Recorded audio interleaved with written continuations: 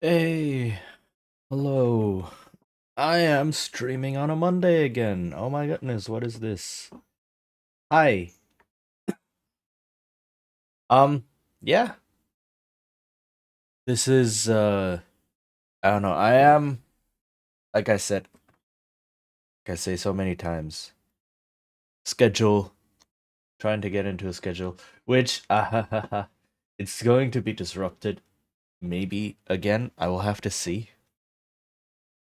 So, starting in April, Um, I will have something on every Monday evening, which is when I usually teach classes, so I have to move those classes to some other time, and that might mean that I can't actually stream on the days I usually schedule, but we'll see. It's gonna be for half a year, so it's gonna be a long-term thing as well. Um, and then so I did write a Blue Sky post about this. What happened was in September, so September 25, this coming September, there will be a performance, not a four performances actually, but performance of Wagner's Lohengrin, which is one of his operas, and there's gonna be a production of that here in Taiwan. And Wagner operas, or a lot of operas in general, tend to be huge productions, and this one in particular has a choir that is also on stage and singing parts here and there and acting out like full costume, everything. And I have been asked to join this choir. So yeah, this is definitely a once in a lifetime opportunity. Um, like going to act in on stage in a Wagner opera. It's like, wow. So I had to take it. I had to say yes. Because if I don't say yes, like, what am I even doing? Um, so that is going to happen, and I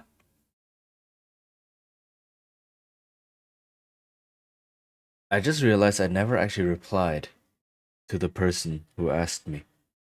I meant to reply. Um,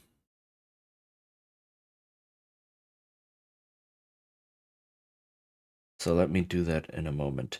But what that means is we will have a lot of rehearsals. So we will have rehearsals every single week in the evening. They're like 3.5 hours or so because the opera is 3.5 hours. Like the choir is not on stage the entire time singing all the time. Like most of the singing, obviously, is done by the main characters, right? By the big stars, the soloists. Um, but we still have to know, like, when do we come in, right? What do we do? How do we sing? And it's quite complex. Like we've been watching it, a performance of it, and it's quite complex. Um, so that's gonna happen every week, and then starting in August, we will have rehearsals every single evening, like every single evening. So that's gonna be packed. And then there will be an entire week, first week of September, where we have rehearsals every day, sometimes twice a day. So we go through the entire thing twice a day, and then four performances, dress rehearsal, and then four performances. So it's a lot. I will definitely be gone during that time. Um, and but yeah, it does mean that for this period of time, I will have to see how I can stream. So I want to grab every chance I have for now. Mm,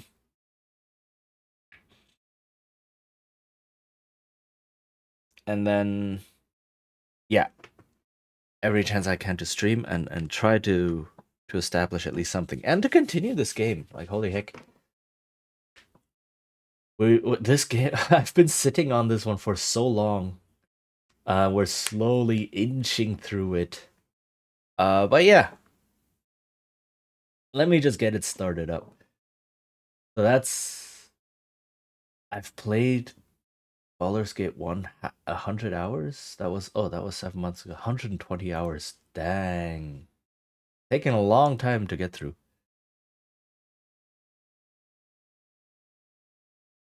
All right. Let me get it started up.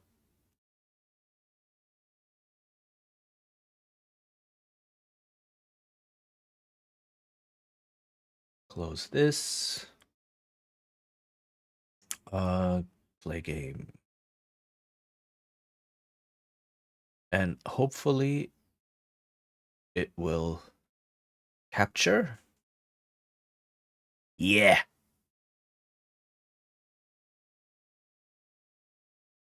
I cannot hear the game. Oh, because there's nothing to hear. Okay, when I click buttons, the sound effects come through. Okay, all good. Yeah. So without further ado, let's just go in. Continue. So I have just here. So this is the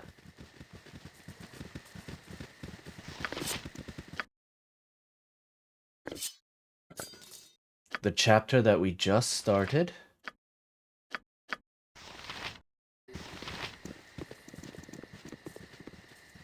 We just assaulted the castle. Okay. And I think I did everything there was to do here. I fought that duel up here. I fought a bunch of other people. Crusaders flee, Sinji and in packs. A straggling line of beaten fighters that flow away from Dragonspear Castle. They have been soundly defeated. Okay, so that's officially... we have defeated them. I do wonder... it has been too long since Minsk journeyed with such a fine companion. What? Okay, let's see. Can I grab this thing? There's nothing here to grab. Okay. Okay. Then, Hello there! hey! I still cannot hear. I saw the alert cable trigger the sound bar for trigger and go up, so that means the sound played, but I cannot hear anything. Awesome. Oh yeah, Awkward Pain, how are you doing? How goes? Oh, what's this? Hear me, people of Waterdeep, of Daggerford and Baldur's Gate. Heed my words. I am not your enemy. Sure behave Have like none it. among you lost a mother, a father, a sibling, a loved one lost to a cruel and unjust fate? So it was for the victims of the Dragonspear Wars. Too many dead, their souls dragged to Avernus, lost forever, or so we believed. You know what? It would have been really, really useful if you had, you know, come clean and just told us that this was your goal all along. Oh my goodness. I'm doing pretty good, but I'm going to have to lurk for a bit. We'll be back later. Yeah, I'm sure, no problem. Appreciate you being here. Have good lurk. All right. Then I discovered the truth. I tell you that the Dragonspear dead are not lost.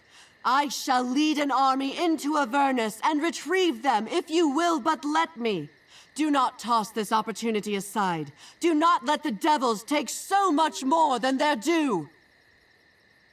Why did you not tell us this in the beginning? You were just like, oh my god, I need the soul of the Bale spawn.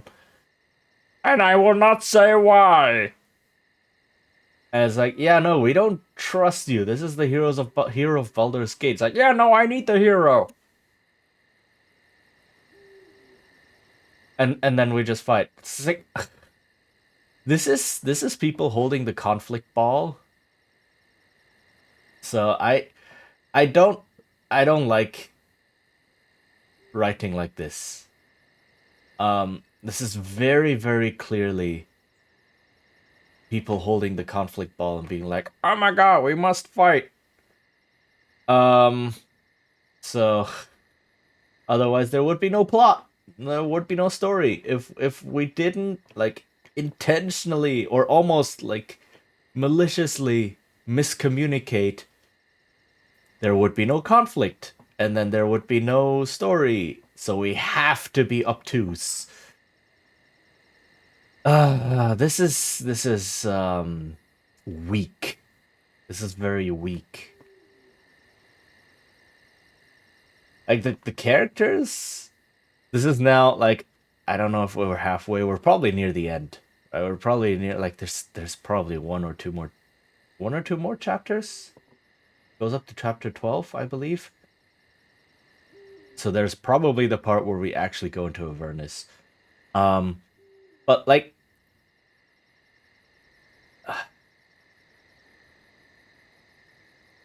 is like, yeah, the NPCs that they put into this are colorful. Some of them are really cool, but the overall story is like, yeah, like really. And the thing is, this doesn't even connect Baldur's Gates 1 and 2. Like, there are elements in here that definitely lead into Baldur's Gate 2. And set up that story. But this whole, like, Dragonspear conflict thing, no.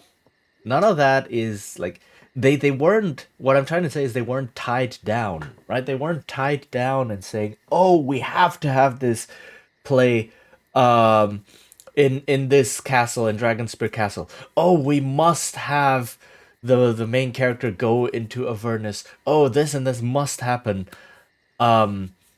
Because that's what Baldur's Gate 2 is built on, right? They just kind of mention it. But no, they didn't have to.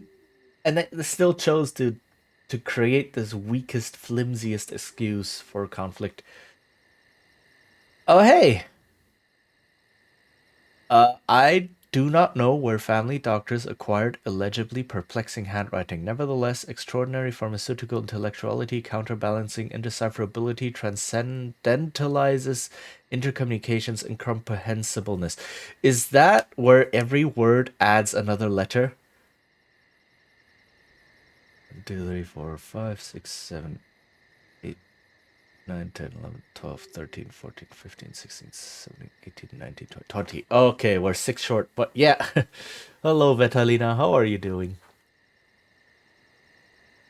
I am ranting. This, because like this whole plot that goes through this expansion, it was already relatively weak. But at this moment it reveals just how weak it was. So yeah, I am a bit disappointed. Join me. Together we can bring about a new age. An age of peace, of justice, of enlightenment. You speak of peace and justice, but your crusade has left nothing but chaos and ruin in its wake. End this madness, Kalar. Surrender now. You ask me to surrender now, when I stand on the threshold of victory? No, I will not stop now. I cannot.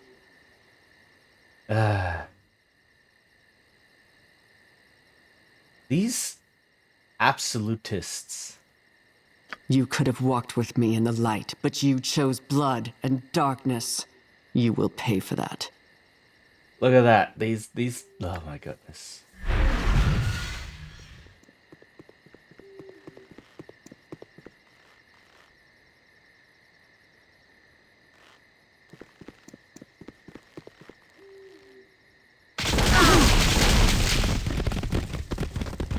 All right, boys and girls, have at them. I'll be back at the camp drinking myself into a stupor. Okay. So I'm guessing we now have an impromptu meeting here. Let's see. You are welcome here.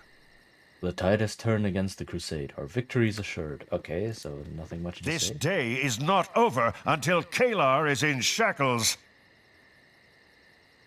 Then I fear we've a long day ahead of us. What remains to be done? Corporal Duncan led a team of soldiers into the keep. It is the only avenue left for her to flee. Fortunately, our mages have already warded the exit to the underground caverns you discovered.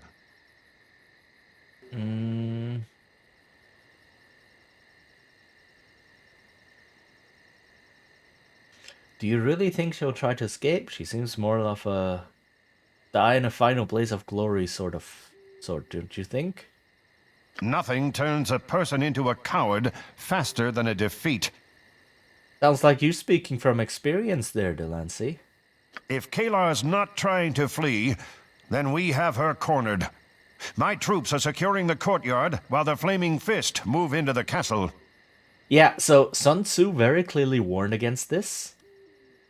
Do not put your enemies into a situation where they have their backs against the wall, because then they will fight like there's no tomorrow, and then you will get a Pyrrhic victory. You must always, when fighting an enemy, you must always ensure that they have a route to escape, so that they will break if it seems hopeless and run away, instead of like taking your entire army with them. And also so that you can set up an ambush on that escape route, right? So, my dude needs to read Art of War. I believe Corporal Duncan is looking for Kalar himself. Best hurry if you want to catch him. What can you tell me about the castle defenses? All I know is the outer entrances are blocked by rubble, but our forces seem to have found a way in through the roof. Find Kalar and do what must be done. I'll see to it the rest of the castle is secured and the Crusaders rounded up. Now go. I could have accused him of cowardice. Though dead for decades, the Red Dragon remains something. Oh. That crown this castle radiant. Oh, the Red Dragon remains that crown this castle radiant menace. Ah, it's a garden path sentence. I love it. So, garden path sentence is essentially a sentence where you read, and then suddenly it's like, wait, something here doesn't line up. So, remains is a noun, and crown is a verb in here. But when you first read it, it's like, though dead for decades, the Red Dragon remains. You're thinking that's the verb? Remains. That crown, this castle, radiate. Wait, what? What is happening here? And then you have to remember, oh, wait. The Red Dragon remains that crown this castle. Radiant Mass. I love this. Garden Path sentence. I don't know if that was intentional or not. A lot of them are not, which makes them really good. Ah, can you walk up? You can walk up. Thank you, Mercenary, for showing me that you can walk up there. But do I want to rest first? I think I do. I've taken some damage. I've used some spells. Can I rest? Oh. So much death. And to what end? Aha! So we get a dream sequence. I had to make it right. I had to save them. Save him. Whatever the cost.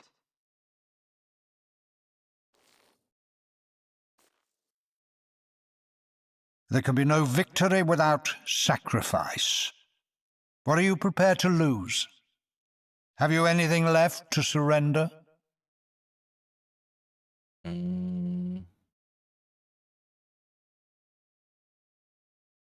What is this? There must be another way. You can walk but a single path. Dire consequences await those who try to find another way. Believe me, I speak from experience. You need not embrace your fate, but ultimately you will accept it. You can do nothing else. Every time I listen to this hooded man, like I know who this is. And if you've played Baldur's Gate 2, you will know who this is. I'm not gonna spoil, but like seeing as how there's like 15 years or so, 10, 15 years between Baldur's Gate 2 and this is a fan-made adaptation. I don't know if they managed to get the same voice actor. I really don't know if they managed to get like somehow contact this guy and be like, yo, we're making a fan-based interquel and we would like you to voice a couple of lines in there as your old character for this game. Would you do that for us? Or if they got someone else to study his voice and to mimic it and like make a really good impression. Either way, like either possibility is really impressive.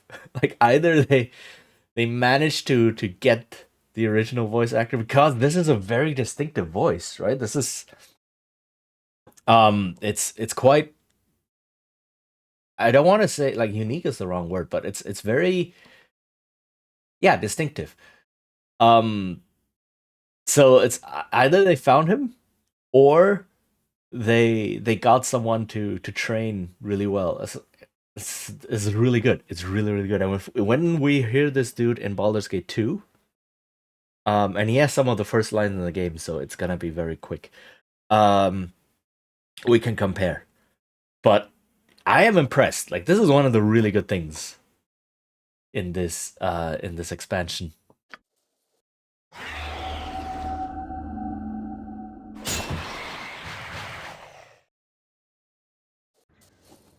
Also, am I too loud? Please let me know if I'm too loud. If there's any sound issues happening or so, please do let me know. My sound settings got reset. That dragon in flight would have been a stirring sight.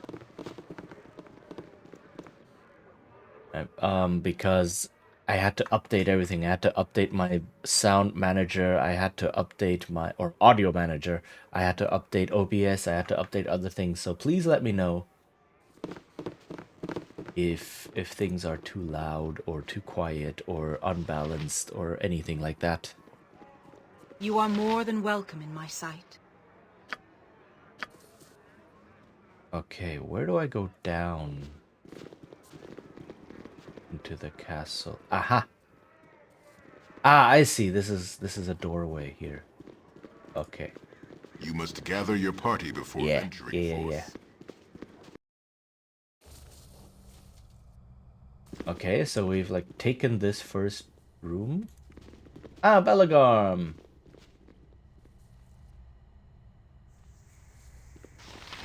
I have many fine wares. Anything else that you can sell? Or I think I have everything. I have 200,000 gold. Like what the heck?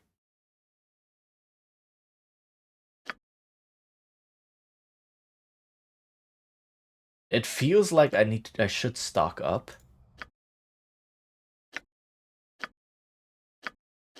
Or maybe I can sell some stuff.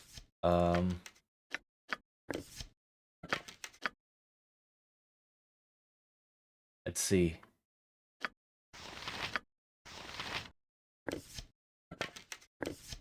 There's a couple of crossbow bolts that no one uses.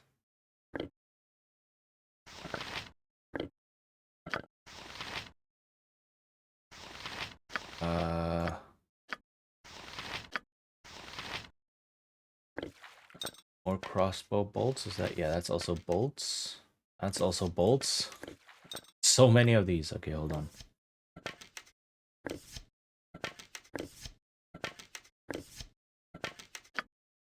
And a couple of darts that no one uses.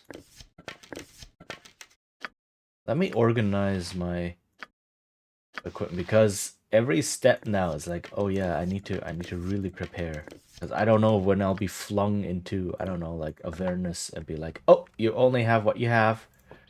Good luck to you. Okay, so let me sell all of this.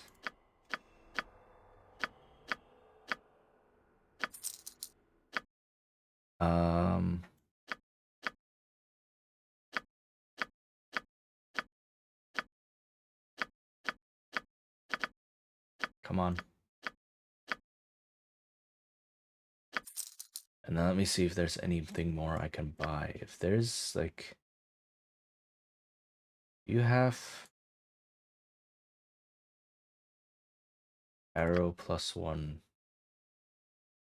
Can I just buy these endlessly? I believe I can. Okay, so let me do that now. Let me finally, once and for all, get rid of all of my normal arrows.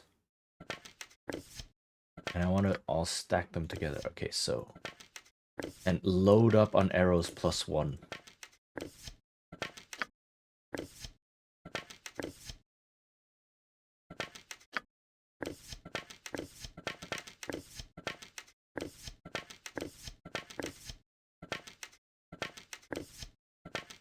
The reason I'm putting everything on the floor on one character is because I don't want there to be like 20 piles of these arrows on the ground. I want there to be a single pile. And you cannot sell non-magical arrows like this. Like, no one buys them. Oh heck, I have a whole bunch. Okay, hold on.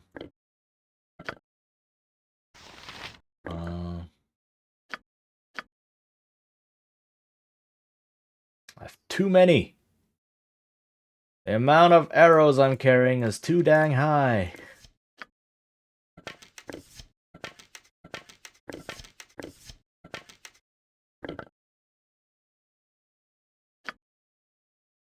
But stacks are also very big, so I can just do this.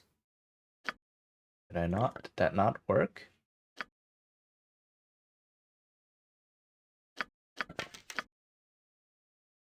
Yeah, I can just put everything out now. Okay.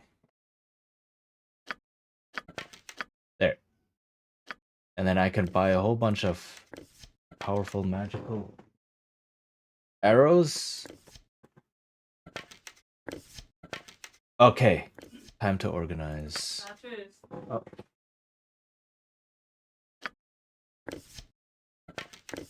Alright, let's see.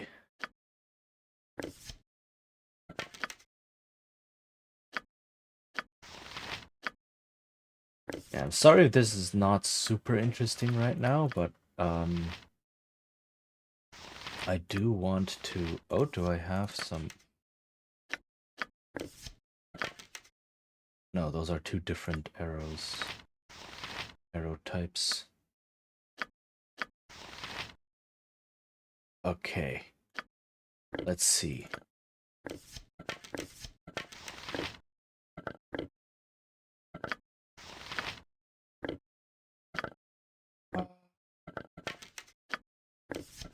Let me put some stuff away.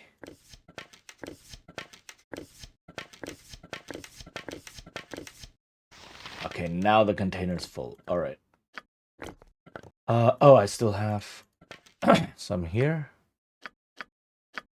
And some over here. Okay. Ooh. Let's see.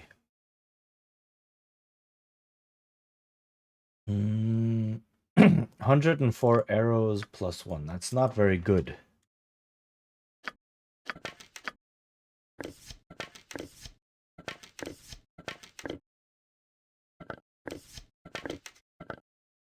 It's this acid arrow +1. Let me give you that. Arrow of fire.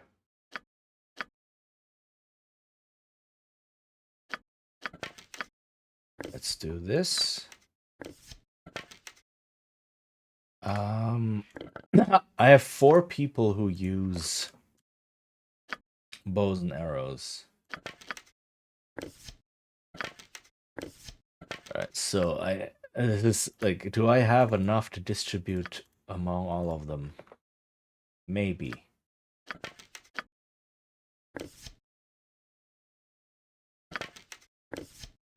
Okay. And then the rest I fill up with arrows +1. Now.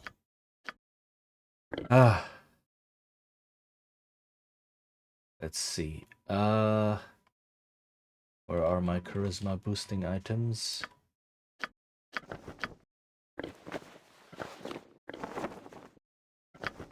Yeah. Sorry, this is just shopping trip. It's probably not super fascinating. I'm the best woman for the job.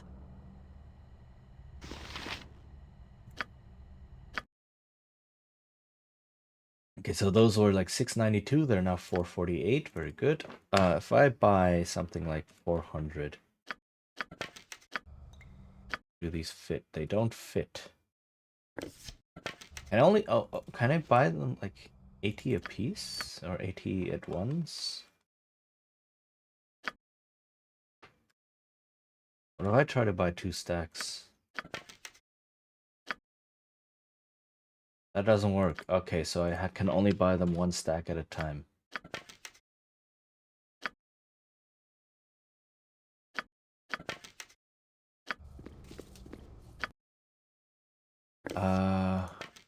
Oops. So 2 for Minsk.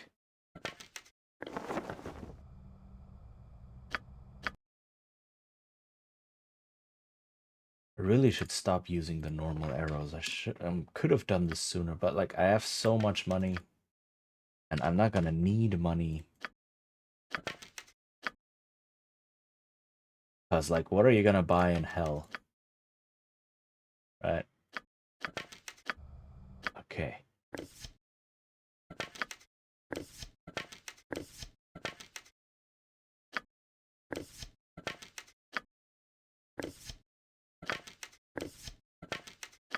And then 2 stacks for me.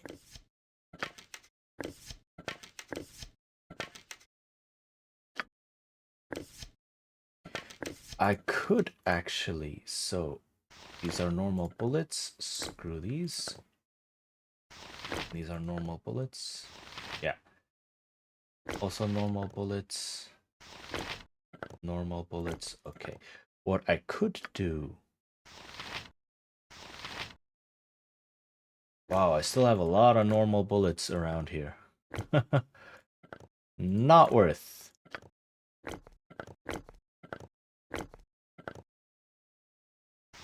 Bullet +1. Okay, the color difference is very slight. Bullet +1. So what I could do is sell all of my bullets +1 and just directly give her bullets +2. Just straight up. Don't even care about the +1s. Just straight up use +2s. How many bullets +1 are in here? Oh, there's still some bullets. And 13 of these. Okay, that's not a lot. So this one can also go. And then these I can sell. An army marches on its stomach. It sure does.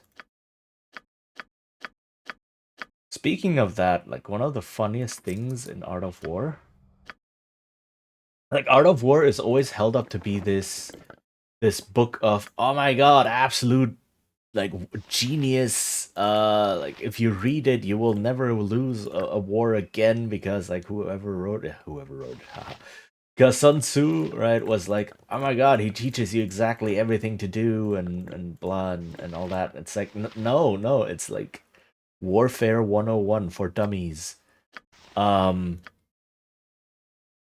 Mainly because his target audience, was sheltered aristocrats right? Those spoiled brats who didn't know better, who had never seen a muddy road before, who had all of their whims catered to, who don't know what it's like to march for like a whole week, right? Who don't understand that people need food, right? So that's who it was written for. And you can tell that's who it was written for because it literally has advice in there going, if your soldiers are hungry, please feed them. Right? And this is how you can tell if they're hungry. So please do feed them. They need food. I noticed that a good half of my character's items are things that humans think are magic, but are either just really, really old or really, really weird. Oh? Okay. Like what? Really old or weird items that people think are magic. Do you have an example? Because I am curious what that looks like. Oh, I have 2 protection scrolls that I don't have identified yet. Protection from fire. Okay, okay. Your instruments. Ah, okay, okay. I can totally see that. Yeah, yeah, yeah.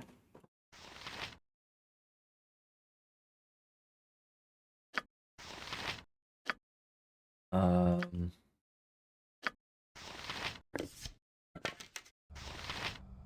Hold on. Do.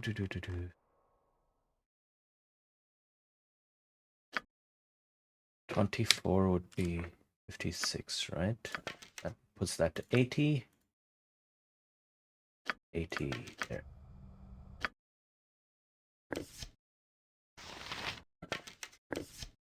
Wait, what? And the elf arrow amulet she wears. Ooh. Wait, that's not magical? It's actually something she made out of her mom's spare arrowheads when she was like 30. Ah, okay, okay.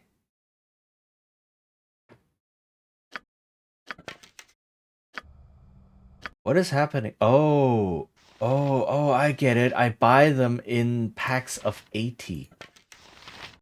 Oh, okay. I understand now. I just buy full stacks of 80. Just, that makes a lot more sense. Okay. So when I was inserting 80, the game was like, you don't even have that much inventory space. What are you doing? What if I buy stuff like 3? There we go. Okay. That's a bit better.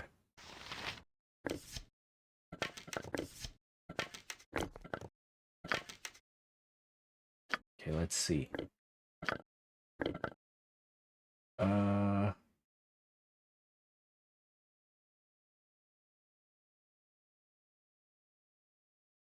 Do you have another ammo belt?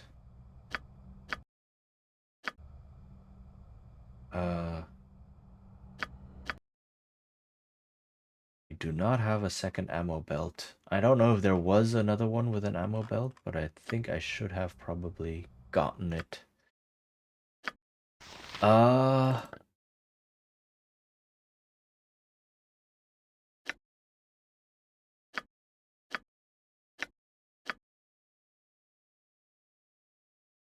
Okay, good enough.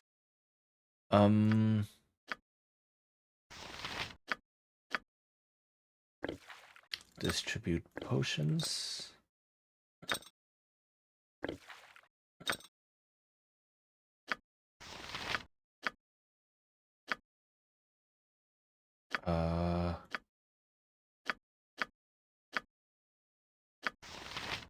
Okay.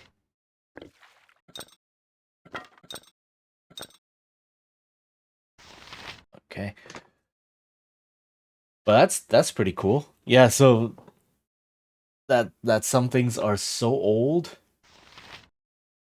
Potion of persuasiveness. That and stuff with magic that's familiar to elves but exotic to you. Ooh, okay. That actually sounds really cool as well. It would almost be like, what would that be like? Like, would that be like modern technology, like someone taking a smartphone to ancient Rome?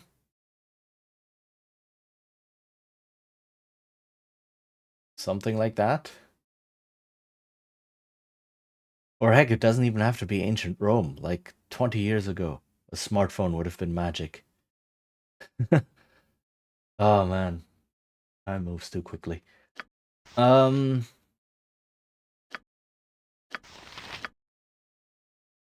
okay, let's see.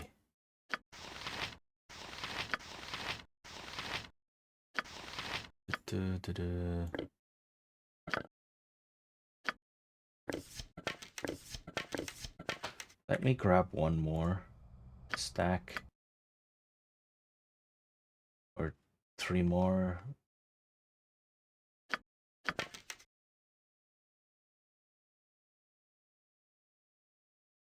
Uh,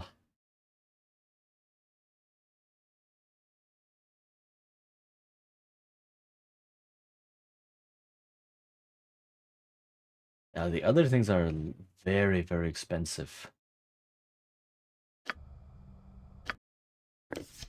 But I have the money to spend. I will see how it goes. Maybe I will get one more chance to like... As it should be. Buy stuff just before I leave. But, stocking up on some good arrows is probably not a bad thing.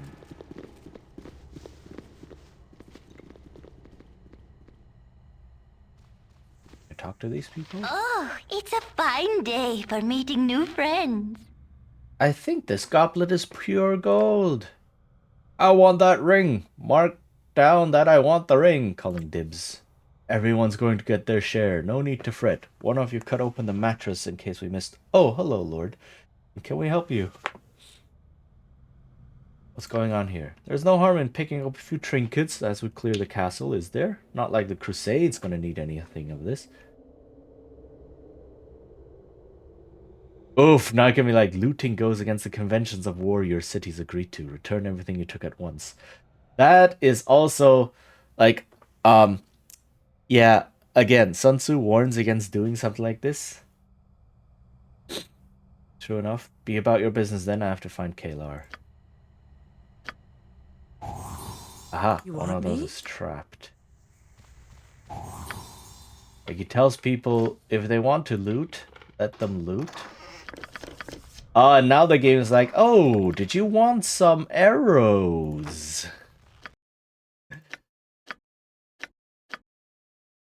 And what is this? Is that an arrow plus 3? Nice. Arrow plus 3. Cool, cool. Storm Giant Strength? Dang. Okay. Oh, sorry. Well, her dad used to be Forest Guardian, so the kind of magic they use is loosely based on Cold War military technology. Oh, cool. I love putting parallels like that into a game. Foreign to humans, familiar to elves. Yeah. Cool, but I love putting things like that. Like references like that. This is so much better than my old life. Into a game. Oh, let's see, there's a bunch of things to loot, maybe. Scrolls. Okay. Whoa, that's a lot of scrolls that they're giving us. History of Waterdeep, History of Waterdeep. In case you wanted. History of History of Waterdeep 4, 5, 6. Holy heck, there's a lot of these in here. Huh. Okay, let's see. Any of these scrolls usable? Protection from poison.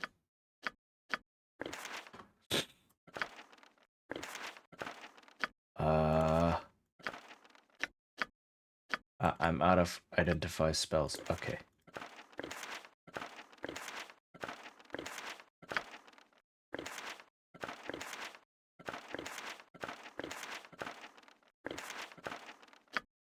Okay. What's over here? More scrolls! Yeah, so this really is the final battle preparation. They're like, oh, you're fighting the final boss fight? Let's give you all of the resources. Right, this is in any video game, it's like when you start finding like all of the health potions and extra ammo packs, it's like, oh, there's a boss fight coming up. And so that's how you know.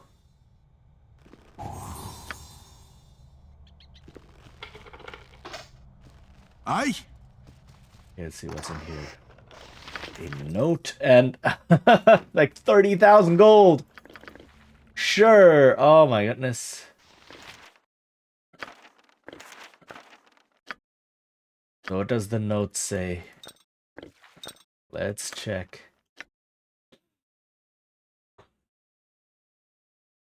The letters on this parchment are handwritten but blocky and efficient, utterly devoid of personality. The penmanship of one who deals more in numbers than in words.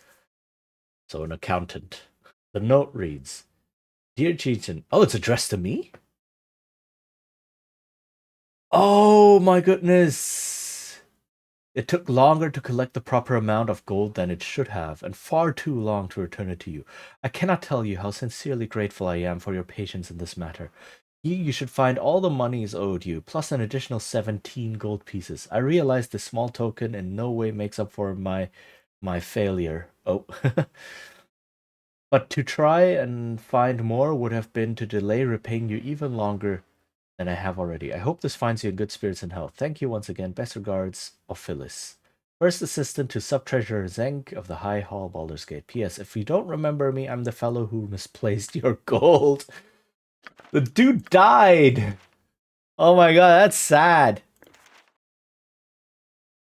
Container's full. Okay, that's sad. But yeah, okay, so this so much better than my old life. That huge sum of gold that we had. Okay. That was the sum of gold that he owed me. Okay, so this is like, now we get this money back. Now we can splurge, I guess. Okay, let me check if there's any good magic items I need to buy. Is there any awesome stuff that you have?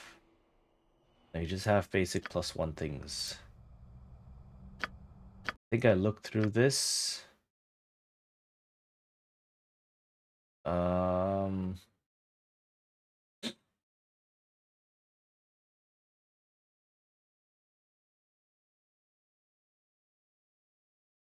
Potion of Storm Giant Strength. I could buy some.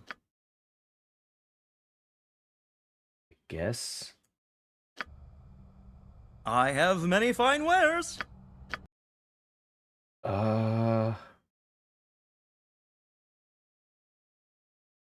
Yeah, no, there's nothing good anymore. Like, my gear is so much better. How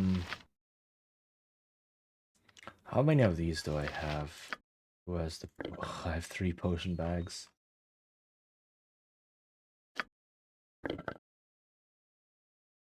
I already have a bunch of Storm Giant Strength potions.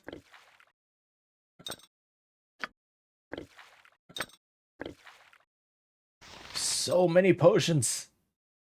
Oh my goodness.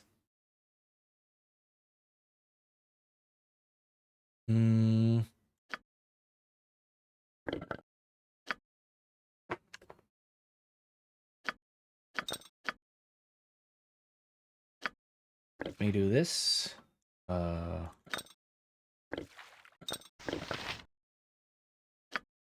Ocean of Explosions. Okay.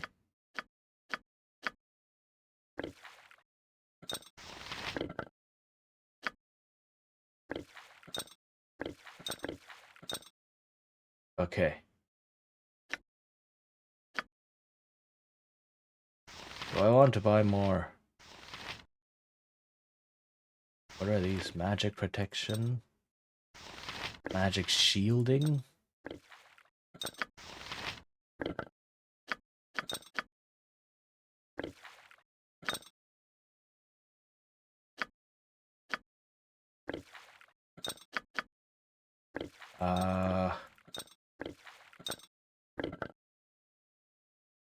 Oof. Man, this is carrying around so many of these things.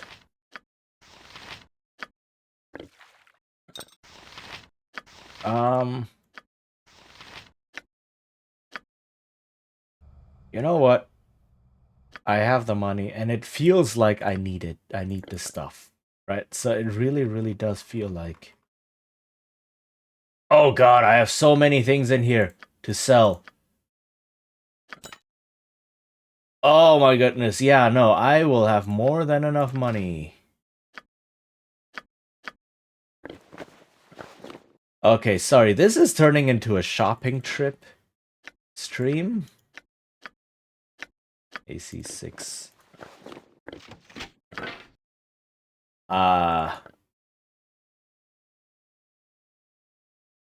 Yeah, holy heck.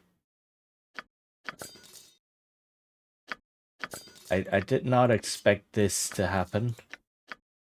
So we're doing a lot of this, but this is like preparation for the final boss, I guess. So let me sell all of this stuff.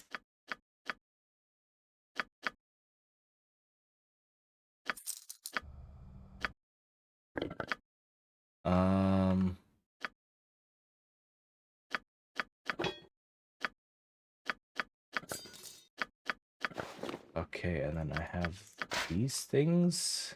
Holy heck. Okay, I need to identify things. Good thing I have a character with immensely high lore. Braces of Defense AC 5. That's not bad. I think these I might keep for now. What is this? Ah, cannot identify this yet. Are these plus... Oh yeah, these are really high level. Okay, so what I'll do is learn full-on identify.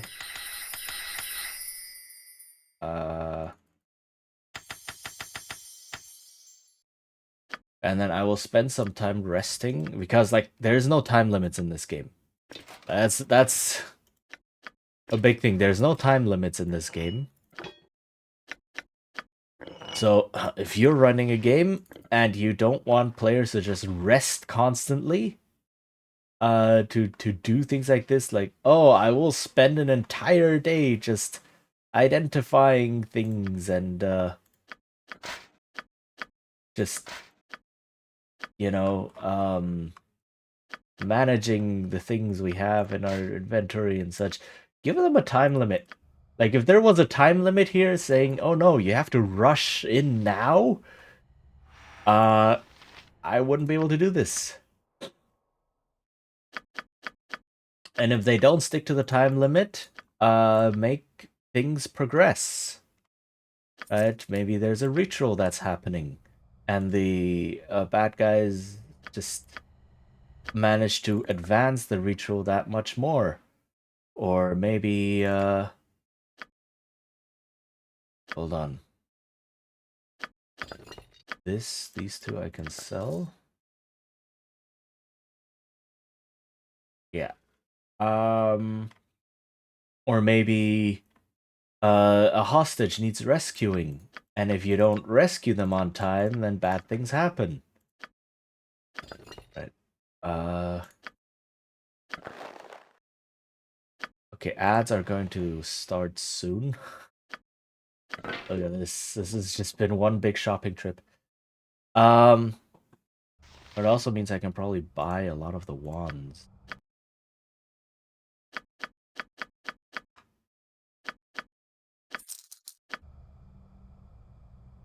Since when were elves one to rush into combat? Yeah, but at the same time, right? It's this whole thing in D&D circles. If you watch D&D, what do you call it? Like videos, a lot of D&D YouTubers, what they do is like how to run the game properly and all that stuff. And it's a lot of it is just like, oh, my players rest after every encounter. What do I do? And some of the tip videos are just like arbitrarily tell them they can't do that because I am the DM and I tell you you cannot do that. Right? It's I'm gonna rant again. One of the strangest videos I've ever seen on this topic. And I'll just continue the shopping trip thing while the ad is playing because it's not interesting. So I'll just but one of the strangest videos I've seen on this topic is basically someone saying you schedule the rest, right? You say, okay, so there's a long rest that's gonna happen, and you're only allowed to take the long rest after this and that many encounters. And before that, I will just arbitrarily tell you that you cannot do it. Which, I mean, okay, you are the DM, you can do that, but at the same time, it's a very unsatisfactory, very heavy-handed approach. Right? It's very much like if you don't do what I say, rocks fall and everyone dies. Right? It's using a reason that is outside of both the narrative and the game mechanics to fix a problem that exists within these spheres. Right? If you give a time limit, right? And then the rest of the video, by the way, the rest of the video was just like, oh, and here's different schedules you can have for the rest, for the long rest. Like you can schedule it here, or you can schedule it there, or you can schedule it here. But all of that relied on the GM just deciding, no, you cannot rest until this point. Right? It's like, oh, what if you schedule a long rest right at the beginning? So the players do one encounter, the characters do one encounter, and then the GM says, now you can rest. And then we do 3 more encounters, and then it's the big boss fight. Why? Because I want those encounters to drain their resources so that the boss fight becomes more exciting, which is also like, huh? And I arbitrarily decide that you cannot rest before the big boss fight. Ha ha ha ha! Because I planned this. Oh, I'm such a big screenwriter. And like, huh? I don't get it. And all of that just relies on I will tell you I will tell you how you can play this game. Outside of the mechanics and outside of the narrative, right? If you give them a time limit, that is a narrative reason. This exists within the narrative, and the bad things then happen because the players decided to ignore the timer. Well, it's not arbitrary because it was there, right? They had the choice to deal with it, and they chose not to deal with it, and then they deal with the consequences of their choices. And it's fair, right? The benefits of not needing to rest often. It's not just that, because resting recovers all of your abilities and your HP, right? So resting is not like this. Oh, okay. Thank you, Seribot. So it's not just this lore reason of, oh, elves don't need to sleep as much or things like that. It's more like the mechanics dictate that resting is the best option for recovering everything, but there's no limits placed on it. It's kind of like Is there a good analogy I can use right now?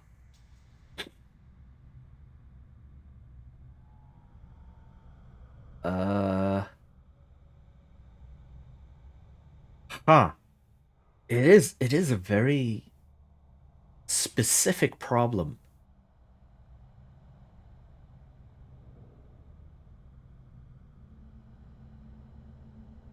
It's kind of like save scumming, right? It's a bit like save scumming in a way.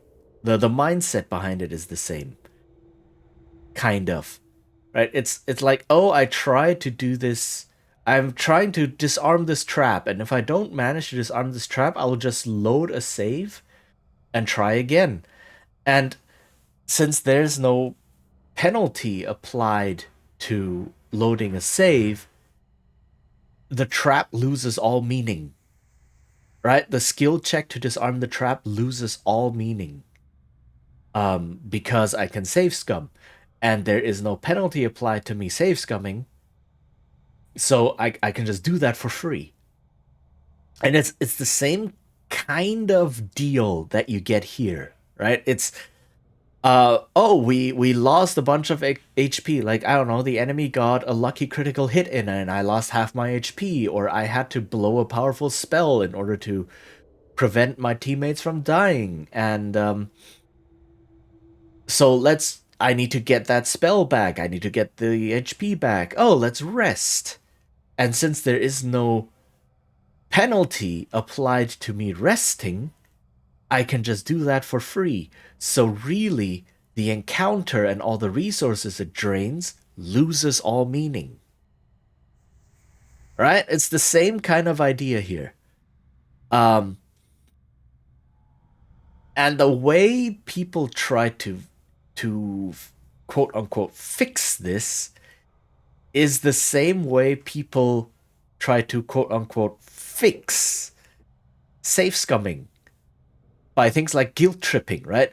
There is no in-game penalty for safe scumming. So people say, "Oh my god, you safe scum?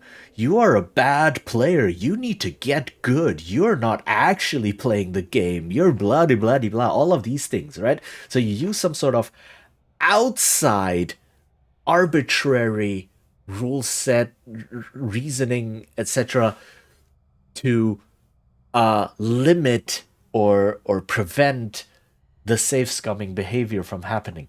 And the same thing is done in a lot of these D&D tip videos. It's like, "Oh, you're not actually good players. Oh, you're not buying into the game, or you're just playing for the mechanics. Your role with double L players.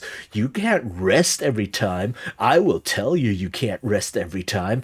It's like, that's a very heavy-handed approach that actually reduces the amount of that further destroys the amount of buy-in and the amount of like suspension of disbelief that you can get in there. It's like if players have buy-in and they don't want to save save or rest every time, it's like, okay, sure, that's on them, right? They enjoy that, sure. Just like how some people will say, "No, I will just let all the checks ride. If I cannot disarm the trap, sure, I will do whatever." There's another thing in video games where if you cannot disarm a trap, then you don't have any other alternatives, right? Unlike a tabletop role playing game where you might still have other ways of dealing with it. So yeah, but it is a purely mechanical issue, right? Resting and recovering HP and such, purely mechanical. So it's but that again, you cannot design for the table, right? If players at a table say, "Yeah, no, we don't do the rest after every encounter thing because we don't think it's fun," okay. But that is intentionally playing against the mechanics, right?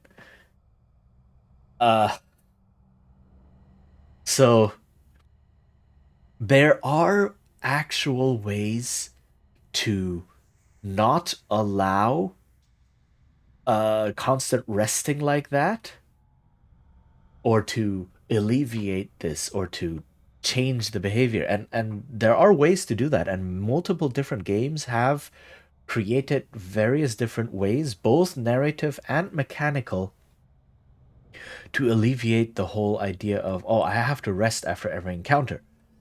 By doing things like having resting cost resources, right? You need to eat food or use camping supplies in order to rest, and those are limited.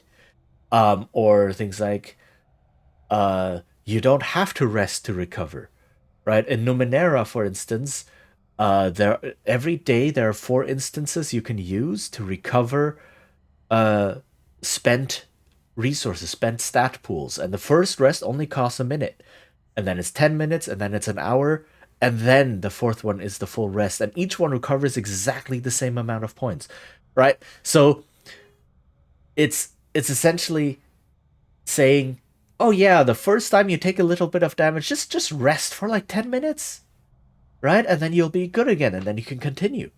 And that's like, okay, yeah, I'm just sitting down, catching my breath, having a snack, and then I'll continue.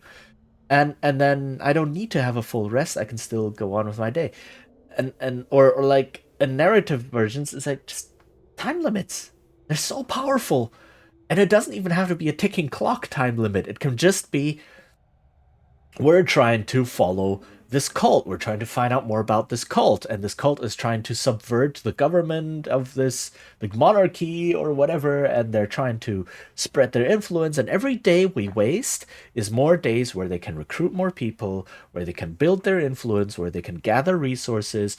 And it's not necessarily a ticking clock, but the players know that if they spend an entire week just kind of resting and recovering HP and whatever, then the cult will have had an entire week to become stronger. So everything else later on is gonna be more complex and more difficult, right? So, it's so easy. It's so easy, but this paradigm does not exist within the D&D sphere, which is why you get these heavy-handed DM says this is the way, so this must be the way. And that just introduces more player versus GM conflict, which cannot be what you want at the table. It lowers trust, and that cannot be what you want at the table. So, yes, big rant. The fact that all my combat knowledge comes from FPS games really influenced my approach to this kind of stuff. Yeah, there's other things with that as well. Heck, that reminds me, because FPS, a lot of FPS games do this. I think modern Call of Duty games, for instance, do this a lot, where you don't have an HP, where you don't have HP that just drains throughout the level. It's you take damage, and if you take too much damage in a short amount of time, you die. But if you take some damage, manage to get out into cover, or manage to take out your enemies, and then get like half a minute, you're back to full. And then you can go into the next fight. Right? D&D 4th edition. Another proof that D&D 4th edition actually understood what they were doing. 4th edition actually did the same thing. It did the exact same thing. So you have two pools of HP in 4th edition. You have your normal HP that everyone knows, and then you have something called healing surges, right? Which is what you spend to heal your HP. What does that mean? It means that your HP is an encounter resource. It is purely an encounter resource. Sure, if your HP drops too low in an encounter, you get taken out or you die or whatever, depending on how much damage you've taken and such.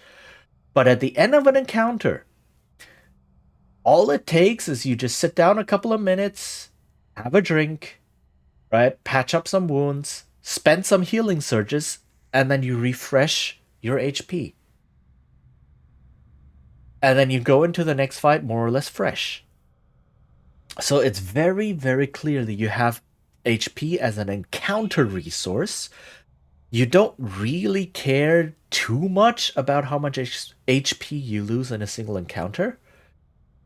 The actual resource you are managing over the day is your healing surges. And when your healing surges drop low, then you say, okay, now it's time for a rest. Yeah, because after a full rest, you recover healing surges. You also recover HP, but that's secondary, right? So, heck, D&D did this, right? So you're, and they even had like the abilities they give every character. You had encounter powers that you refresh after an encounter, and you have daily powers that refresh after a long rest, right? So you had a lot of cool toys, a lot of cool abilities to blow in an encounter, knowing full well that the next time you have an encounter, these toys will be back. They will have refreshed. And then for the big boss fight, or if you just drop into an unexpected big fight and are like, oh heck, we have to get out now, then you blow your daily powers, right? But it's a very clear choice, and it's very clearly delineated. It's not, oh, I have these spells and all of them are daily powers, so I have to save all of them for the final boss fight and cannot do anything at all until then. Right? Or the other approach is, well, I just blow all of them because we're gonna rest afterwards anyway, and all of them are treated the same, so Right? So 4th edition actually knew what it was doing. You have encounter resources and you have daily resources, and that helps with getting rid of the whole we will rest after every encounter, right? So, and then in 5th edition they backtracked. I don't know why. 4th edition had so many good ideas, and then in 5th edition they were like, you know what, all those good ideas we had, let's get rid of them. Oh, this is a different bow. This is a special bow. Okay. What is this bow? Corin's bow +2. Armor class +1? Wait, why do I have 2 of them? Corin's bow +2? Corin's bow... Why do I have 2 of them? What the heck? What? Okay. It's something bugged out somewhere, I guess. Sure.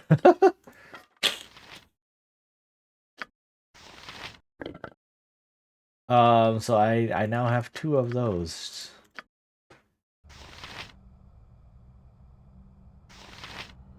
Okay. Rest. Now I can identify everything. Robe of the Good Archmagi. Longsword +2. But yeah, having a time limit for certain things is pretty prevalent in games like CSGO. Okay. I mean, yeah, true. You have the bomb, right? Is that a Phyllis short sword +2? Not bad. Full plate +1. Throwing axe +2. What do you have? Grub Doubler's axe +1. I don't think I can give you the throwing axe +2.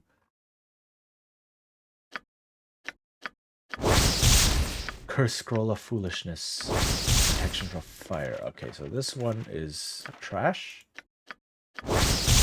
Wand of Frost. Wand of Frost. Okay. And yeah, that's exactly what you do, right? You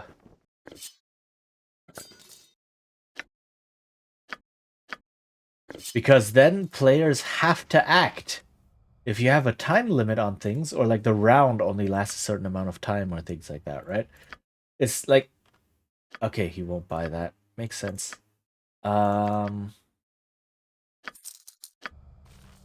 It's like, yeah, we will just sit in base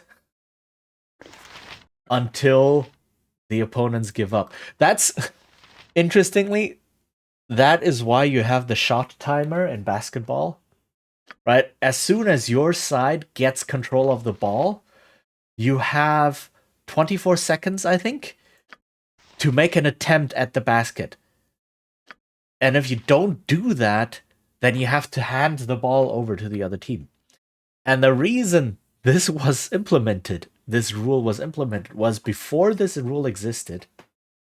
There was this one game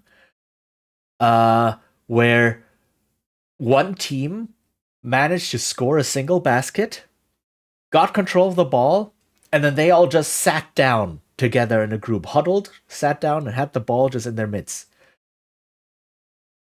And that's it. The other team couldn't get to them, right? Because you can't like push people aside to get to the ball, right? And there was no rule saying you can't do that. As long as you're not running, you don't have to dribble the ball, right? There's no rule saying you can't just sit down on the court. And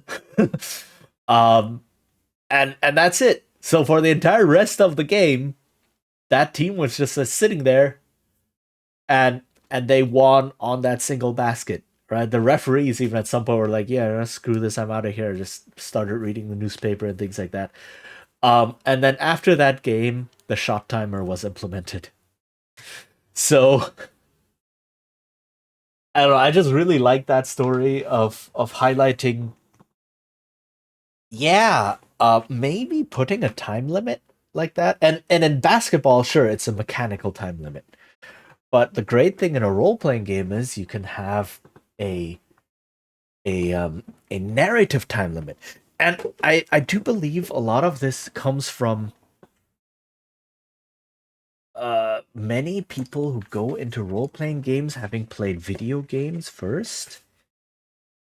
Especially video role-playing games, computer role-playing games. And in computer role-playing games, having time limits is unheard of.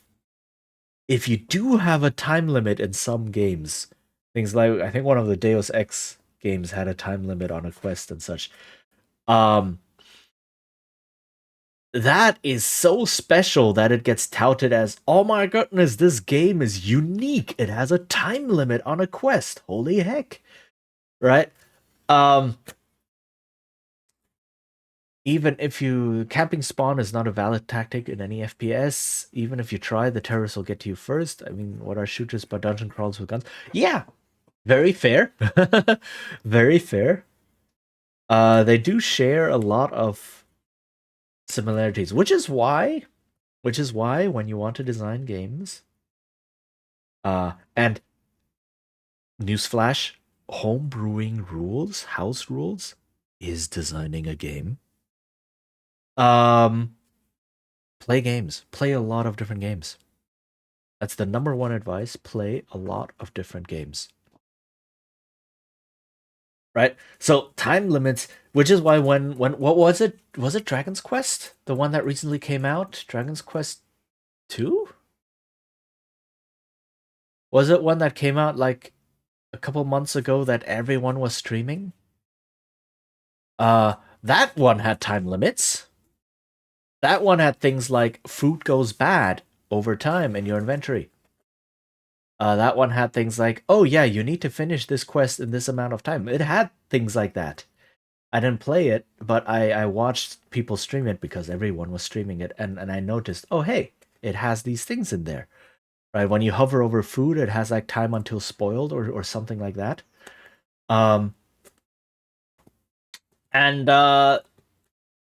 Yeah, it's one of the only games that does things like that. Usually in big role-playing games like Skyrim and things like that, you accept the quest and then you just get distracted for 50 years and then come back. It's like, oh yeah, right.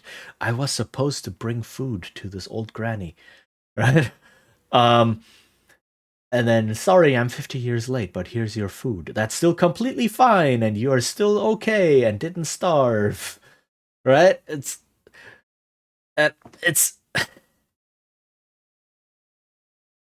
it works for a game like Skyrim because in Skyrim you're supposed to be distracted. That's like the entire game, from the mechanics to the level design to the narrative to everything, is meant for you to be distracted while you explore the place, right? That's one thing Skyrim does really well.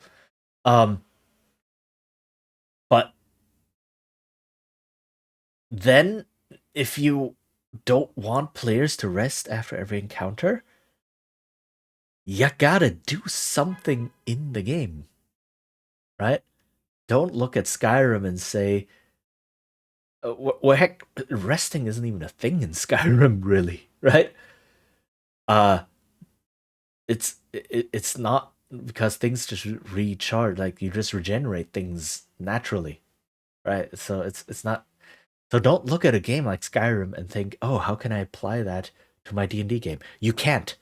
Not this part, right? You got to look at games that actually deal with this, and so yeah, big rant. Okay, wands. Let me grab all of the wands because I have the money. I have a lot of wands in here. I just noticed. What does this even do? Immunity to command, great command, power word, any. Okay. 20% just hit of casting deafness on target. Do I have anyone who uses short swords? You use a short sword? You use a scimitar.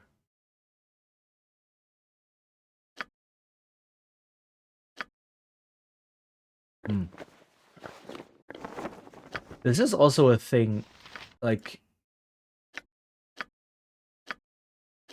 Halberd +2, okay. It's like... A thing with Baldur's Gate that's always been a problem is essentially magic items in this game can be really powerful, but because you are only creating one character and then you have to assemble a party out of other characters, those other characters already have weapon proficiencies, right? They already have certain proficiencies. Oh, you have short sword proficiency, okay. And so they already have dibs on certain weapons. Oh, you have a longbow. What is this?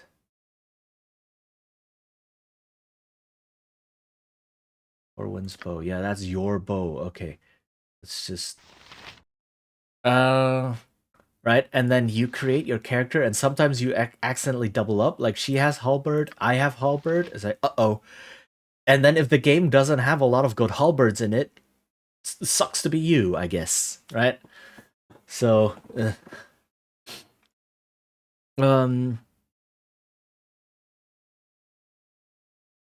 most of the kinds of situations that the Elven Warriors get into are very on the clock. Hostage rescue, containing magical hazards, raiding merchant outposts. Yeah, definitely. So that's a good thing. Wow, okay. Alright, that is a what did I want? I want to do this. I'm the best woman for the job. That's not what I wanted to click. This one. Effective, that's also not what I want to click. Where the heck is it? An army marches on its stomach. Right, it gives good narrative pressure and like time limits are reasonable. Oh, I know where they are. Rolls and potions. Here. Wand of magic missiles.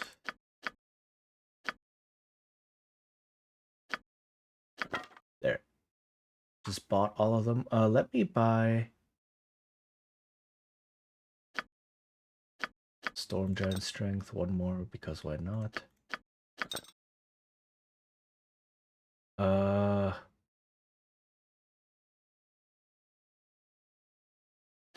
Okay. No, this one goes here. I'm still at 240,000 gold. Holy heck. And then, oh wow, they have 50 charges each.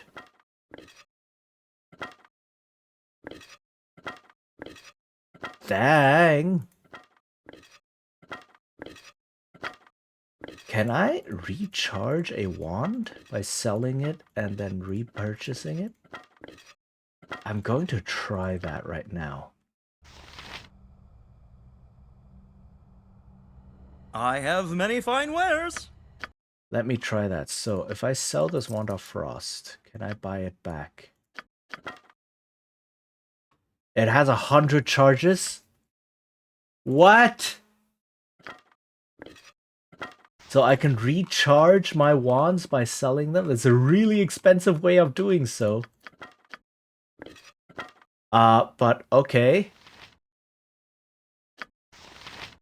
Let me take one that has low charges. Does this tell me how many charges it has? No. 30 and 10.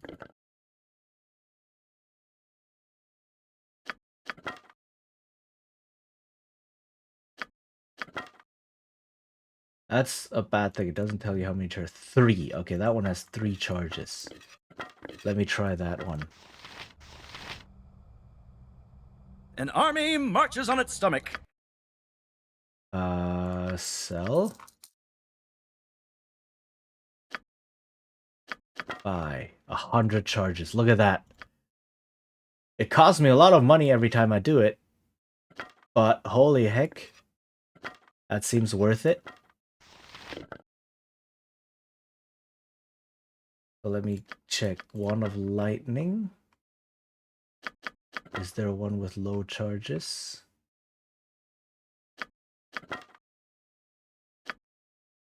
Nine charges. I only need one with 100 charges. I don't need all of them with 100 charges. I have many fine wares. So sell the Wand of Lightning. Boom, 100. Look at that. Then grab a Wand of Fire.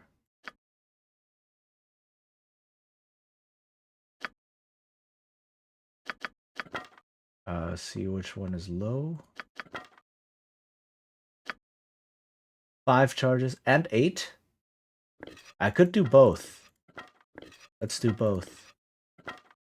Why not? An army marches on its stomach. Like, what use is gold when you're in hell? Right? Ah, these only take 50 charges. Okay. So I guess there's the maximum. Still pretty good.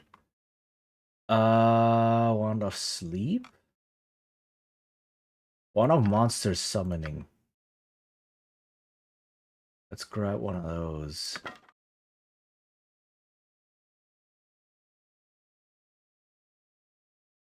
So there's an extra Wand of Fire here.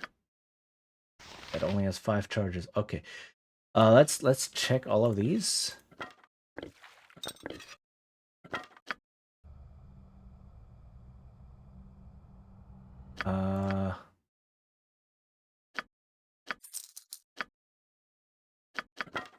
Yeah, 50. Okay, so that seems to be the maximum for this. 100.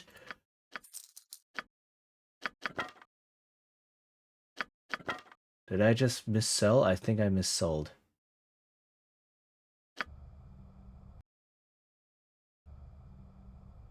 Yeah, let me load real quick.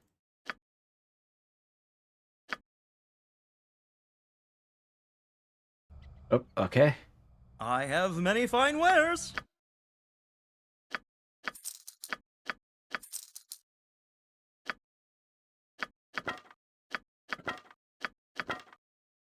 Yeah, okay. Very nice.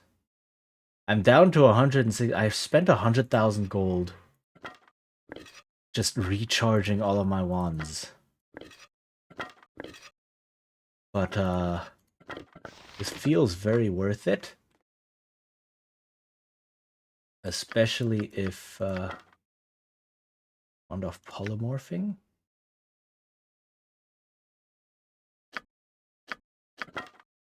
That seems like it can be a lot of fun. Wand of Water Elemental Summoning.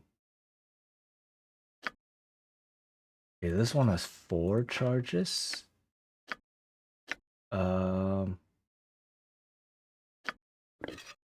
Stun the target? That seems like it can be really good.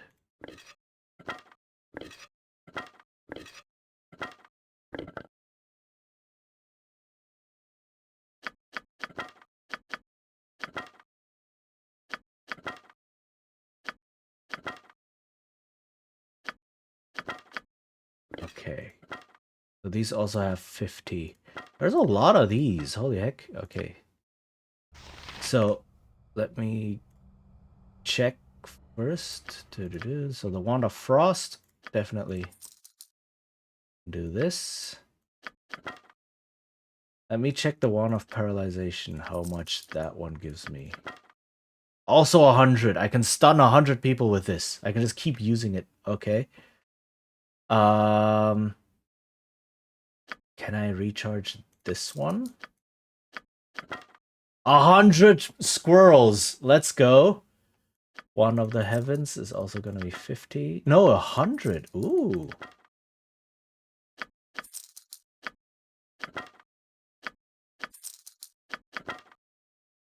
Okay.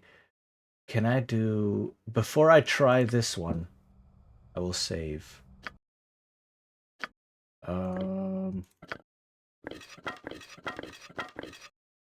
This is so good. Holy heck.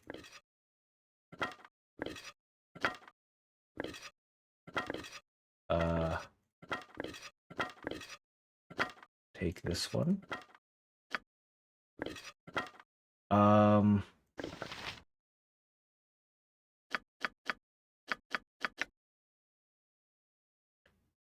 This is an area of effect.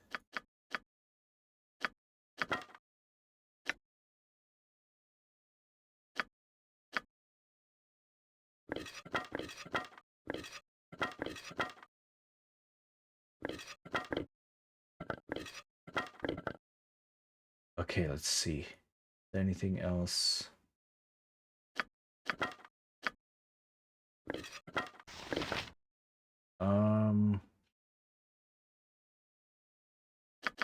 Actually, let's see if I can recharge this one full as well.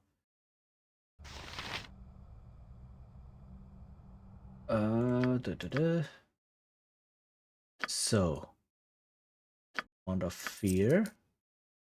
Wand of Fear. 100. Very nice. This one. This one. Okay.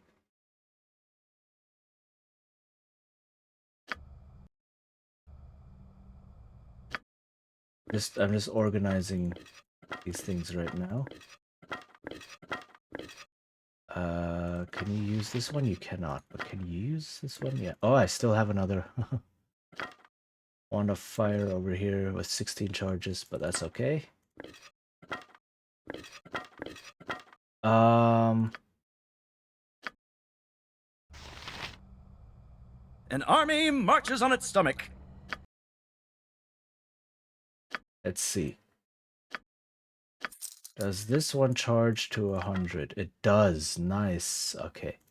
I want these two. Also up to 100. Very good.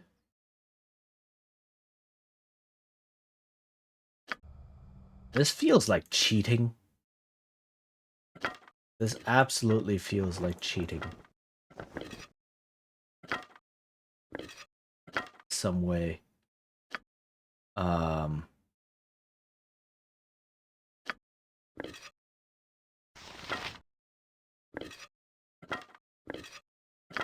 But you know what? I might not even end up using all of these, but hey, having several hundred charges of like, oh, I will totally stun you or try to stun you every single turn. Does this do anything? It does nothing, so that was just a waste of money. Okay.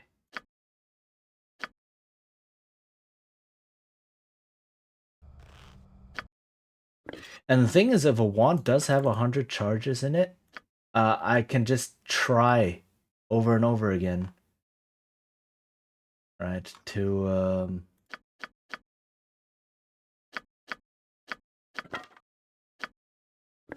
use it on people.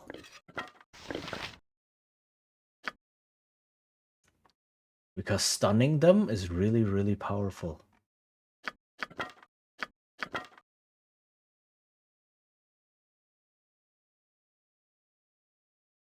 Any form of CC. Okay, let me do these two. Oh, it's already here. I have many fine wares.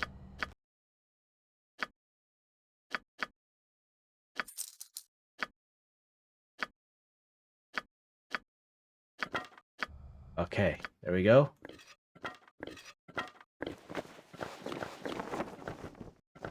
That was a big shopping trip done. As it should be.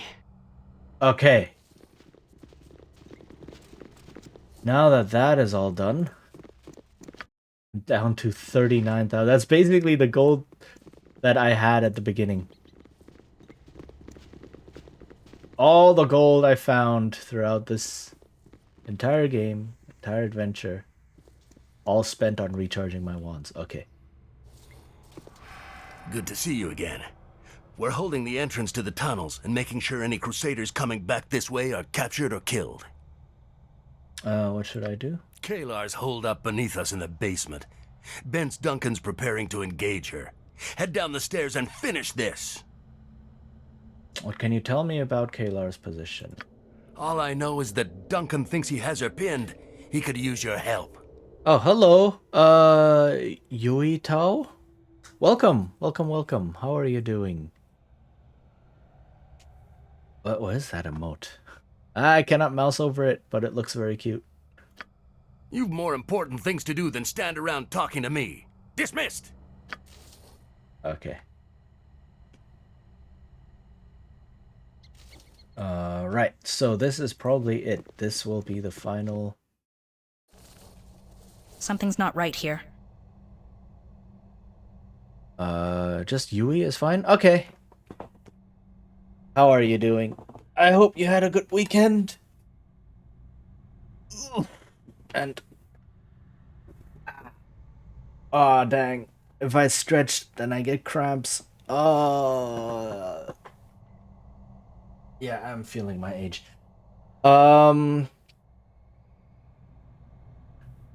What's the matter? This is too easy.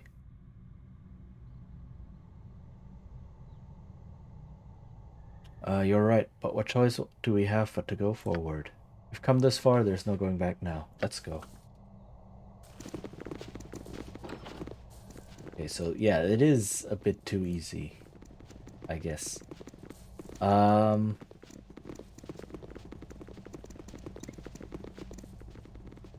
have explored this whole section. Yeah.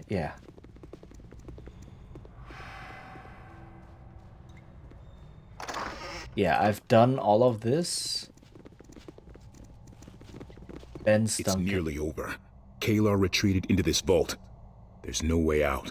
Our mage reports a strange magical aura behind the door. We've got to be careful. Are you ready for the final battle? What sort of magical aura? I detect a powerful alteration magic tinged with evil. Illusion magic is in play as well. We'd best be cautious in penetrating this vault. What do you say then? Are you ready for this final battle? Okay, let me save first. Hurry. The longer she's able to prepare for us, the harder the battle will be. Oh, I totally forgot. Ha ha ha ha. Good thing that I didn't say yes. I don't have any spells other than identify. So,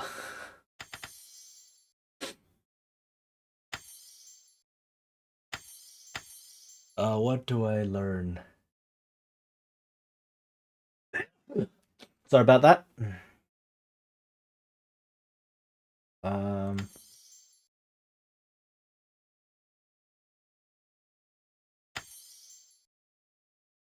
And then me as well. I need to...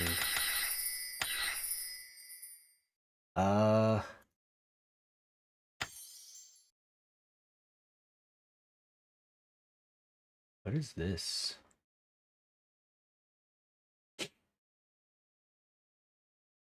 Just a worse version of mirror image.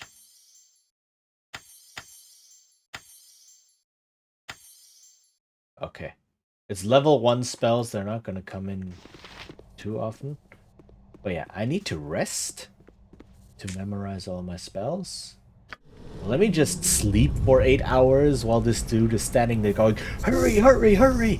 We have to go into this vault. It's like, yeah, no, let me sleep for 8 hours first. I need my beauty sleep. Okay. Save. Alright, let's start this. I think this will then start the final bit of the game. Oh. What do you say then? Are you ready for this final battle? I'll be the one leading the battle. Follow me, we're going in. Strange to be so close to her. Finally, we get a chance to end this once and for all. Said no elf ever. Well said. Open the door, soldiers. The Shining Lady's crusade ends now.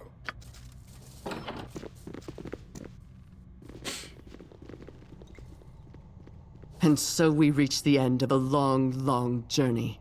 If you only knew the sacrifices I made to bring us to this point, all of them worthwhile. This is a very Farquaad thing to say. It's like, yeah, hundreds of people died. But those were sacrifices I willingly made.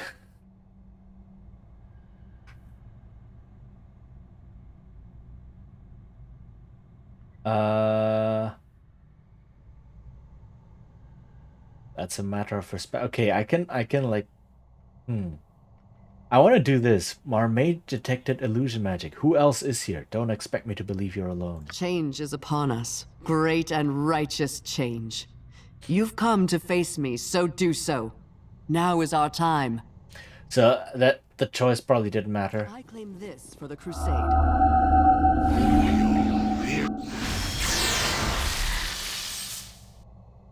Oh, it's a big fight. Fernan, you've caught me in your spell as well. I can't move. Have I now? How distressing for you. You'll just have to stand and watch as my plan reaches fruition. Your plan? What do you mean? Heffernan, what are you doing? Oh no, betrayal? From a strange dude that's been whispering propaganda into your ear all this time? Who could have thought? You'll find out soon enough, my puppet. Once the devils begin their march into this world. Bleed, Ballspawn. Bleed for my master. You're outnumbered, Bence. Go for reinforcements, now! Gods help us all. They've opened the portal to the Nine Hells. Out! Everyone get out and get the vault door locked now! Sir, what about... Leave them. There's no time. We have to secure the vault immediately. Devils could flood this place any second. That's a lot of talking. Or any second. Heffernan, what have you done? I will not let him corrupt our work by bringing forth an army of fiends! Crusaders, with me!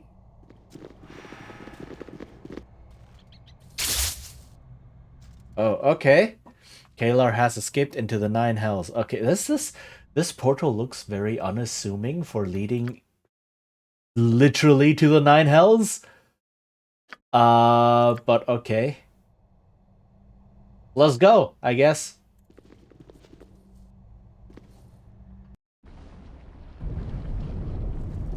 Avernus, the first pit of the Nine Hells assaults your senses. The stench of brimstone and curdled milk fills your nostrils, coating your tongue and throat in a nausea-inducing film. The bitter moans of the damned envelop you, pressing in from all sides, smothering. As your watering eyes grow accustomed to the dim lava light of the pit, you begin to feel the oppressive majesty of the blasted waste around you. In pursuing the Shining Lady, you have been brought to the darkest place imaginable, and the pursuit is not yet over. Crusader corpses litter the ground around you, but of Kalar herself, there is no sign. Just more sacrifices Kalar was willing to make. Oh hey, someone leveled up. Holy heck, there's fighting going on here. Hello? Okay, let me level up you first. Holy heck. Oh, you get another level. Well, it's not gonna matter really. Put it into, I don't know.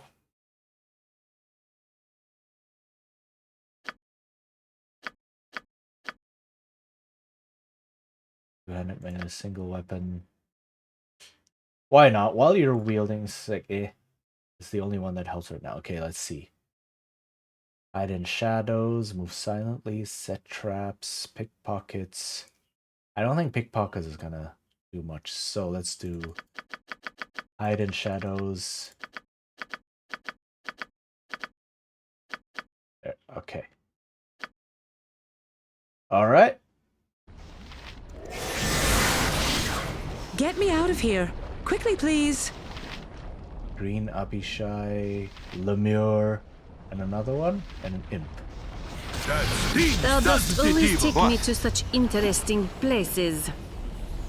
Ilaruel, you should never have come to this place, mortals, but we're so very glad you did. Back, you devils! Back, I say! There's no going back for you mortals, no forward either. Your journey ends here. This doesn't look like a battle I want to take part of. It's like, yeah, no, I'm out. I can be like, take heart, Crusaders! Together we will slay this fiend. How wonderful. Another mortal comes to entertain the Poxbringer, Ilaro. Join the fun! Okay, so. Who is up front here? Who are you? You are Minsk. Charge this dude, please? Try to... What are you? You're a Hellcat. Yeah? Wand of the Heavens. Let's do this. You want me? Okay, that thing is dead. Very good. Attack. Attack. Hells, I missed! So did that work? Oh, heck, it's poison. But no one is actually poisoned. Okay.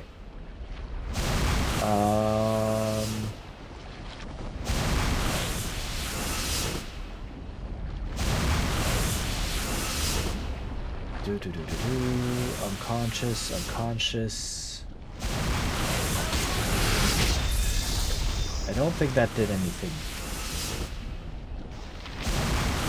Wonder Aurea. Thank you for the hydrate redeem. I'm sorry for all the spell effects going off and such. Let me see if I can. Okay, hold on. Let me hydrate real quick.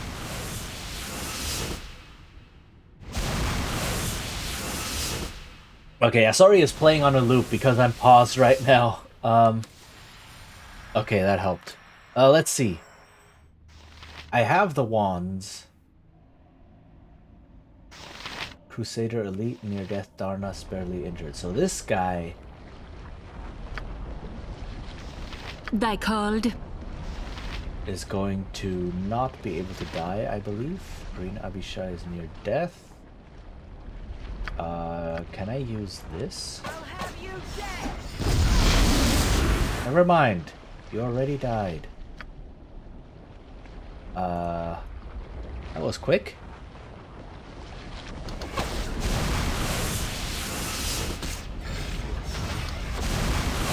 Okay. Alright, let's just murder some people. Come on. That stings, doesn't it, evil? Oh, what is this? Nothing. Ah. The magma-covered fields stretch away into smoke-shrouded wastelands. Beyond a battered bridge in the distance, an imposing basalt tower looms.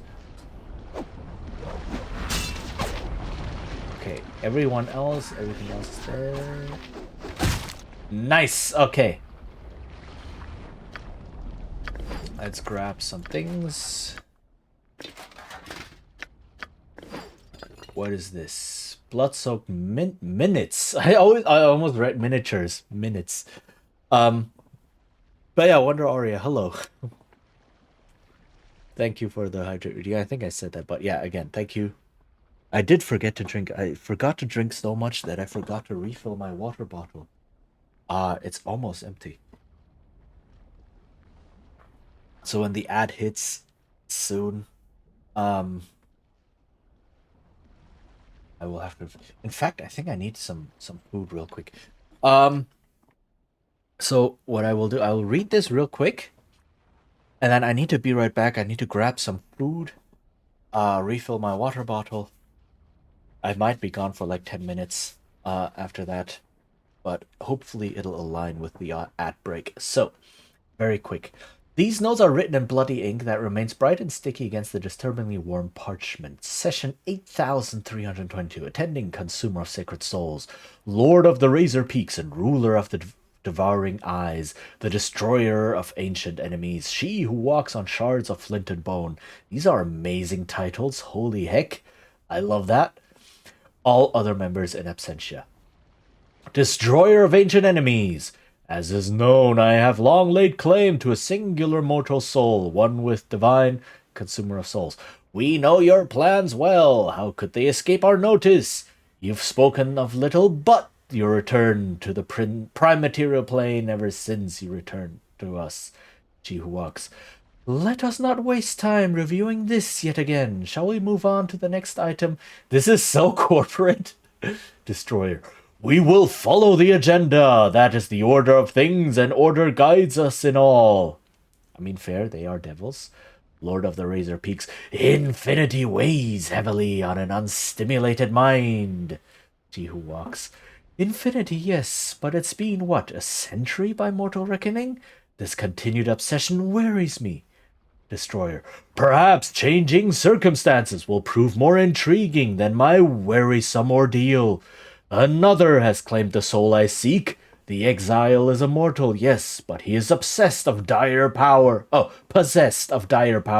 sufficient even to threaten us. Scribe's Hand. A mortal powerful enough to challenge my master? This cannot be. She Who Walks. He wouldn't dare provoke our wrath. Destroyer. Are you certain of that? He is in Baldur's Gate. He stalks my prey. Consumer of Souls. What voice did I give him? I forgot. Such arrogance! He must know the accord purports your claim.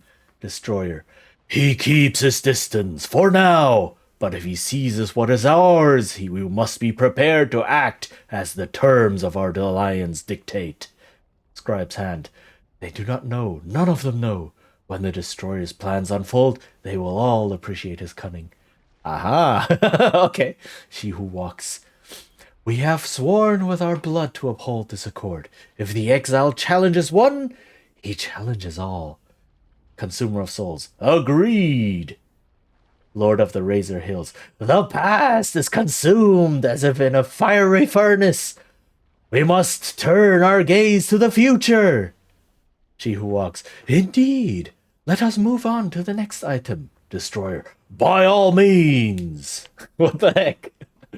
This is a lot of like how my meetings went when I still had a job with meetings. Oh my goodness. Scribe's Hand. Thank you for the flower power. Scribe's Hand. They look at him and see a lowly worm, but the Destroyer is the strongest of them all. Soon everyone will know this truth, and I shall say with pride that I serve him. I love this. So like the writers had so much fun with this. I could tell. This is amazing. Okay, the ad will start in a minute.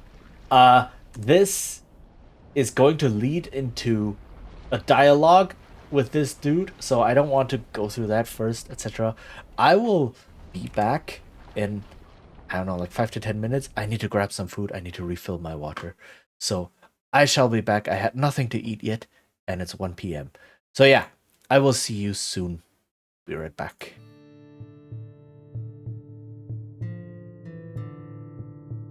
Oops.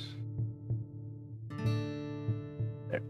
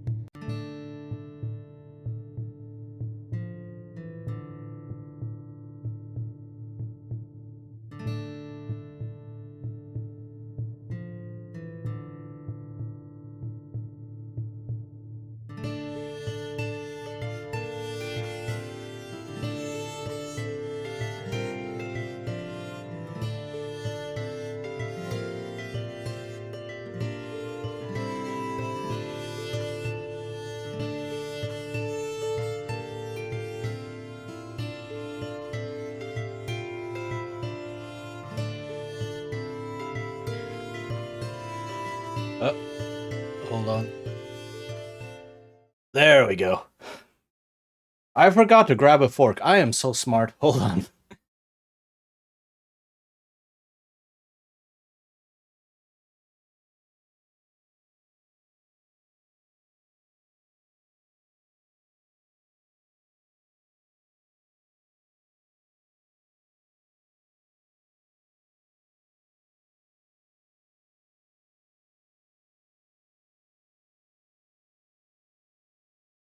Okay, now I'm here. Now I'm back.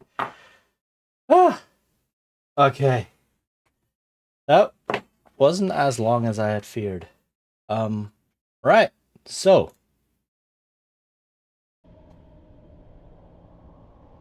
also it's a beautiful day outside. It's really sunny. It's warm, but not too hot. If this persists until tomorrow, I might actually go for a hike. All right, let's see.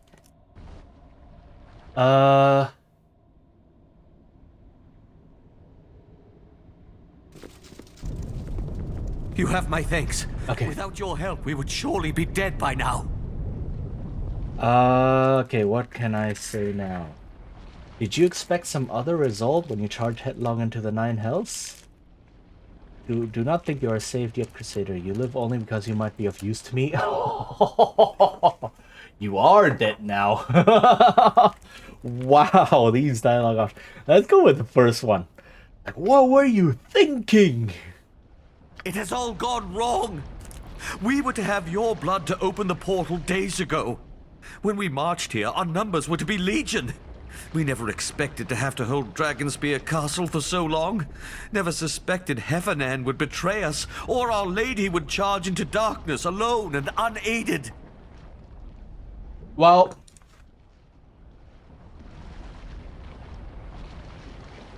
good thing you actually came forward and told me all of this from the beginning instead of sending assassins and then being like, I will have my way! And then just fighting. Like, again, why the heck do you have to give your characters the conflict ball? It sucks! And if it happens like every now and then, fine. But this entire climax hinges on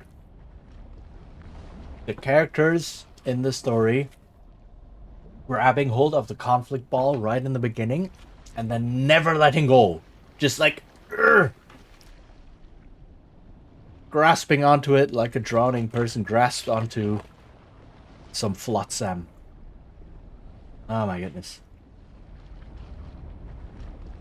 My blood? That's why Kalar tried to kill me in Baldur's Gate? Not killed. Kidnapped. You were no good to her dead. She needed divine blood. 'Tis the key that unlocks the door to hell. Also, she never sent anyone to explain this to me. She only sent assassins. This is just a lot of dumb... I shouldn't use that word. There's a lot of short-sighted, very obvious mistakes.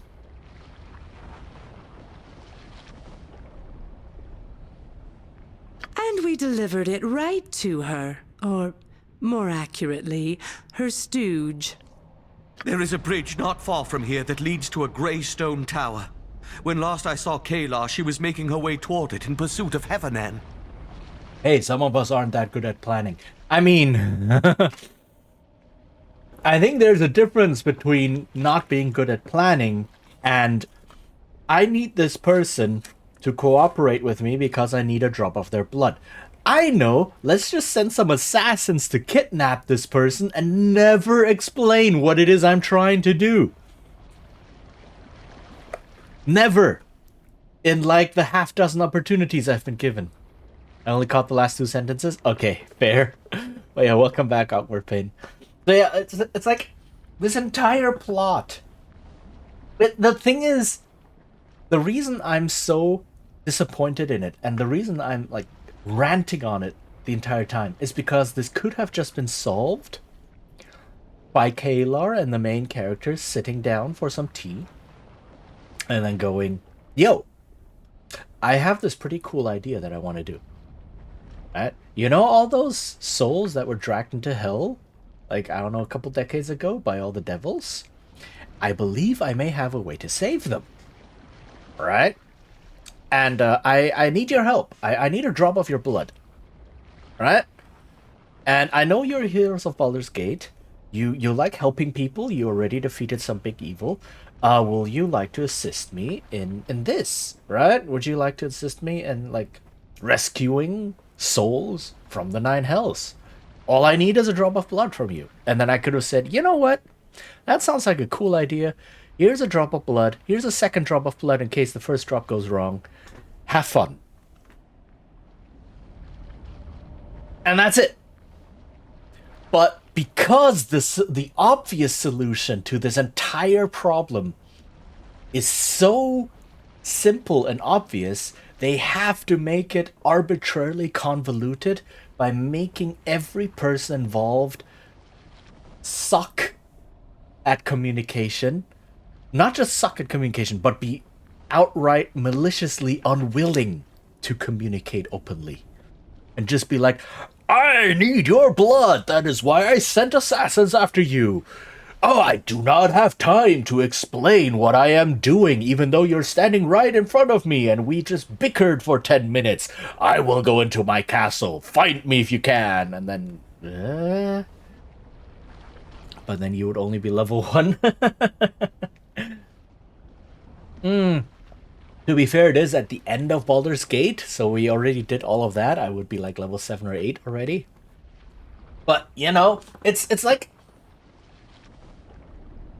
This entire story hinges on people being obtuse.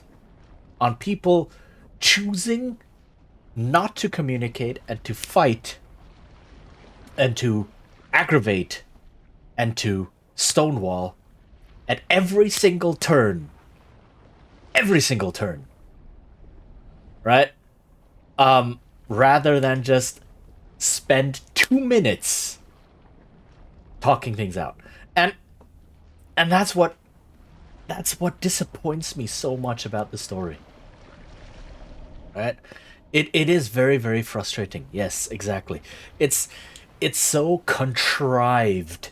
Like, very, very obviously contrived. If it happened, like, once, right? If it was some minor plot point and some NPC forgot to mention something because they were panicked, or was not in the right state of mind, and was enraged or grieving or whatever, and just chooses not to communicate once. Okay, fine. Fair, right? It's like, there's story reasons behind it, and it makes for a more interesting plot if that happens. But this plot is not interesting. This plot is convoluted and contrived and arbitrary. And...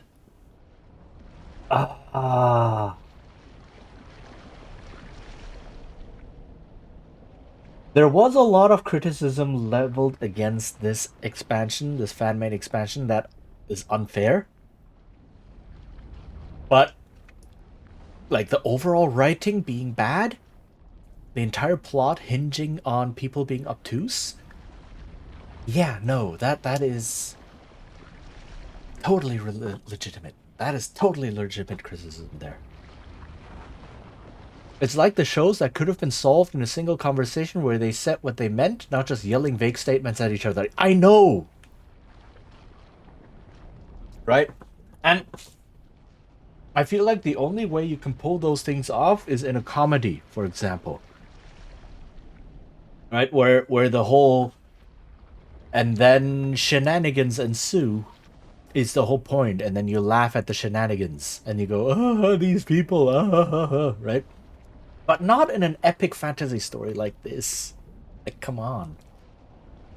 It was called idiot plot. Yeah, there's various terms for specifically what happens. There's things like the idiot ball. There's the conflict ball, which kind of applies here as well. Villain ball. All three of them are in play here. So, you know it's bad. So it's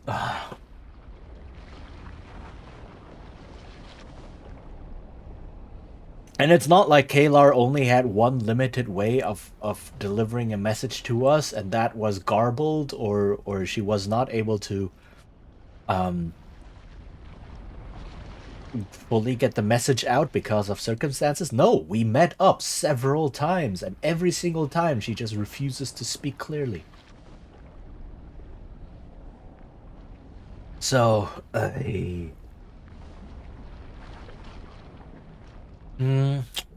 wanted to drop off your blood, make them not have altruistic motives or something, then you still have a story. Yeah, like there's so much you could have done. There's so much you could have done. Like the betrayal of Heffernan. It was foreshadowed so clearly that we saw it coming from a mile away. You could have done more with that. You could have been like, try to save Kalar from Heffernan's influence. Right? But no, they wanted the cliche, ah ha ha, I've been working for my master all along, not for you. I am actually evil. And then it's like, yeah, but it's not a big twist because you told us this twist was gonna happen. And it makes for a less satisfying story because then you have to build everything on this convoluted contrivance. Alright. So, heck, there was one Mortal Kombat game that had something based on a really garbled, convoluted, miscommunicated message. Like, the entire plot hinged on that. And they still did a better job than this. So, I am disappointed because the other, like the base games, Baldur's Gate 1 and 2 have such an excellent story. There's good things in there. And then you get this interquel, and then you get it's just this. It's like, really? Really? This is what you deemed a worthy successor? This is what you thought was the best thing you could do? Who wrote this? And who decided, yes, we will have our antagonist, not actually... Sorry.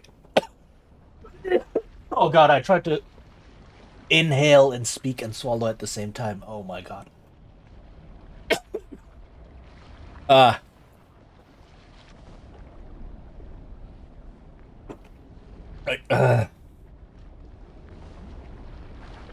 think someone was so in love with the big twist reveal that they just tried to wrangle the story to lead to this twist reveal, and then completely disregarded that the story was built on the flimsiest premise.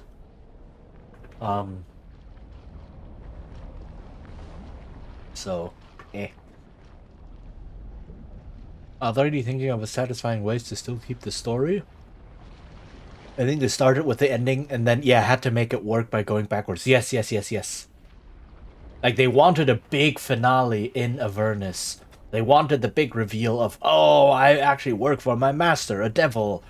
And I will betray you, and you are, and then the villain actually being a good guy all along, or something. It's like, eh?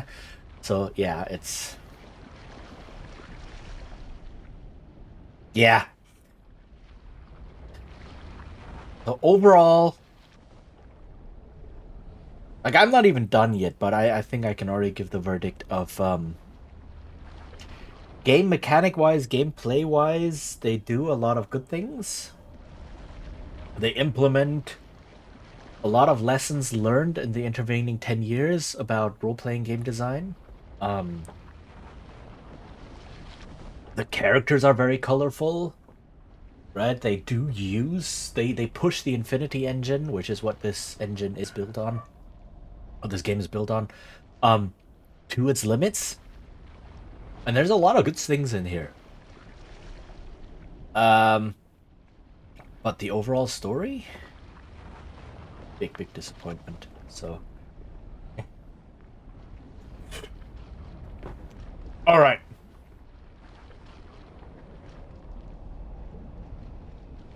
Can be all sarcastic. Like the writing, a lot of the writing in this, the small scale writing of like dialogue choices and such, the writers had fun. At least you're almost on. Yeah, this is the last chapter. And then we can start the masterpiece that is Baldur's Gate 2. But yeah, like in a lot of these things, they had a lot of fun, right? Most iconic of the series? Yeah, exactly.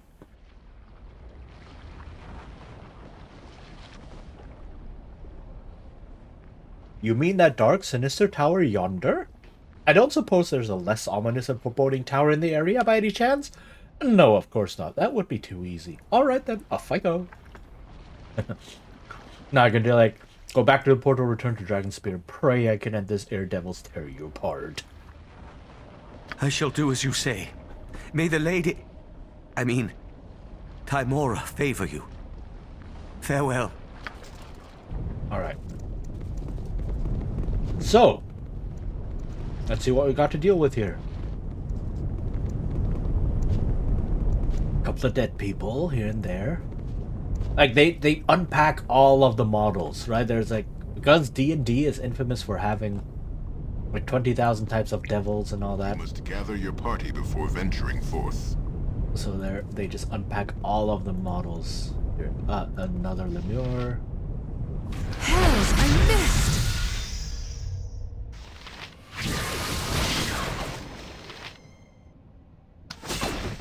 Okay, what happened to you? You're asleep. Why are you asleep? Where do I see... Oh, here, sleep, yeah. Okay.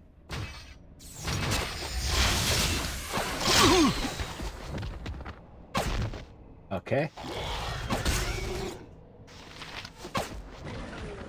Aye? Are you poisoned? You're poisoned. That's not good. Where do I have here?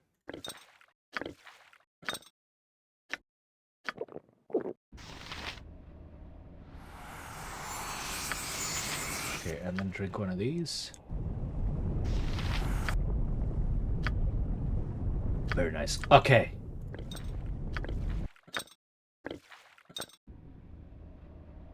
Okay, let's see. There's a big bridge. I mean, the environments look cool. This is no sight for mortal eyes. Hi, Vitalina. Oh. Come then, you craven fiends! Come and meet your doom! Oh, wow. Kayla, wait! Please, talk to us! You promised to restore my wife, my children, yet all you've brought us is more death. I look in your eyes now and I see nothing but madness. You call me mad? I'll show you madness! No! I'll not kill an innocent man. I've not fallen so far as that. But I cannot stop now. Do as you will. Join me or no. I care not.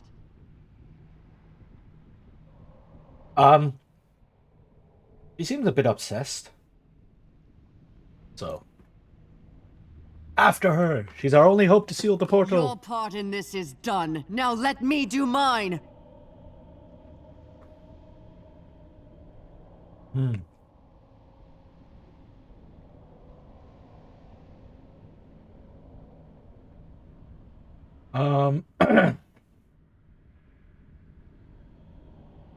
See, and I can keep egging her on.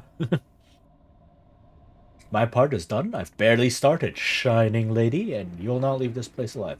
This has to end, Kalar. Come back to Dragonspear. We'll seal the portal together. Let's do this. I cannot stop. There's no turning back for me, not now. I swore an oath once, long ago. I must keep it. Why? What happens if you don't? Is, like, a portal to hell gonna open? Oh, wait.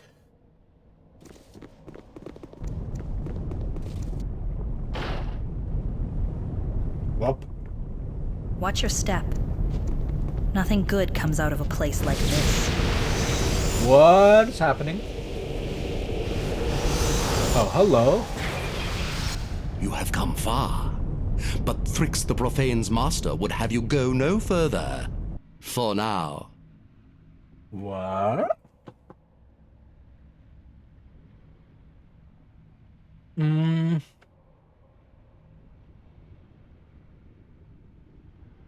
I can just be like, I'm afraid I'm on a rather tight schedule at the moment, so if you'd be so kind as to step aside, I'd really appreciate it. You mock Thrix the Profane? A little.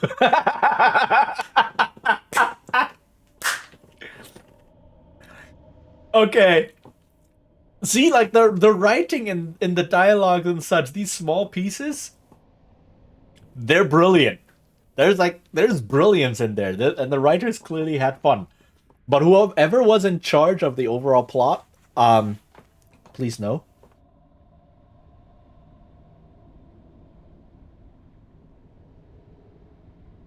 I just want to go through the door. Is that all right? I kind of want to say this. Let's go with this a little.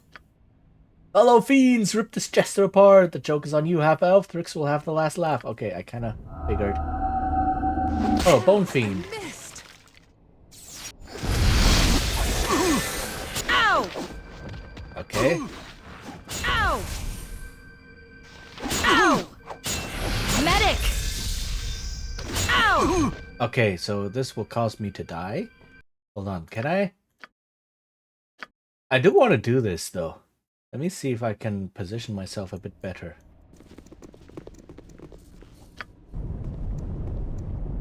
You have come far, but Thrix the Profane's master would have you go no further.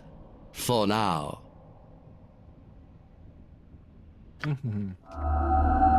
Okay. Let's see. Alright, I murdered one right away.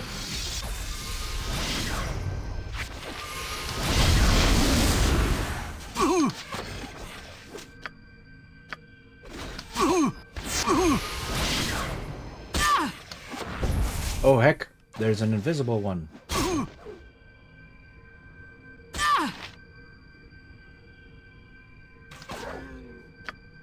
It's a hellcat.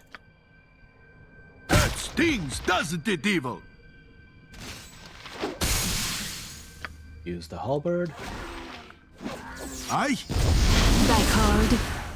Did you use the spell? You didn't use this. Use the spell, please. Ha! My aim is true. Why is she not using her spell? I don't know why, but okay. Gather everyone. Not bad. You not fight bad. well. Thrix the Profane is impressed. Thrix's master bid him bar all but the Argent for a time, and Thrix would not want to disappoint his master, unless... If Thrix believed his master would not be his master much longer, if he believed you might slay his master, then Thrix might allow you passage. Master has been most vexing since the business with Kren Shinnabon. Thrix is weary.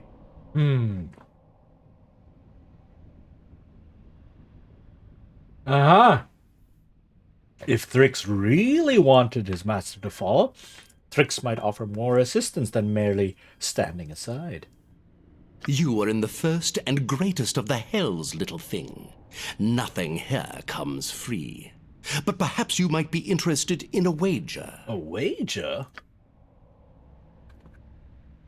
Thrix has 3 items that might be of use to one who would storm the basalt tower. This blade sharper than the loudest shriek. This helm that cradles the head more softly than a mother does her newborn babe. This staff is gnarled. You must gather your party before venturing forth. Oh my goodness. Hi. Hello, Sacksmith. How are you doing?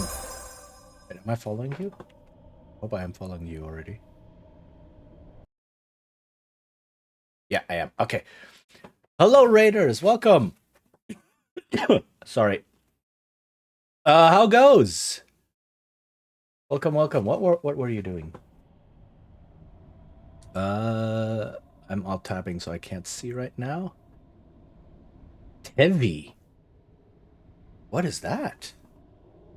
Ah, what is that? I am curious. What game is that? I don't think I've ever heard of it. How goes? But yeah, welcome everyone. Just finished a really cool game with a really good story. Sorry. Yeah, that's okay. So you finish it. Cool. Sorry. The reason I was just like, yeah, was because I am finishing up a game with not a very good story. So there's that. But yeah, cool.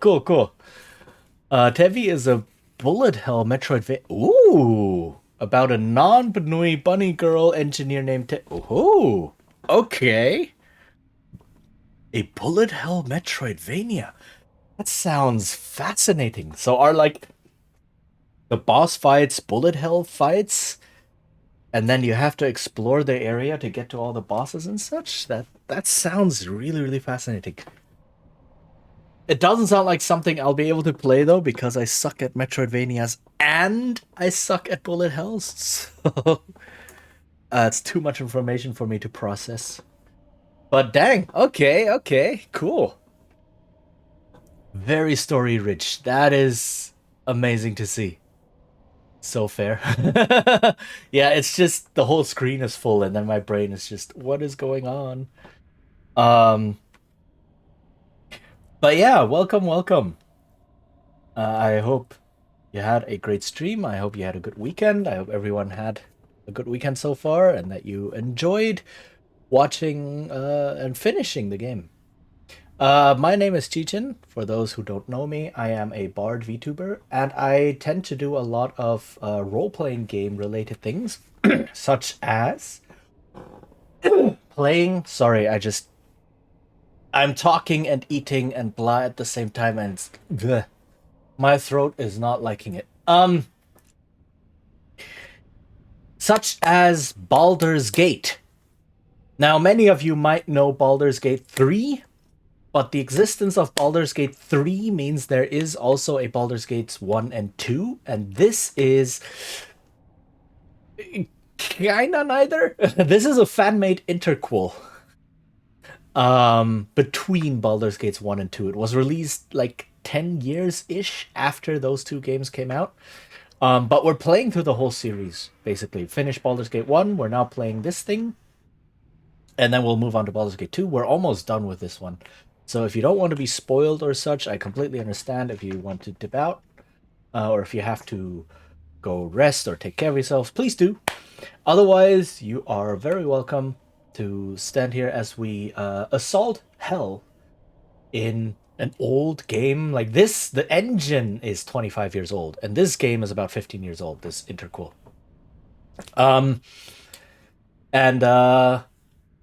Yeah, as I rant about a lot of RPG things, including RPG design and such, which I also do live on stream every now and then.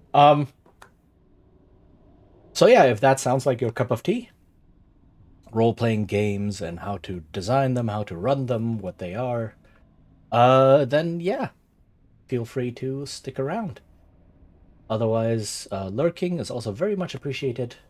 And yeah, we are right now trying to haggle with a demon. Not a demon, a devil. Always a good idea. I will most likely be lurking here. Yeah.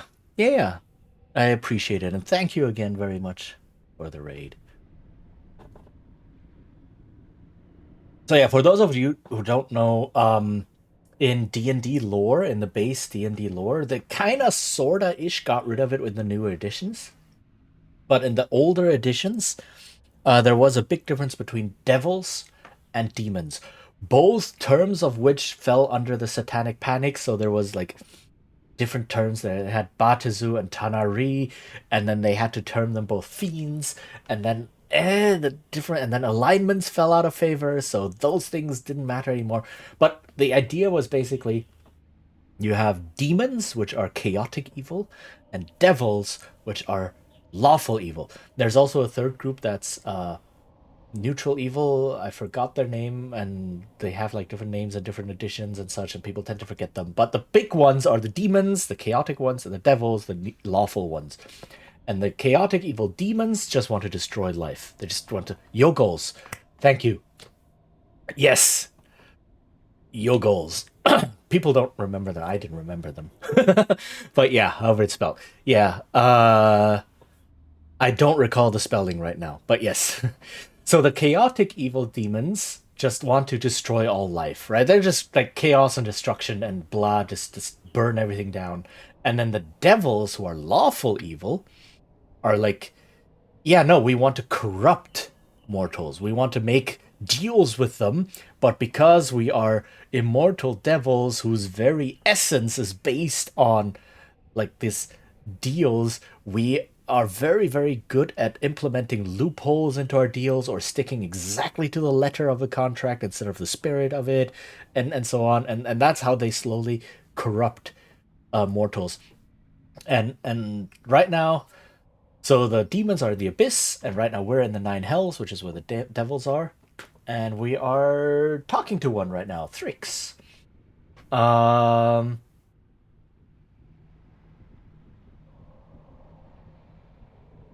And he wants to make a wager with us.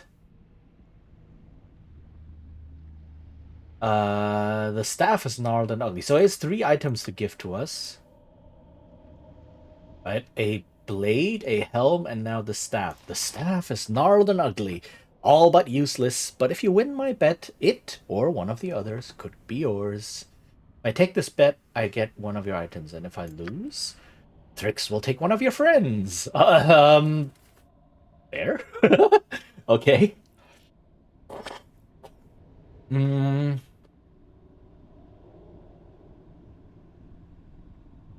Huh.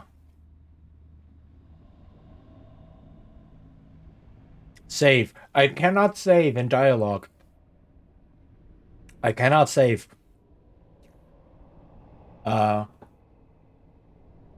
You asked me to risk a friend to a devil's game? No, we'll do this, but my soul, not one of theirs, will be the prize. You willingly gamble your own soul.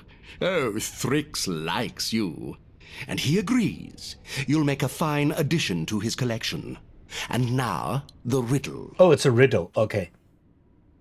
Yeah, it's a limitation of the old engine. When you're in dialogue, everything locks down. You cannot do anything at all. You cannot check inventory, you cannot save, you cannot access anything, whatever. You cannot even access the game menu, I believe. So it does some interesting things for glitches if you want to speedrun the game because of how the dialogue window is programmed. But for normal playing, yeah. You should like this, child of Baal. Thrix's riddle was devised for you, and you alone. Okay. Now, tell me what I speak of. A useful tool, though most despise it. In light, it can topple kingdoms. In shadows, it sustains nations. Paupers fear it daily. Kings fear it deeply. You were born to serve it, but because of it, you will die. What is it?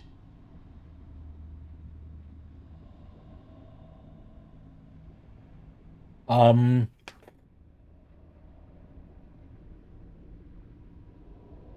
then I can just be like, it is irrelevant as it is a ludicrous wager. Gold? No. So, my father being Baal, right? The Lord of Murder, Balespawn, murder, sabotage, destiny, or poison.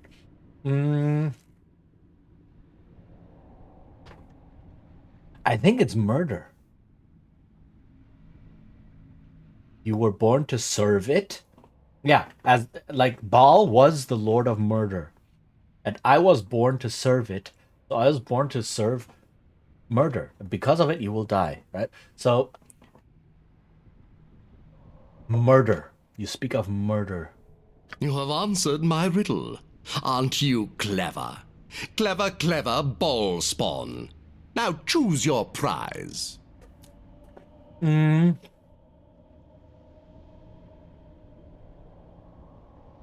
way he phrased things.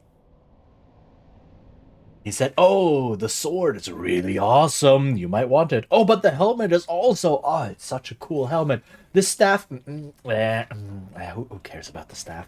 So it's kind of like... I think I want the staff.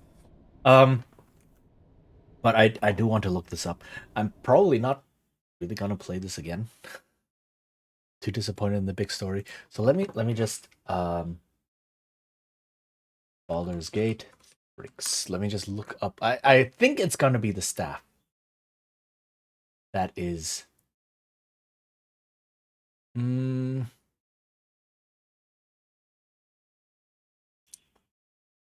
What is this? Thaco. Triggering a Sunfire spell centered on the wielder. Oh, hold on. So what? Guardian Devil. Oh, they're all good, apparently. Slashing damage. Not usable by good aligned characters. Okay, hold on. Let me. Tongue of Ass. So what are the 3 weapons?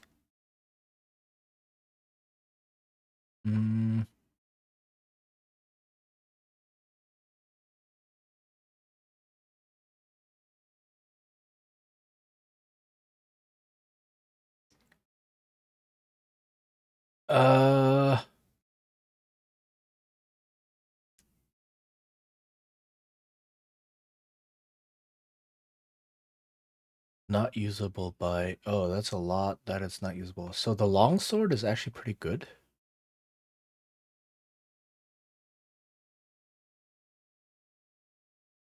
But it's very, very restricted in who can use it.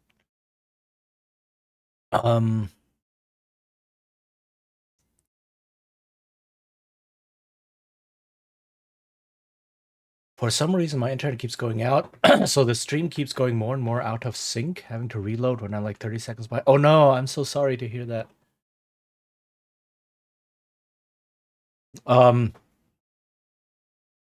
So these 3 weapons, the sword is not bad, but it's very restrictive in who can use it.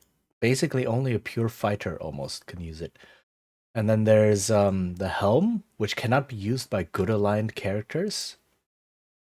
Which, yeah. Basically excludes everyone from my party.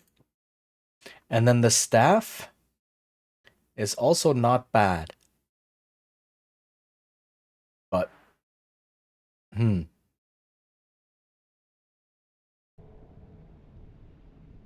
doesn't really matter at this point, I think.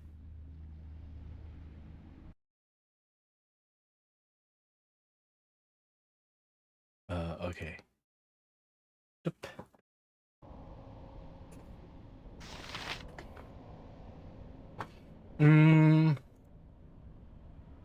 Let me take the sword. Thrix's master should be finished with the Shining Lady by now. Enter freely and of your own will. Okay. So yeah, I got this longsword.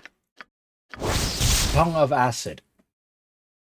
Right, so it deals plus acid damage and 10% chance per hit of slowing the target for 3 rounds.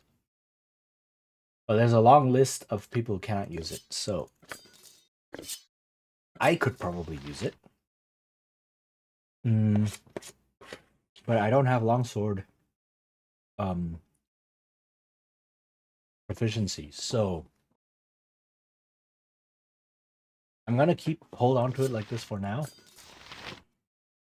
I use bows mostly anyway. Okay, so I've won a wager against the devil.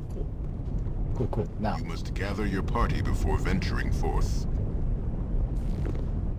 The screams of the damned are muted within the basalt tower, but the maggot stench of the place nearly overwhelms you. With every breath, it slithers into your body, its barbed tendrils raking your lungs. Ooh, that's very descriptive. Okay, elevator, let's go. Ooh, this is cool. In the center of the basalt tower, an iron lattice hangs over a shadowy abyss. 4 massive Everyone stay alert. chains. We don't know what we're heading into. Thank you. 4 massive chains at the corners of the grate lead upward into a darkness above, as ominous or more so than the one below. As ominous or more so than the one below. Okay. My toes are hungry. They need more evil butts to kick. Oh, hello.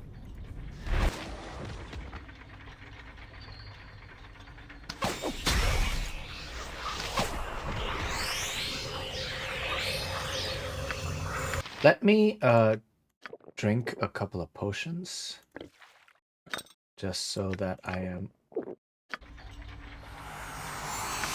more makes sense. All enemy elevators have enemies in games. I mean, you know what? Very fair.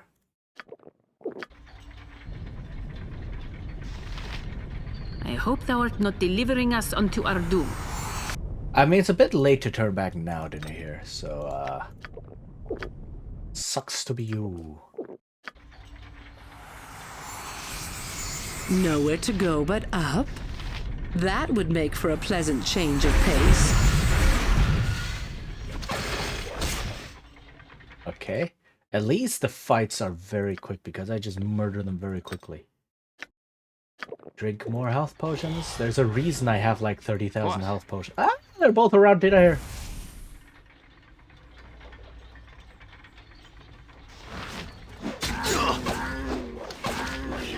Ha! My aim is true.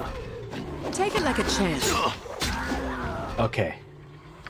Now I need to drink more potions. Hooray.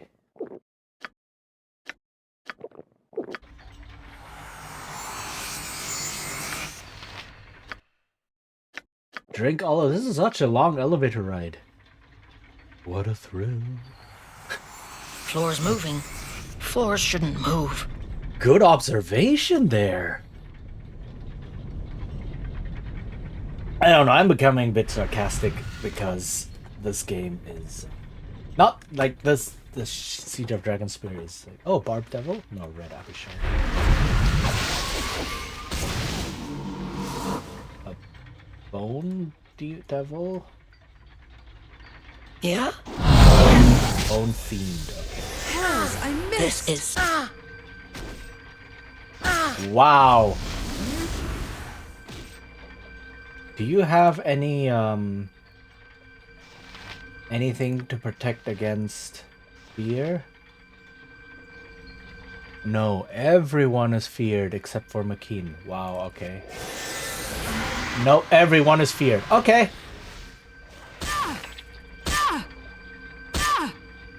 They must heal me. Wow. Wow.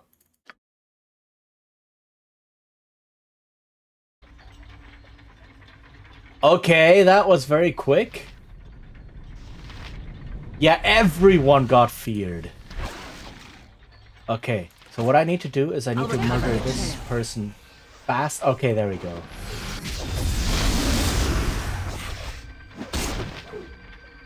And now cast... Do I have... I think I should have... Resist fear.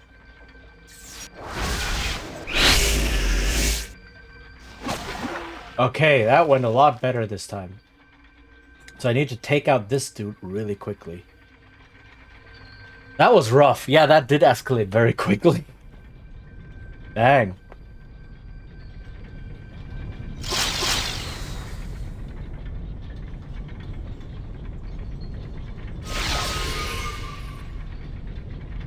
Okay.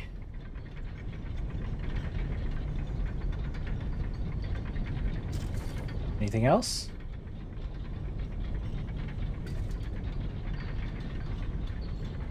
The interesting thing is, the thing that's actually moving is the background. Right? So you just have this parallax back. Ooh. This dude looks pretty cool. You know what I want, Belafet. Release him! You make a mockery of your uncle's sacrifice in coming here, Azimar. But I will grant you your desire. After a fashion.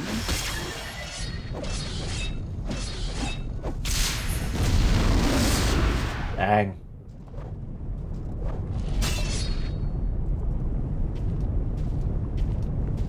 You and On will be together again. Your cage will hang next to his. Ah, the child of Baal. Welcome. Welcome. You're just in time to witness the fall of Kalar Argent. What's going on here? Damn you, Heffernan! It was your treachery that brought me to this. Debatable. My treachery and your arrogance, shining lady. Yeah. This is the secret of Kalar's crusade. There is only one soul in Avernus Kalar has ever cared for. Her uncle on Argent, a man who sacrificed all to save her.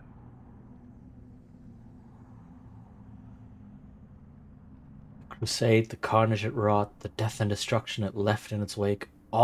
It was all for one man? When I offered her a way to free her uncle, she didn't hesitate. Thousands were killed or driven from their homes in her name. She did not waver. She would put all Toril to the torch to ensure On Argent's release. Sounds a little bit selfish. I wanted my uncle freed, yes.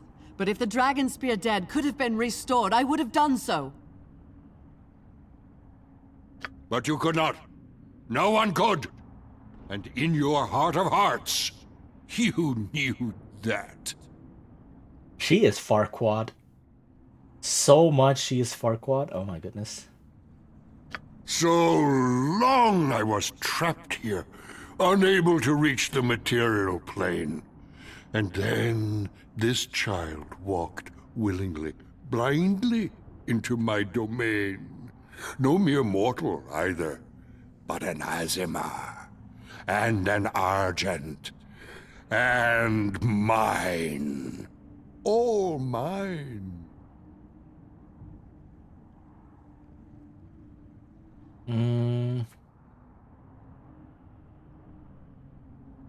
Take her, then snuff the shining lady's light out for all time. I'll shed no tears for her. I mean, very understandable, right? Well, let's ask a little bit more. If she was yours, how does she fight against you now? I offered him my soul in exchange for my nieces. You should not have returned here, Kalar. I hoped, I prayed you would learn from your mistake. That time would bring you wisdom and humility. All in vain. She never forgot her uncle's sacrifice, never forgave herself for his loss, and never stopped seeking a way to restore him. And so I have a ball spawn to add to my collection. You, On Argent, Kalar, all will be part of my menagerie of souls. You have defeated me, I see that now. But consider a moment the ways I might be of use to you. Wait, what? What? What's going on? Kalar, no! Do not do this! You would serve me, Kalar Argent? You would be a blackguard in service to Belifet? Huh, yeah, exactly, huh. No, Kayla, you can't have fallen as so far as that. Fight with me. Belafet's death will be the first stone laid in the path to your redemption. After everything I've done, you would have me at your side? I just don't want to fight against you. And the devil. So, this is purely pragmatic. Don't read too much into this. So be it. The Child of Baal and the Shining Lady will stand together against this devil's darkness. You are as arrogant as my mistress, and you will share her fate. Okay, so potion of speed. Do you still have your giant strength? You still have your giant strength. Awesome. Let's start buffing. Murder Heffernan first because he's a spellcaster. So, drink this for the extra dexterity. Oop. Let's try this thing.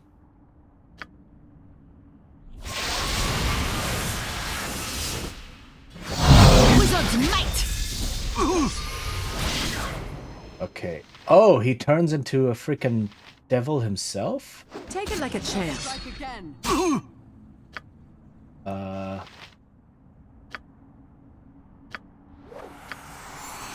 Where is my Wand of Monster Summoning? Over here. Ads are gonna start soon. Okay, so alright, let's not do this fight now. Let's not rush through it now. It started out, it's we now know what we're dealing with, and then yeah, I will be right back real quick. Clean up a bit, and then I need to change into shorts. It is getting very warm. It's 27 degrees. Holy heck. Yeah.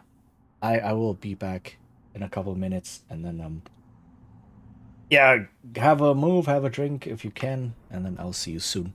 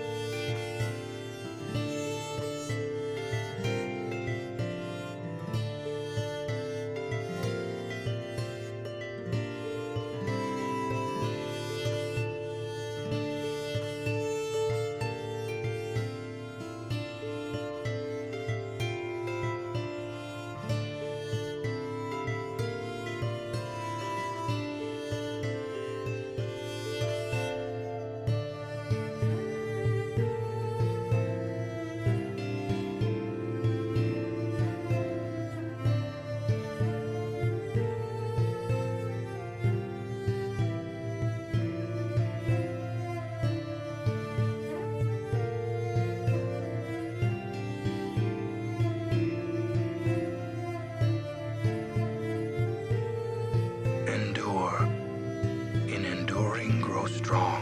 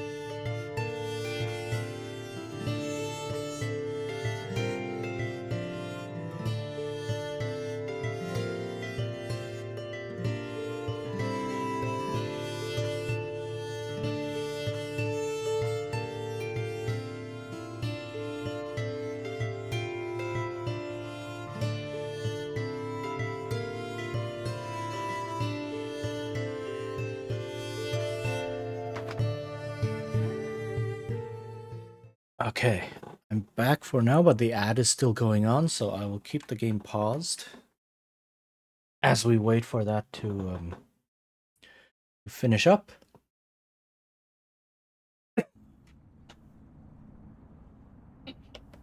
But this does look like to be the final boss fight. Which means I may have to read up real quick if there's anything I need to watch out for. Welcome back, thank you. Is there anything I need to watch out for when importing my character to Baldur's Gate 2? Or importing the save to Baldur's Gate 2 or such? But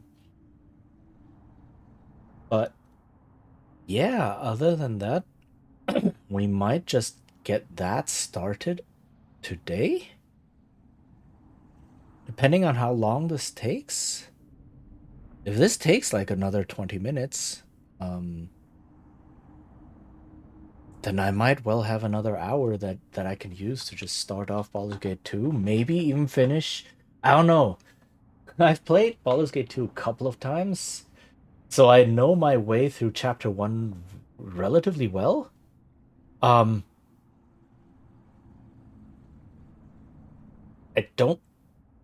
I don't know if I could rush through it in an hour. We'll see. Probably shouldn't do that because there is some cool stuff happening in there. But yeah, anyway. Yeah, okay, ads are over now. So let's see. Let me use these better arrows. Everyone please use good arrows. Unless, of course, devils are resistant to fire. We'll find out. Power of the divine. Apparently not. This dude is very much injured. Do I have... Yes? Okay, summon monsters.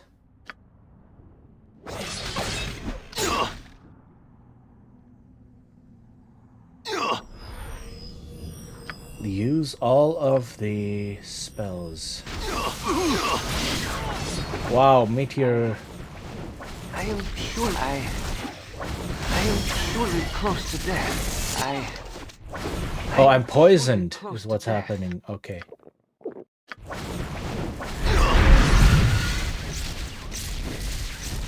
What's going on? Ah, is Heffernan dead? Don't know. Oh my goodness, the poison killed me. Are you kidding? Wow, that was such a fast-ticking poison that I could not drink the potion in time. Welp, we have to go through all that again. Sorry. Let me at least drink some more potions over here so that I am completely maxed out on health.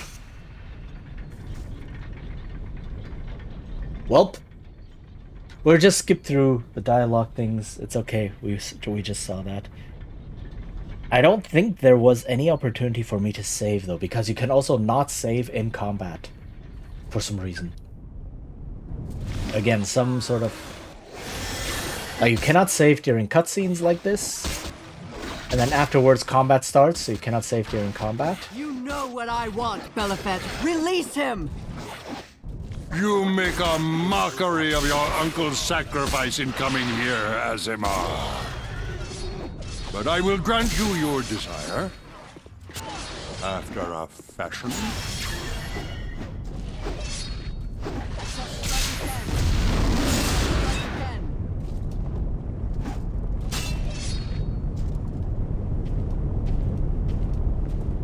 You and On will be together again. Your cage will hang next to his. Ah, the child of Baal. Welcome. Welcome. You're just in time to witness the fall of Kalar Argent. We can pick a couple of other dialogue options. Let's see. I wasn't so long ago. I would have taken great pleasure in seeing the Shining Lady brought low. Now, I'm not so sure. There is nothing you or anyone can do to save her now, Godling. She will hang in the hall of my Lord Belafet, and you will hang beside her. Damn you, Heffernan! It was your treachery that brought me to this. My treachery and your arrogance. I don't know why this line wasn't voiced. This is the secret of Kalar's crusade. There is only one soul in Avernus Kalar has ever cared for. Her uncle, On Argent. A man who sacrificed all to save her. And I could be like, wait, slow down. On sacrificed himself for Kalar? So long I was trapped here, unable to reach the material plane. And then this child walked willingly, blindly, into my domain. No mere mortal either, but an Azimar, and an Argent, and mine. All mine. Okay, I know not what lies brought Kalar here, Belifit, and I care not. The fiend behind the crusade stands revealed, and you will pay for the Sword Coast suffering. Alright, let's go with this one. You dare challenge the great Belifit here in his place of power! It's like, well, yeah. I love these. I love these so much. You dare challenge the great Belifit? It's like, well, yeah. I love how sarcastic you can play. This is the climax, Dudge. Dude, yeah. Like, yeah. Did you not hear what I say? Do you not understand the words coming out of my mouth? I'll not do it alone, Kalar. Join me. Let Belifet's death be the first stepping stone in your path to redemption. Let's just pick this one just to be safe, that we don't mess it up. After everything I've done, so yeah, okay. You are as arrogant as my mistress. Okay, can I save? I cannot save because monsters are barred. Okay. So I get one shot, basically, and then... Whoop. Okay, again, pick all of the good arrows.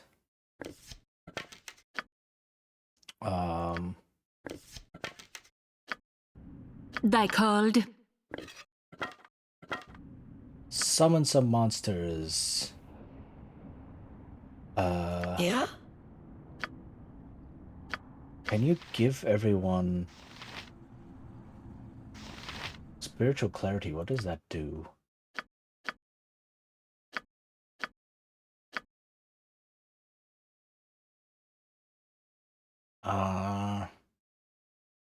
Oh, no, that's not... Do I not have any, like, mass buff? Oh, I have Bless. Here, let's do that. Bless, because yes. Why not? Drink this potion. Start attacking Heffernan right away, please.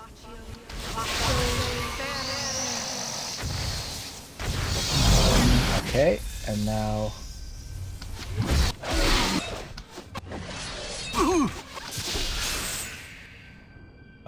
you... A team like this can't be beat.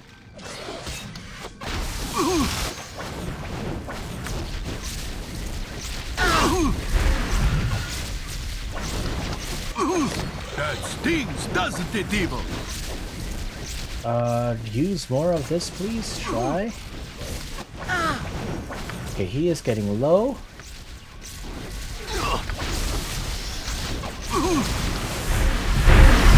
Oh, that's a lot of stuff happening. Holy shit. Step out of this meteor shower. There you are. Did Heffernan die? 12,000 experience. That means Heffernan... Death! Okay, we already killed Heffernan. Good, good, good. What is this trickery? Resisting me. Need to try something else.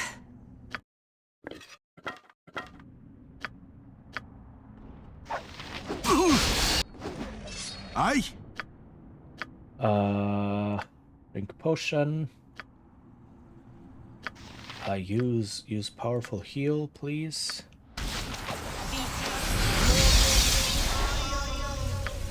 Uh-oh.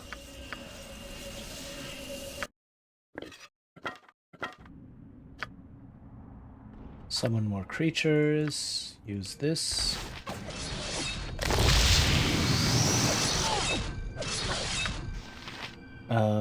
Use more heal. Ha! My aim aim is true. I'll recover. Ha! My aim is true. Okay, that didn't go as planned. I'll recover. After all this time, Hey, I think cannot be the end. that's a ton of XP. It sounds like a lot of XP, 12,000 or something, 22,000. It's not actually. Because you have to remember, this is 2nd edition. So first off, this XP gets split up among all party members, so every person actually gets 2,000. And for a fighter, 2,000 is what you need to hit level 2. Right, so it's a lot of XP that you need. Like right now, if I look at me, yeah, I need almost 17,000 XP to hit the next level. Minsk needs 16,000. She needs 13,500. Right, almost 20,000 XP to hit the next level. It's a lot. Holy heck! Look at her. Wait, is that correct? 300,000 XP? 300,000 XP to hit next level. Same here, 300,000 XP to hit next level. Yeah, so once you hit about level 9, 10, 11, that's the breaking point, and then everything just slows to crawl, because you weren't expected necessarily to hit levels that high. Yeah, 5e is a very different beast. What? Oh, we did it.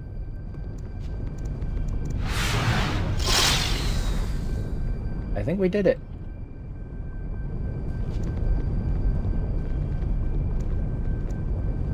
Minsk is still paralyzed, but eh.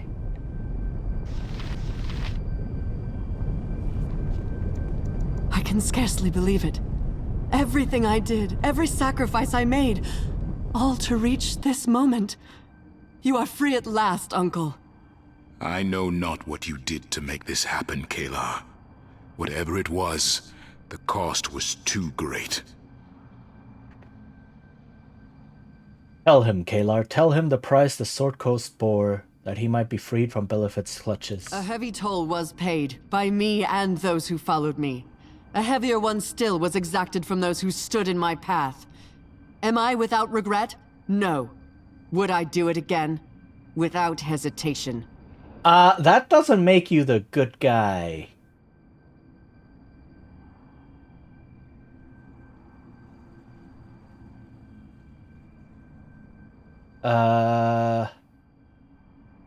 If you'd hesitated just once in your life, one time somewhere along the line, countless lives might have been spared.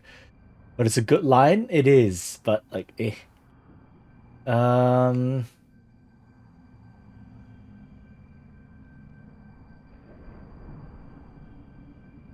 Might as well ask a fish not to swim.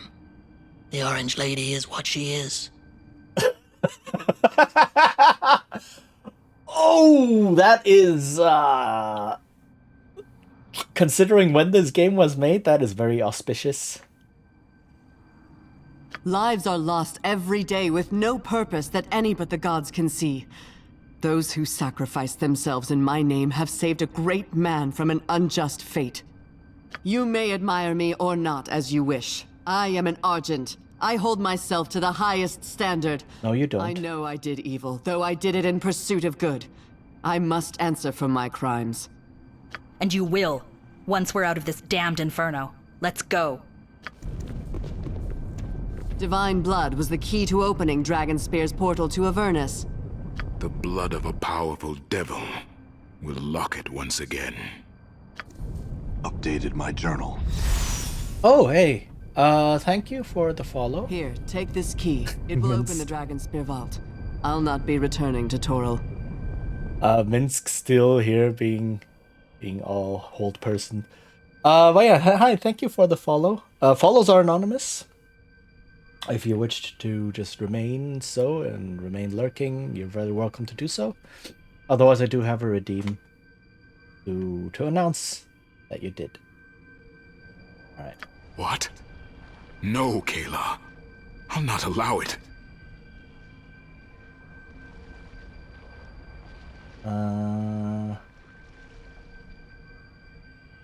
Let's see.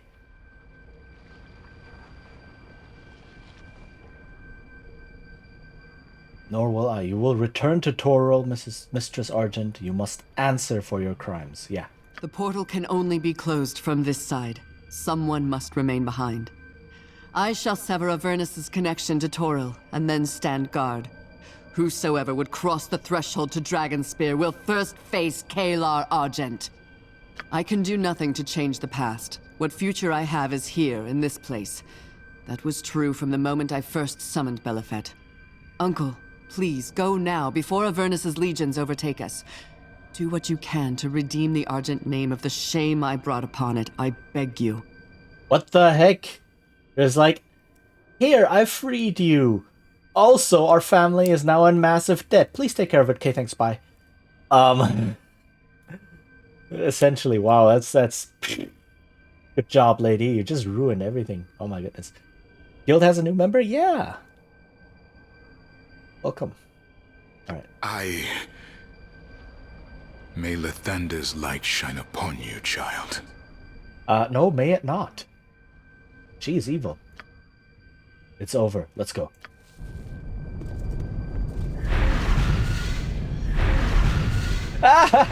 They force him to move. Nice.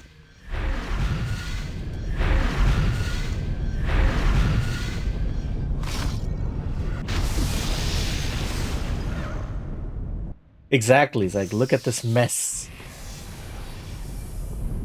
I messed up everything. Now you have to fix it. Thank you.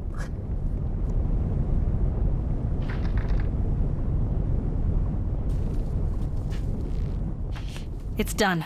Thank the gods. We are home, Boo! The rift twixt the worlds is closed.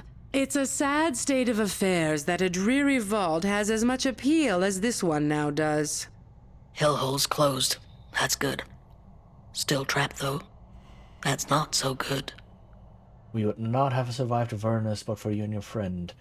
I owe you a debt I shall never be able to repay. The gate is sealed, and Kalar, she has done what she must. It's strange to be in the world again, but I must put my life back together. Good luck with that, after what your niece did.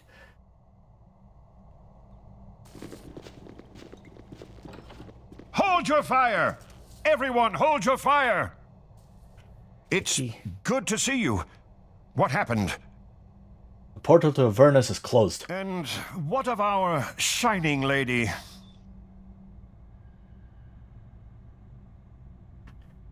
Torren de Lancey of Waterdeep, let me introduce you to On Argent, Knight of the Order of the Aster. I'll let him tell you what's happened to Kalar. Yeah, I don't want to deal with this. It is an honor to make your acquaintance, Master Argent. I wish it were under different circumstances. If there is anything I can do for you, please don't hesitate to let me know. Our forces are sweeping the castle now, checking for traps or pockets of resistance.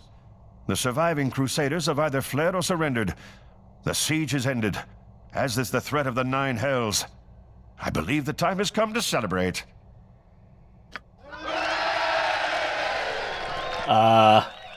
Okay, that was an interesting sound effect to have there. Bedding in the castle will be set up for you and other worthies who prove themselves in battle. When you finish celebrating down here, speak with Sergeant Dazo. You'll find him in the stairs up the main floor. He'll take care of you. Is that all you've got for the savior of Dragonspear? You can do better than that.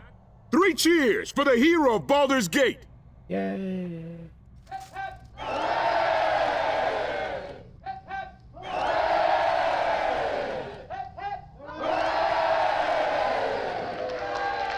Okay, that's pretty cool. There's not nearly enough NPCs standing here.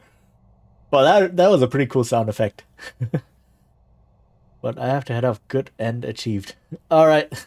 Thank you for being here. Awkward pain. Sorry, yeah. Yeah, and thanks for hanging out. Good end, I guess. I mean, there's only one end, really. Right? There's no good end, bad end to these games. Which is a bit eh. But we'll catch everyone later. Yeah. Yeah, see you next time. What here? I'll admit I had my doubts about you, Cheatin, but you proved yourself more than worthy as an ally. I'm honored to have fought beside you. Now, if you'll excuse me, I need to go check on Ski. Oh, right, I completely forgot that she was in the game. What was she doing? This is... Oh, my goodness. This is probably also just, like... Whoever wrote this had a couple of darling NPCs. Right? A couple of people that they're like, no, we must have Ski in this game. Because she was amazing Baldur's Gate 1 and she's my favorite NPC and we must have her now. And she must play a special role. She must be a special girl. And it's like, fine, whatever. I don't know. It feels a bit like that's what's happening here.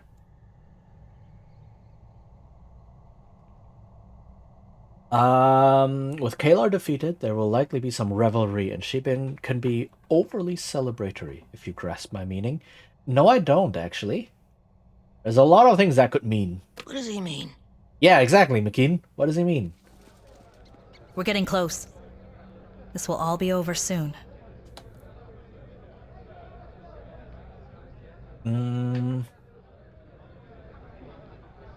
You should smile more? No, we do not say that. Do not ever say that. Of all the gifts you've given me, none is more precious than hope. I wouldn't have made it this far without you. Come here. I want to kiss you. And I want to let you? I'll take your words over roses any day. I'm okay, almost fine. there, Roma. I'll be home soon.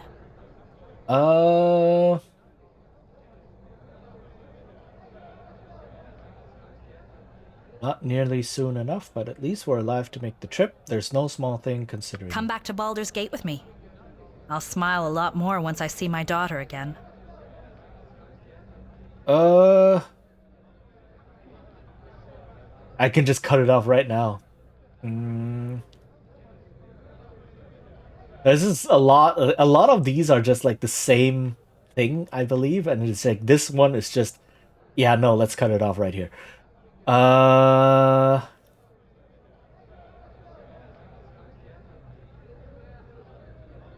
And will Roma smile to see me? Yeah, let's go with this one. If I have to choose between you and her, you must know who I'll go with. But she wants me to be happy, and she's a sharp kid. I think she'll approve. Oh. Back to the city then, as soon as we can. In the meantime, let's go find someplace a little more private. Oh my. It's not gonna fade to black? It's not fading to black. Okay, this game does do the fade to black thing. But apparently not now. Okay. So what's left to do? Important events finished. Thrix's wager finished. What is left to do?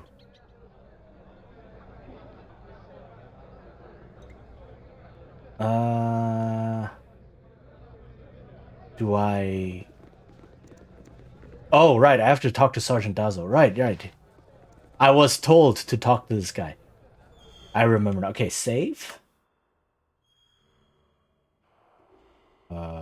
Save. And then talk to this person. Still we wait. Well met. I am Dazo of Waterdeep, and if I may say, it's been an honor to fight alongside the former hero of Baldur's Gate. Former hero of the Gate? Have you heard something I haven't? Baldur's Gate can no longer claim you for its own. You represent more than a city. You are a champion of the Sword Coast and all the realms. Right now, all I represent is an extremely tired man.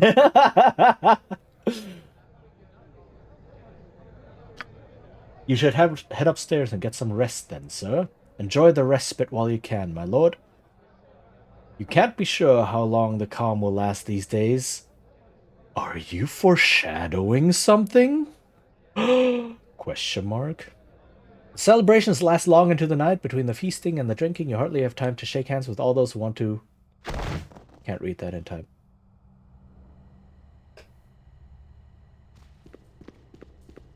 Oh, is the hooded man. Ski Silvershield.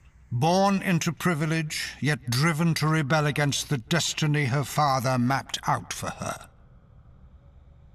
Huh, is she another symbol? Did we beat the game? Yes, we did. We beat the final boss. We're now doing final cleanup. She has been challenged, as you have. Has she proven worthy, or been found wanting? Let us see. What's happening? I don't understand. What are you doing? No!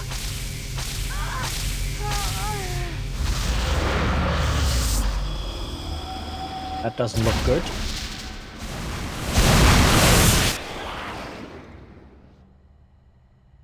Oh, what?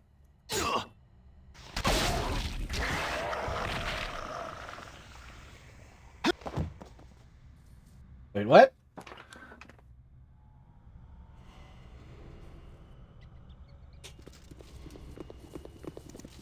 What the hells?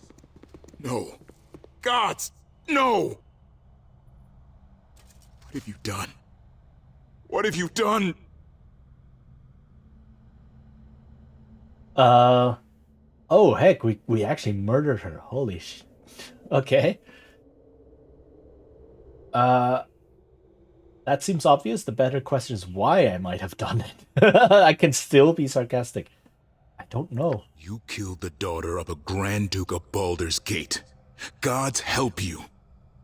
No one else will be able to.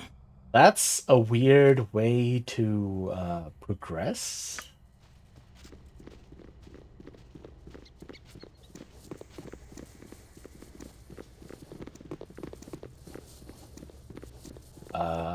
Do you want me to fight everyone? You did a lot for me. I wish I could help you. I think I gotta get out of here. Wait, what?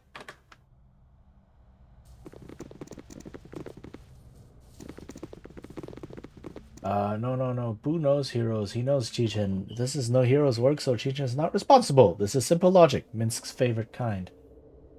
Wait, so McKean just kind of bails on us? No, this can't be. It just can't.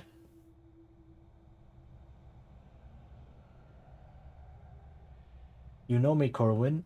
You know I couldn't have done this. I want to believe you. I really do. In the name of the Council of Four, you are under arrest for the murder of Ski Silvershield. You will return to Baldur's Gate to be tried for your crime. Oh, suddenly she's so important? Everyone else I killed was okay, but she is important?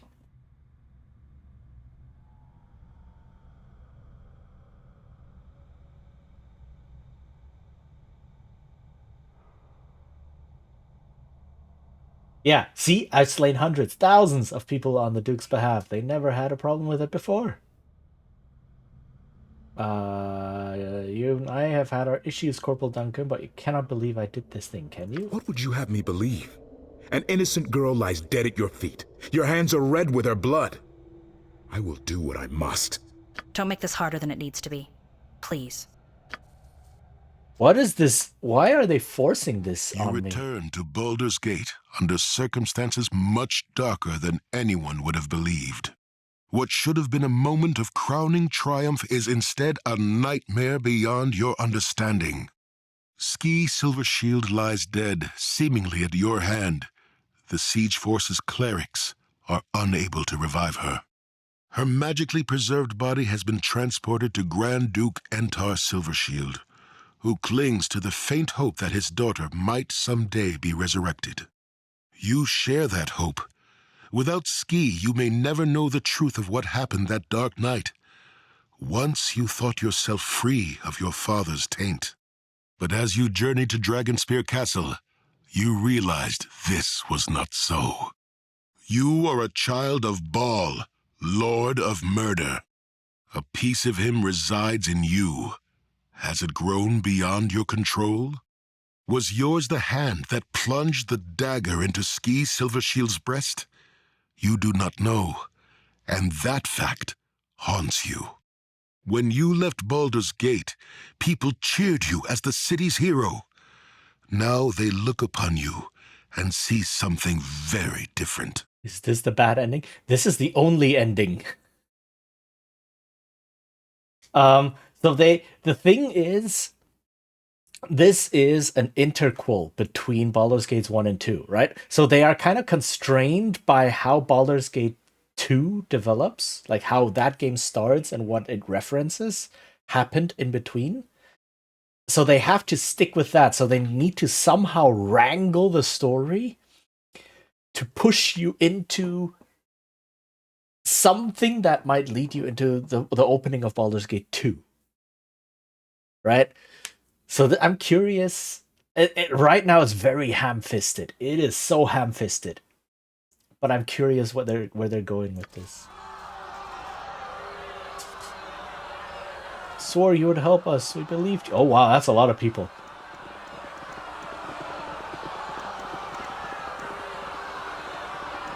It's such a buzzkill. It is.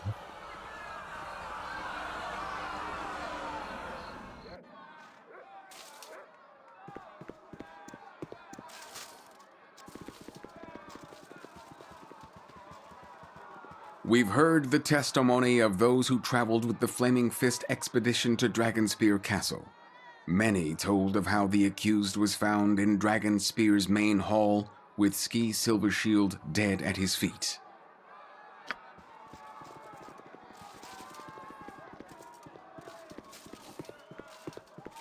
Corporal Bence Duncan bore witness to a disturbing incident involving the accused at Borskier Bridge. He is here to share his recollections. Oh, now they all turn on me? Bridgeport was under siege by the Crusade. The accused led an attack, driving Kalar's forces off. After that, he collapsed while crossing Borskier Bridge. The symbol of Baal, Lord of Murder, sealed itself into the stones around him. I do know, like, 1 and 2 are supposed to take place 200 odd years ago. 200 odd years, like, in the timeline of like Baldur's Gate in general, including Baldur's Gate 3? Or like the general timeline of where the Forgotten Realms are?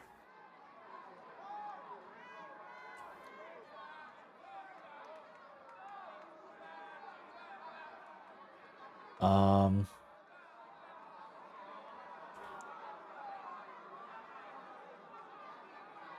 200 years ago before what? And also keep in mind, I don't know anything about Baldur's Gate 3, so I don't know what that timeline is before 3. Okay. I have no clue. I have not touched 3. I've stayed away from everything Baldur's Gate 3 as possible because I don't want to be spoiled. So yeah, I don't know. Maybe. They do advance the Forgotten Realms with every edition by quite a bit. The 3rd edition advanced it, 4th edition advanced it quite a bit, and then 5th edition. I don't know if they officially advanced it, because they kind of did away with the whole, official stuff. But yeah. Child of murder, evil poisons your blood. The mark of Baal does not in itself prove guilt, but it does cast a darker shadow of suspicion upon the accused.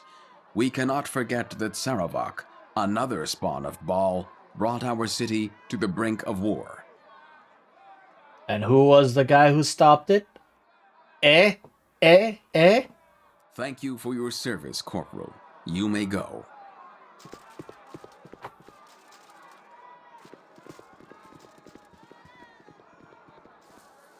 As for you, our diviners have presented evidence of your deeds since leaving Baldur's Gate, deeds that speak to your character. Is there anything you wish to say in your defense?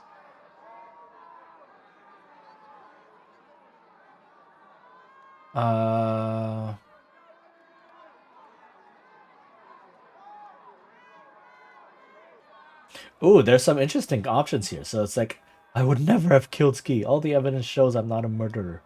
Like, I can't remember what happened at the castle, but I'm certain I'm no murderer. My character is my defense. This, like, I am no hero. I've done many terrible things in my life and done them proudly. If I had killed Ski Silvershield, I would freely admit it. That is some weird reverse psychology thing. I do not know if I killed the woman. It's all a blur, but I do have something I want to say. Let's go with this. I mean, all of the options are going to lead to the same outcome because it's impossible. I very much think it's impossible to get multiple endings here. Also because they're constrained, again, constrained by Baldur's Gate 2. So, when I met a former servant of Baal, I instructed her to atone for her crimes and do good in the world. I am not a slave to my father's world. Oh, so this is a little bit like Chrono Trigger. I was given a special mission at Dragonspear Castle. Poison the Crusader supplies. Any tool is a useful one in war. I agree to the task. I don't hide my deeds. Soldiers at the coalition camp fell ill. Could have recommended they be killed to prevent infection. Instead, I did all that could to find a cure. Ask you, is this the act of a murderer? The pursuit of Kalar took me to the wastes of Avernus. A fiend offered to let me pass freely there if I sacrificed one of my companions. I offered myself up instead. Ooh, so this is some side quests and such. This is some choices that I made.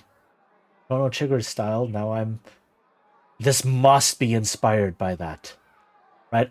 Though depending on how you did certain things in the game before, and while you're standing trial, you can now use this. So noted. Is there anything more you would say in your defense?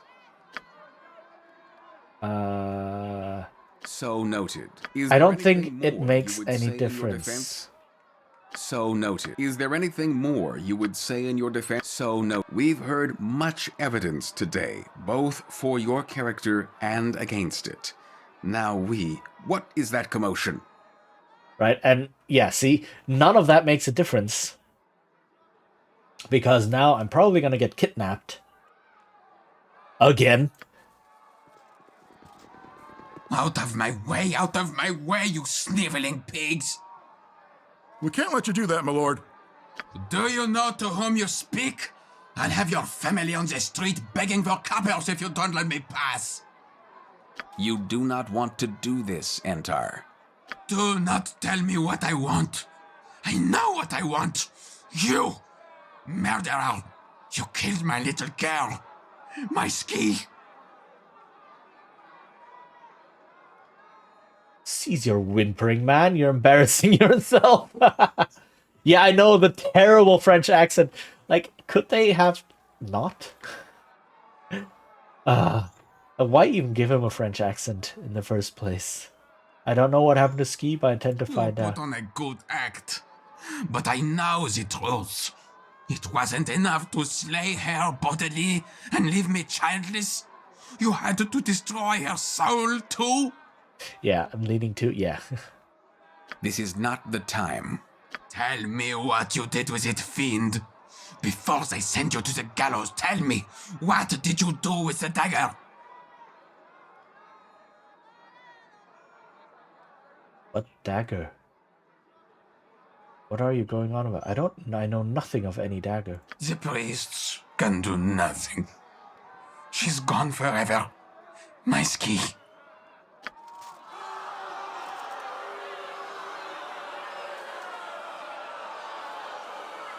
Order!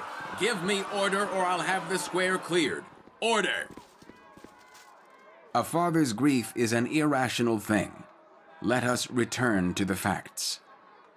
We've heard the evidence and your own defense.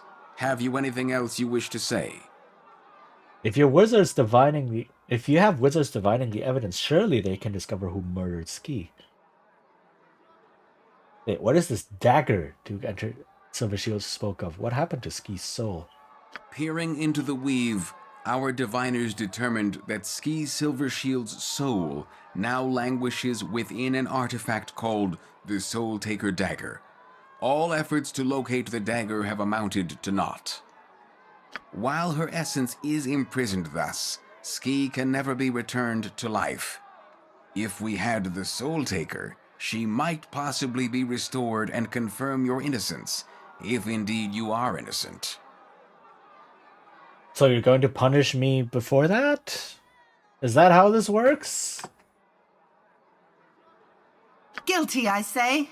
Guilty. Yeah, but nobody asked you. The Flaming Fist will take custody of the prisoner until a decision is reached. Take him away.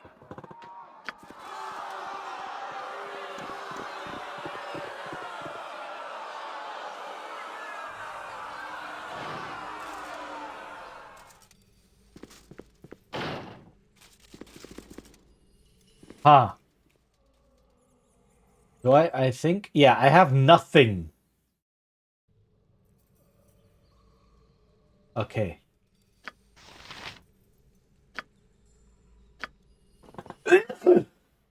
Sorry. Oh my goodness. I apologize. Yeah, so Duke Belt listened to reports from my companions, the coalition commanders, and everyone else who encountered me on the trip north. I believe I acquitted myself well, but I know not what awaits me now. Well, I do. I'm gonna get kidnapped, and then we'll start Baldur's Gate 2. This is taking a bit longer than I thought, but okay. How are you? I've had better days. You could have worse. Eltan and Belt moved mountains to keep you alive and out of Entar's hands.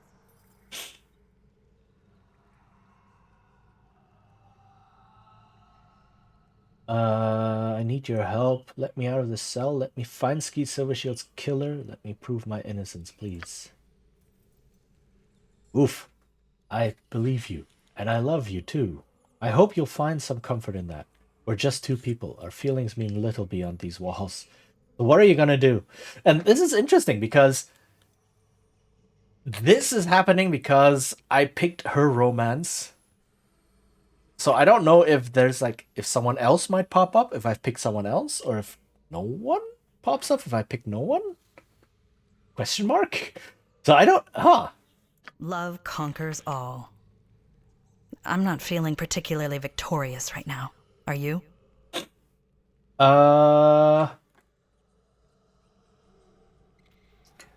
Let's see. What do we pick?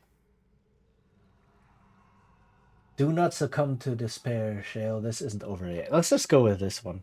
Defiant until the end. But you must know this is the end. I'd give anything for that not to be the case, but it is. Accept it, as I have.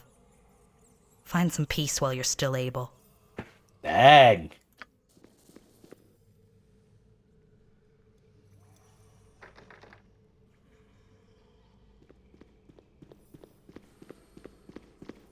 Chains become you, child of Baal. There we go. The people you saved have turned on you, treating you as some nightmare made flesh. How does it feel to be trapped in a cell after all you've done for this city? So, this is what I expected. This dude has to show up now. I'll be honest, it doesn't feel great. Life offers no justification for the ills it inflicts on us. None know this better than I. I warned you of the darkness running through your veins.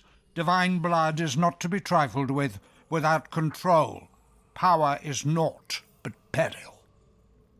Why do you have so much of it?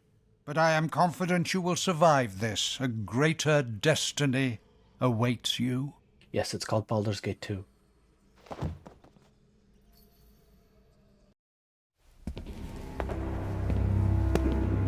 Rise. It is time. You know what you must do. Embrace the darkness coiling within you. Take the dagger. Kill her. Take it. Even now you resist. You are more powerful than I thought. All that I truly require is your presence.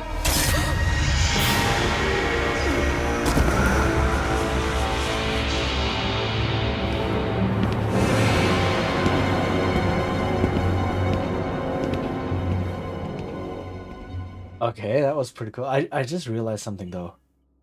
I don't have Baldur's Gate 2 installed. Curious.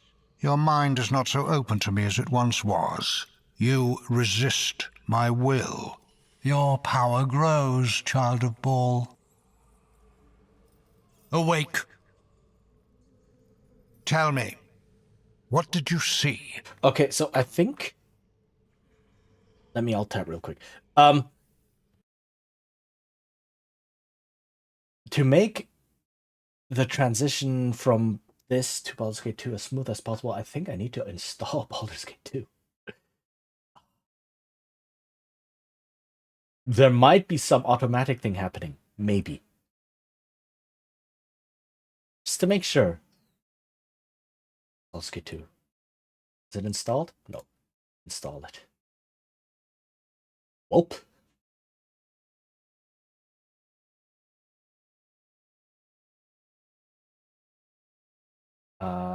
Oh, it's not that big.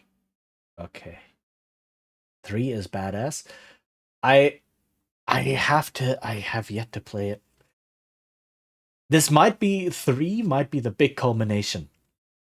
I played through all of these old role-playing games, Baldur's Gate 1 and 2, and then Fallout 1 and 2, and then Icewind Dale 1 and 2, and then like what else is there? Like Planescape Torment, Pillars of Eternity, right? All the Divinity things. I played through all of them, and then as the grand culmination, like 10 years later, I will play Baldur's Gate, and then I can be like, I'm almost 50, and 10 years ago, this game released and shook the gaming world, and I am finally exploring it. At age 50, finally playing Baldur's Gate 3. I don't know. It's paused. Can I not unpause it, please?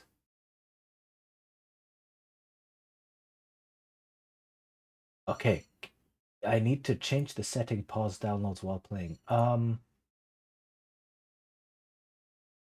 General.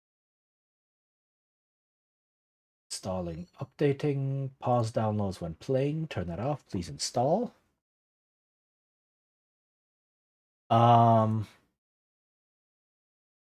Because when Baldur's Gate 1 ended, right, it brought me straight into Siege of Dragonspear without me having to do anything importing and such. And I wonder if there's a similarly smooth integration here as well. They are 2 different games, but it might just it might recognize that I have Baldur's Gate 2 installed, and then it might say, yo, let us prepare the import file for you right now. And then you go into Baldur's Gate 2, and then you just click this and click that, and then you can continue.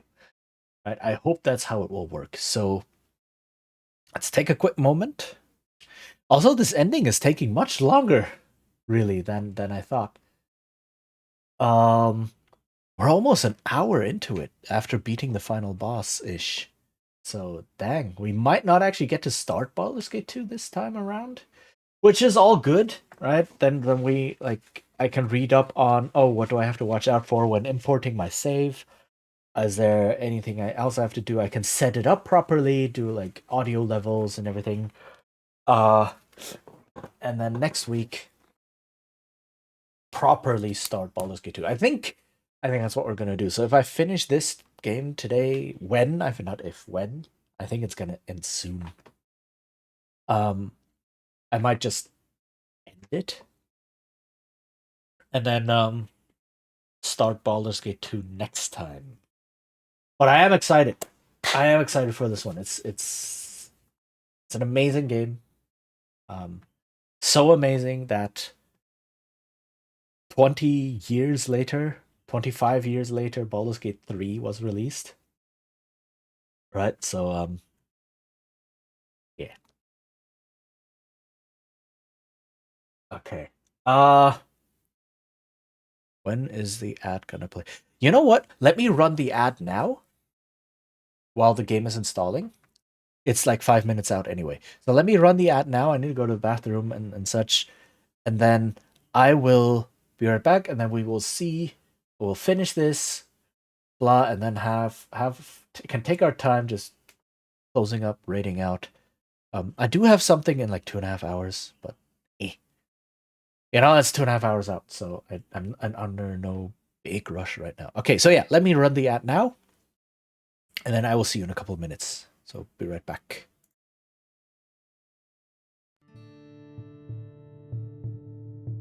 Endure. In enduring, grow strong.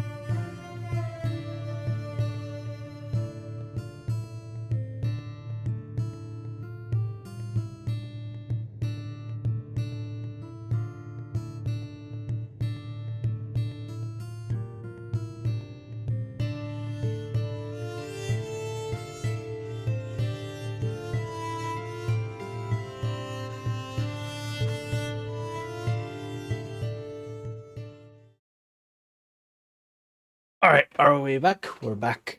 Nice. Okay. The whole ads will appear in 2 minutes thing it will come up in a bit because of timings. But yeah, we'll just ignore that. And let's see, how far is the installation? It's at 60%. Not bad. Like the game is only 3 gigabytes. Or like 3.5 gigabytes, so it's okay. I think it'll be done by the time we finish. I think though these are like the last few conversations happening because we had like an ending cutscene basically, right? The whole black and white cutscene just now with Ski getting murdered. That looked to be the ending cutscene. the big thing that drives us into the plot of Baldur's Gate 2. So I want to like wait it out as much as possible, but like it's already at 70%. So possibly another minute or two.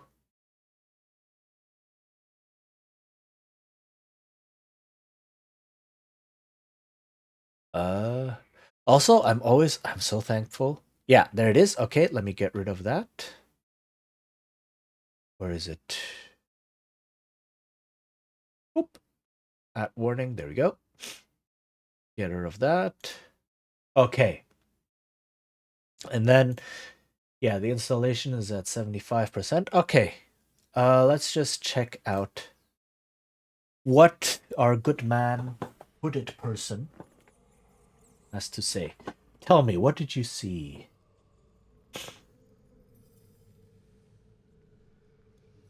I saw Ski Silvershield die. I saw the face of her killer. It was you! You killed Ski Silvershield. You set me up! You bastard! You set me up! I saw your death. It's interesting. I can do that. I can say I saw your death. Let's go with that. An inevitability, perhaps, but your eyes tell me another story. What did you see? You killed Ski Silvershield. I won't let you get away with it. I'll do you one better than telling you. When the time comes, I'll show you, you traitorous bastard. He can't be traitorous because he was never on our side.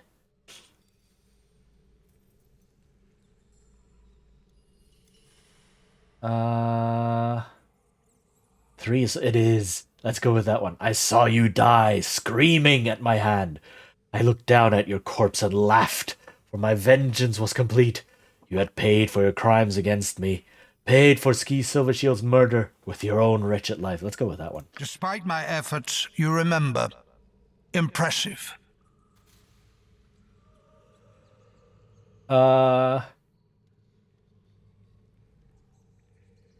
I'll show you, impressive mage. When I escape, I am coming for you. That is simple, but very badass.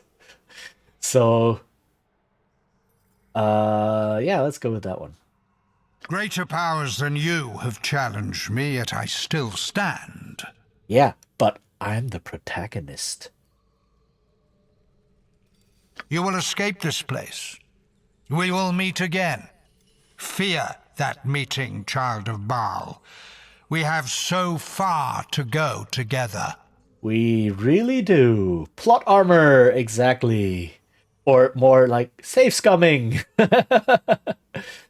Okay, let's see. How far is installation? Installation is almost out. This is the end dialogue option, so I think the game ends when I click end dialogue. Pat, oh, thank you for that, Pat. Okay, so game is done installing. Awesome. Just in time. Let's go with end dialogue.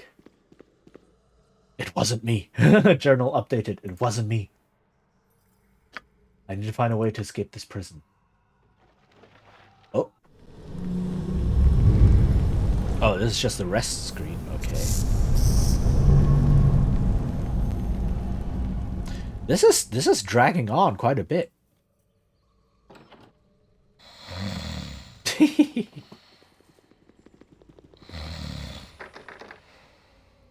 How are you? I cannot close this. Well. Duke Belt, it is good to see you. I have news. I know who slew Ski now. That seems a bit eager. I'll be a damn sight better when I'm freed from this cell. Were you anyone else, this would be a simple matter. For Entar, it is very simple. He wants your head. That will not change any time soon, certainly not while his daughter remains in her current state. But you are the slayer of Saravok, the hero of Baldur's Gate, the champion of Dragonspear. Your service to the Sword Coast is beyond dispute. just once. I'm sure. Okay, I'm sure such a story exists, but I want to like see a story where like someone gets accused of a crime they didn't commit, and then these overzealous like nobles go and execute this person, and then later on it turns out they were innocent anyway, innocent all along, and then they get their comeuppance because of their hasty need to execute someone. That would be a very grim but satisfying read. It's like spaghetti western type. You know, I don't know a lot of spaghetti westerns, but yeah, it is very much like, oh, I need to or just westerns in general, right? It's just like, yeah, we saw you standing next to a dead body, you're guilty, shoot him. Right? It's very western type stuff, definitely. And just once I want this kind of cavalier behavior to executing people to backfire on the people giving the order. Right? Um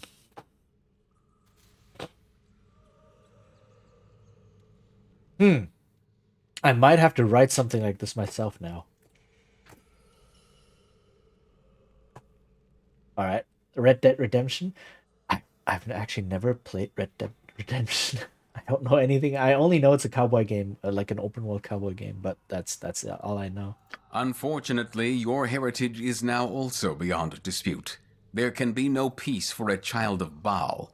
Those near you will inevitably suffer as Ski did. That is your nature. Oh, you're a racist. Okay.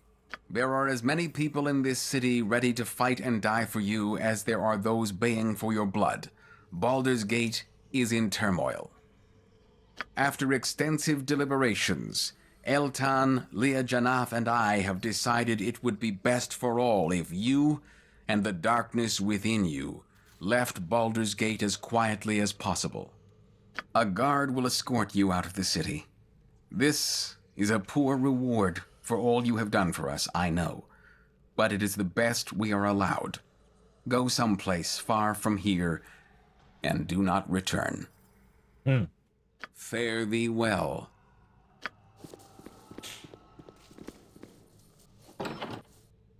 Follow me. Follow me. Okay. Who this? I figured you weren't another Saravok. Think I figured wrong. Your belongings are on the table. Take what you can carry and head down to the trapdoor.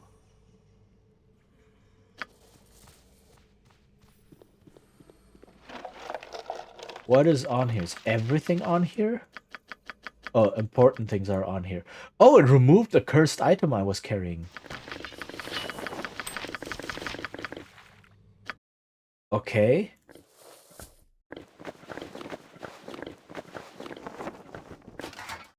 This is the Helm of Balduran.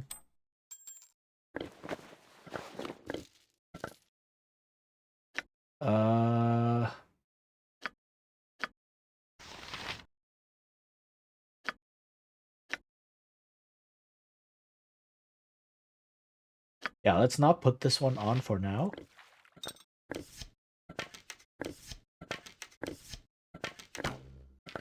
I might want to edit this character.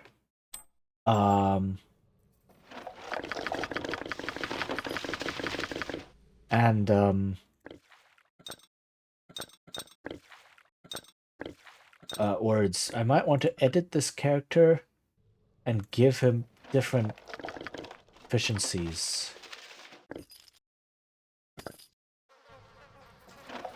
Hey, I can carry everything. Nice. Okay, save.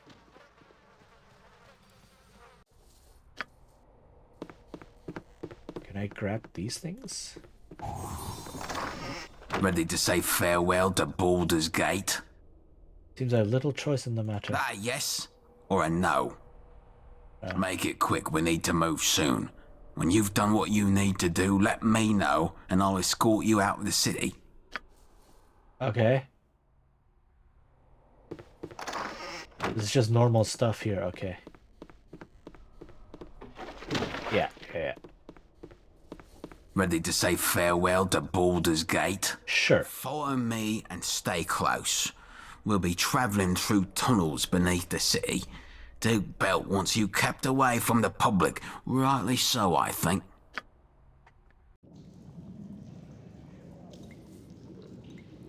Go down the stairs and head west. The cavern comes up outside the city gates.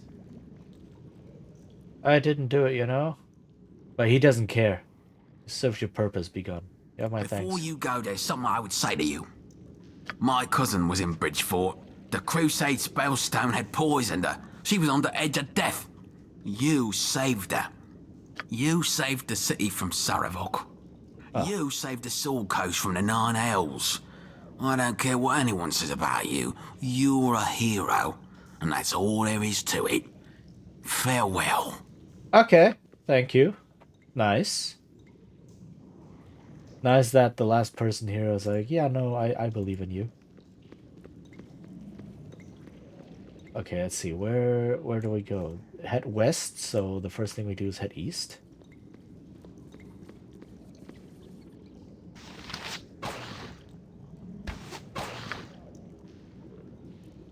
Ah.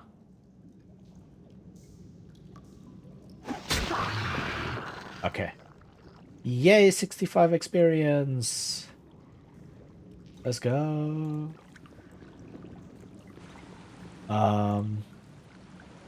There's more slimes here, I guess. Yay.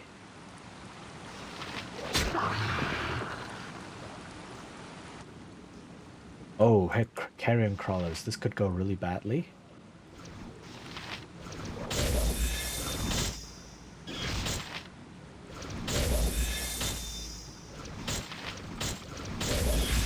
Welp.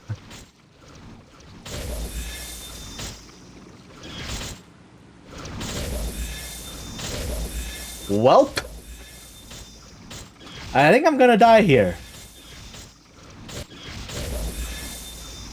Because these things paralyze.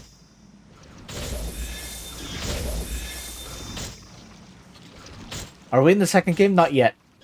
We're escaping the first game. Except I'm gonna die here. So, I need to... Let's see. I'm just exploring whatever this place is right now.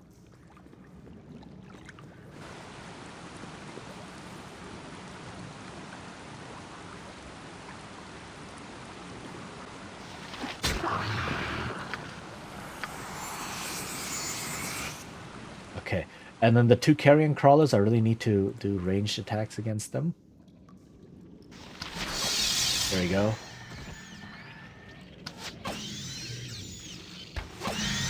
Okay, because carrion crawlers can paralyze with every attack. And so the two of them just kept stun locking me, basically. Forever. Okay, there's not much else here.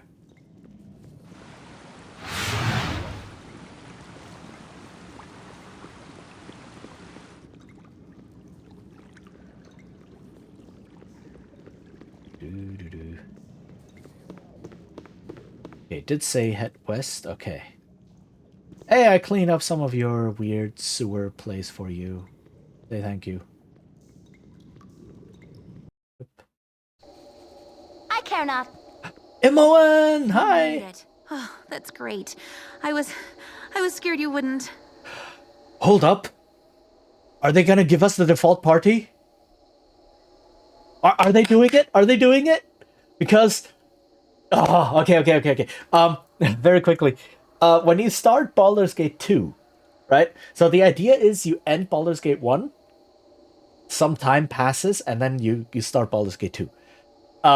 And there are a lot of NPCs you can hire, or not hire, but like have join your party in Baldur's Gate 1, like a huge number. But they had to make some choices for Baldur's Gate 2, right? They had to make some choices of how events played out and what you did, including which party you had at the end of the game. Are there more elves in 2? There are a lot of elves in general, but we are going to get one elf party member, who I think is often overlooked, but is one of the more powerful ones early on in the game. We're gonna, and I would like to like possibly follow. Well, we'll see. Okay, there are three romance options. Three female romance options in Baldur's Gate 2, and all three of them are some form of elf. So, eh? But yeah, so essentially, when you start Baldur's Gate 2, they essentially say you had this default party. You had these party members with you, and they carry on into Baldur's Gate 2. And it's like, aha! Are we now assembling this default party? Imoen, how did you know where to find me? Duke Janath told me what was happening. She offered to send a messenger if I wanted to keep training with her, but no, I wouldn't do that to you. I'm so sorry. I should never have let you go to Dragonspear without me. Oh. I'm glad you weren't there. Some of the things I saw will haunt me the rest of my days. Or let's go with this one. I miss you two more than you know. So this is our sister-ish, by the way. Like, childhood friend / adopted sister. Right, so yeah. Well, we're together again now, and that's the way it's going to stay. I'm not letting you out of my sight ever again. Come on, the sooner we're away from here, the better. Do I still have that spell? I don't. What?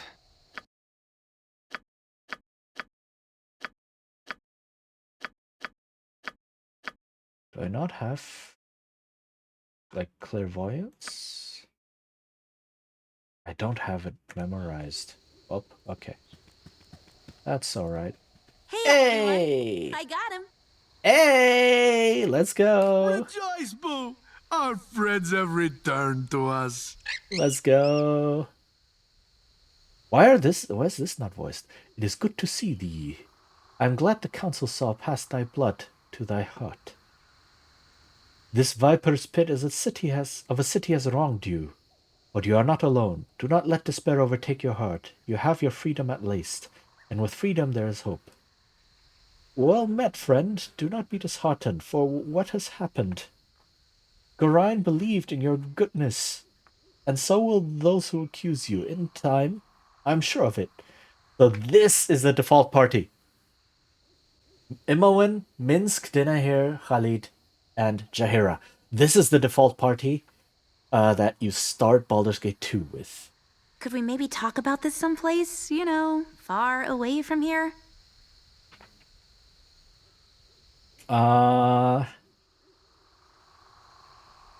Some of these are not the faces I expected to see. But like before we do that, I need to thank you, all of you, for joining me in my hour of need. The Council of Four might not be willing to stand by you, but I always will. Now let's get some distance between you and Duke Silvershield, alright? Forward! Okay, but what is gonna happen?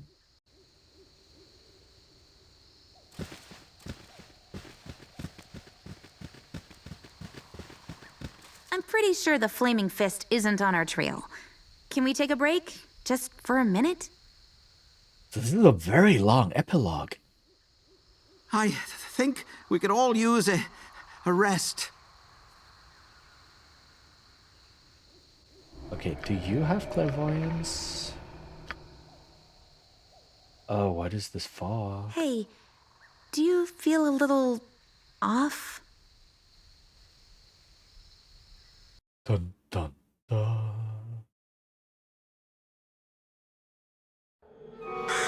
Your eyes burn as a thin, acrid mist rises from the ground and envelops you. Your mind clouds, shadowed figures strike and fade away. Your companion's cries echo in your skull, and the world around you fades to gray. Oh my god.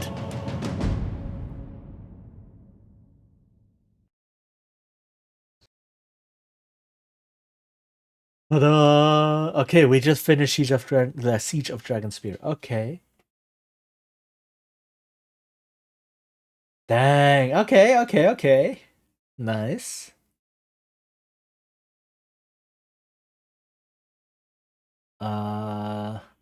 So basically 3 writers. Huh.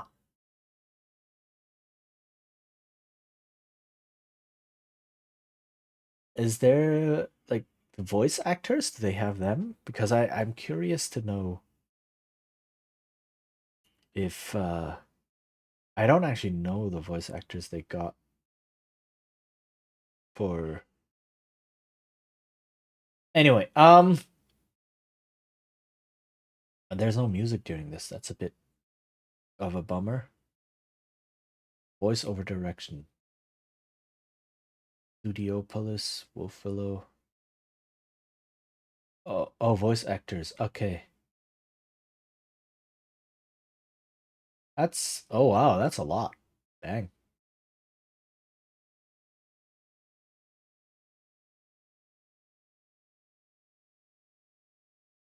Okay. Let's how do I export my save?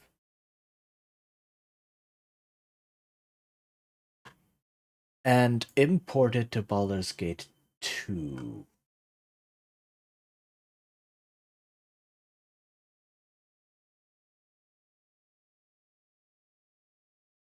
How to export Siege of... Okay, importing. Let's go.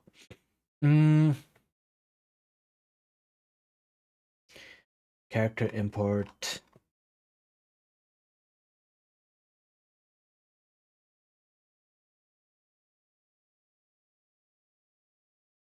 Enhanced editions.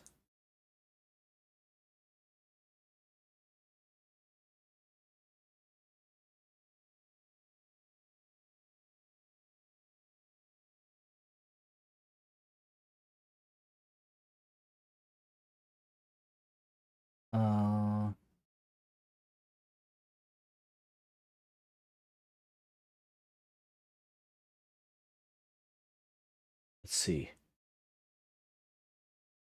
How do I import?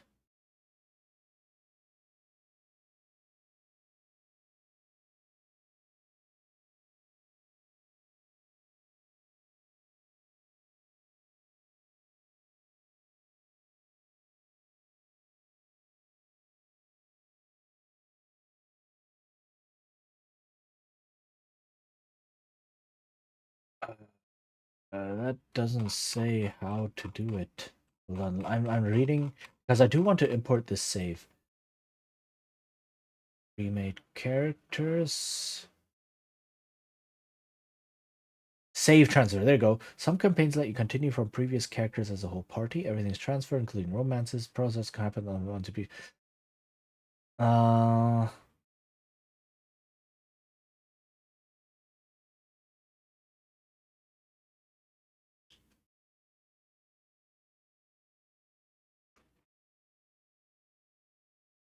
Let's see. Classic versions, enhanced editions.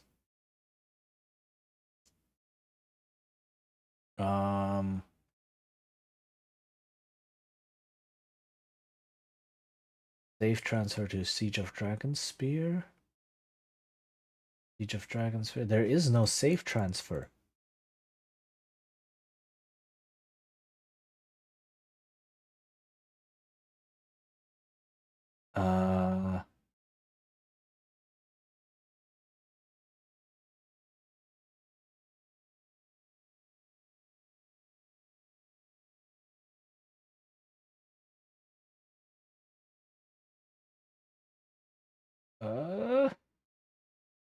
Hold on. Okay, I'm looking this up right now. This is not very...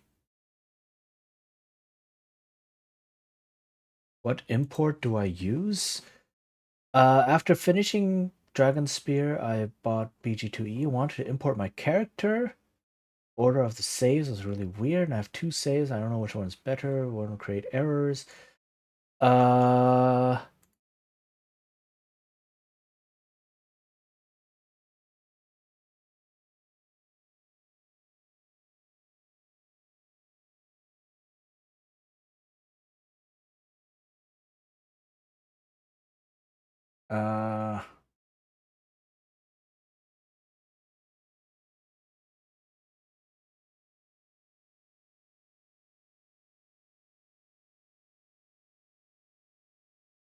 So I need to prepare items first. Okay, so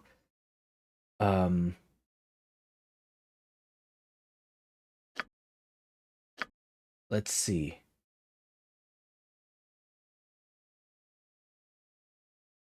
Yeah, it didn't save afterwards. So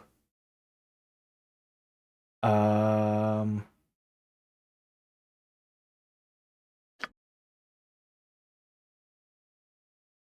if I load this one again? Just real quick. I care not. You made it. Oh, that's great. I was scared you wouldn't. I'm so sorry. I Let's should just never go have let you through go to this real Dragonspear quick. without me. Okay. Very quickly, once I have everyone make a save. Hey, everyone. Rejoice, boo! Could we maybe talk about this someplace? Forward.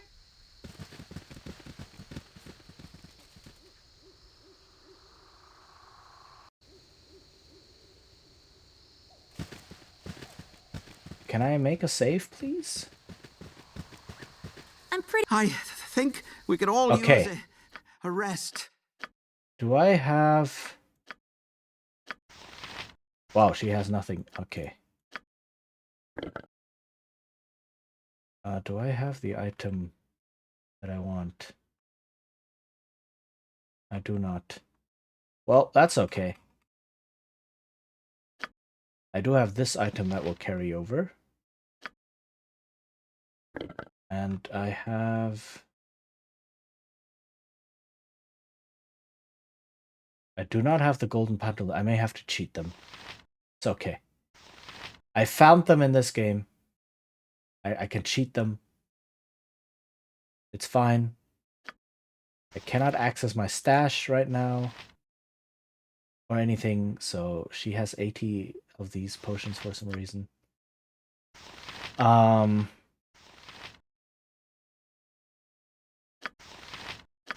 it's all good. Let me make a save here and call it import.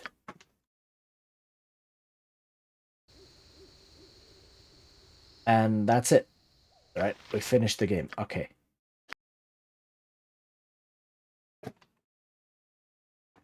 Ugh.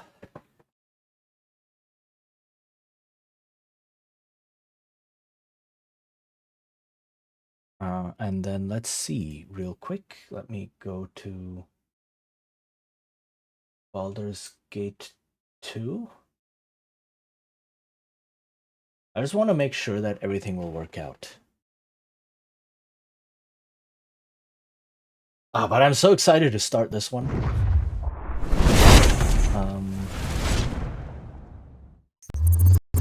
Yeah, okay. Shadows of Am. Is it a bit loud? I think it's a bit loud. Hold on.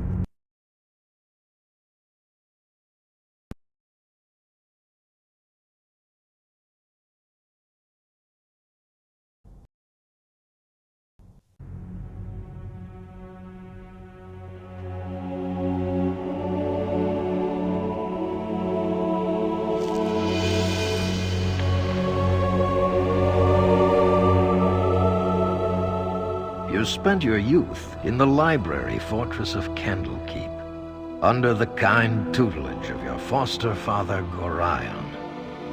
Imoen shared this home, a kindred spirit. Her background was as mysterious as your own. Gorion's murder brought answers to your questions when his killer Saravok was revealed to be your brother. You and Saravok were a product of the Time of Troubles, a chaotic period when gods were made flesh and forced to walk the earth. One such deity foresaw his own death and walked the land before the cataclysm. He left a score of mortal offspring, intended to be the fuel for his rebirth. The god was Baal, Lord of Murder, and you are one of his children. Sarevok sought a war of sacrifice to prove his worth, believing he could become the new Lord of Murder. You killed your brother, sending his taint back to Baal. You were the hero of Baldur's Gate, but some suspected you shared the same lineage as Sarevok. You departed soon after, under circumstances much darker than anyone would have believed. They came as you rested, figures cloaked in mist that clouded your thoughts, blurring the lines between consciousness and dreaming. There was no malice or hatred, no mention of an old score, only quick capture and the promise of grim deeds to come.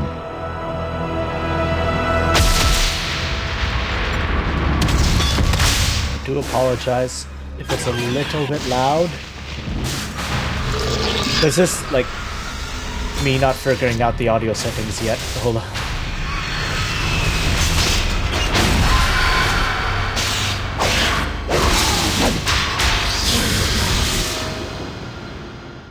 It's loud on my end as well. I'll have to turn it down, but okay.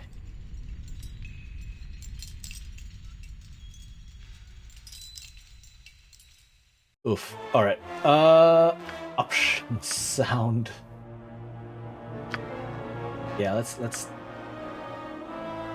music volume, let's turn this down a bit. Movie volume. Oh god, yeah, please. Ambient volume. Subtitles, battle cries, movement sounds. Oh my god, this music is taking me back. Ah! Back to 25 years ago when I first played this.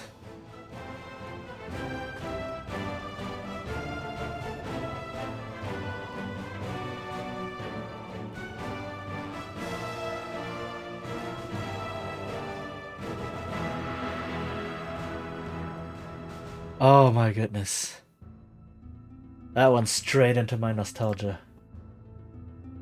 Can we probably make the font size? Yeah, a little bit bigger.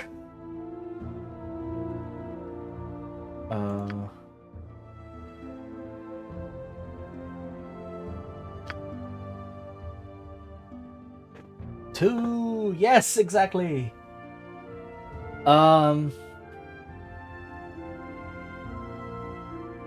Let's see. They're always nearest neighbor scaling, alternate render. Gameplay tooltip delay, story mode. Ah! The party gains all benefits of easy difficulty and they cannot die in combat. So if we do want to do story mode, we can do that. I might actually...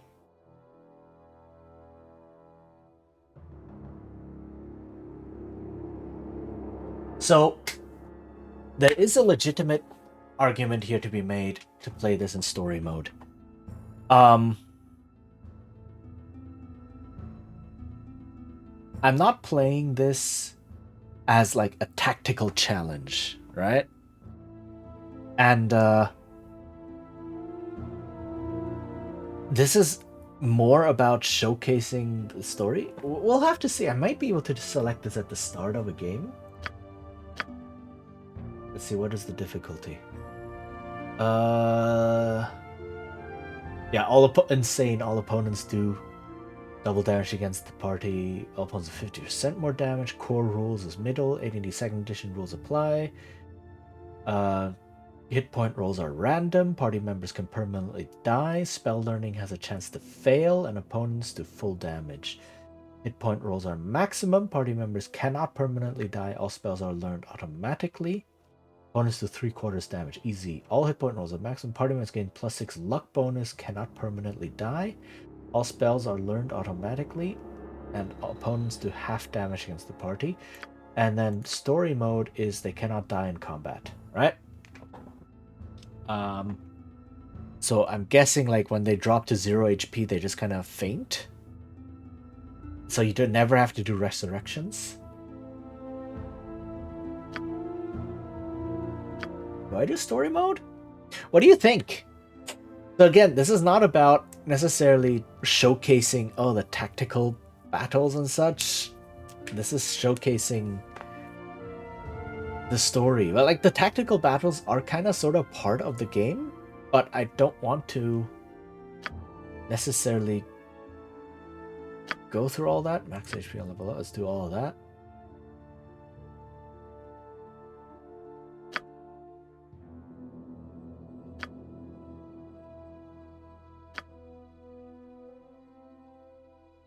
You know what? This game is probably going to take long enough. Even, like, if I then have to retry difficult battles and such. No, let's do story mode.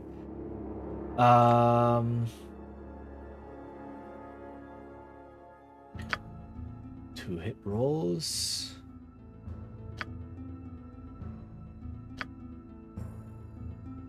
Oh.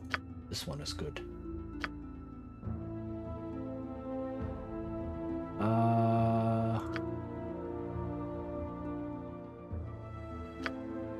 No cosmetics.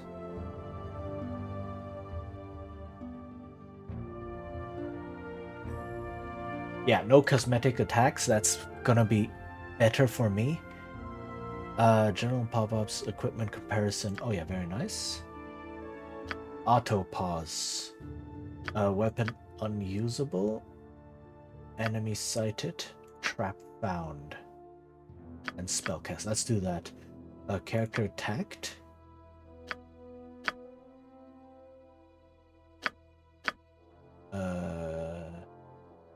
Character's target destroyed. Okay.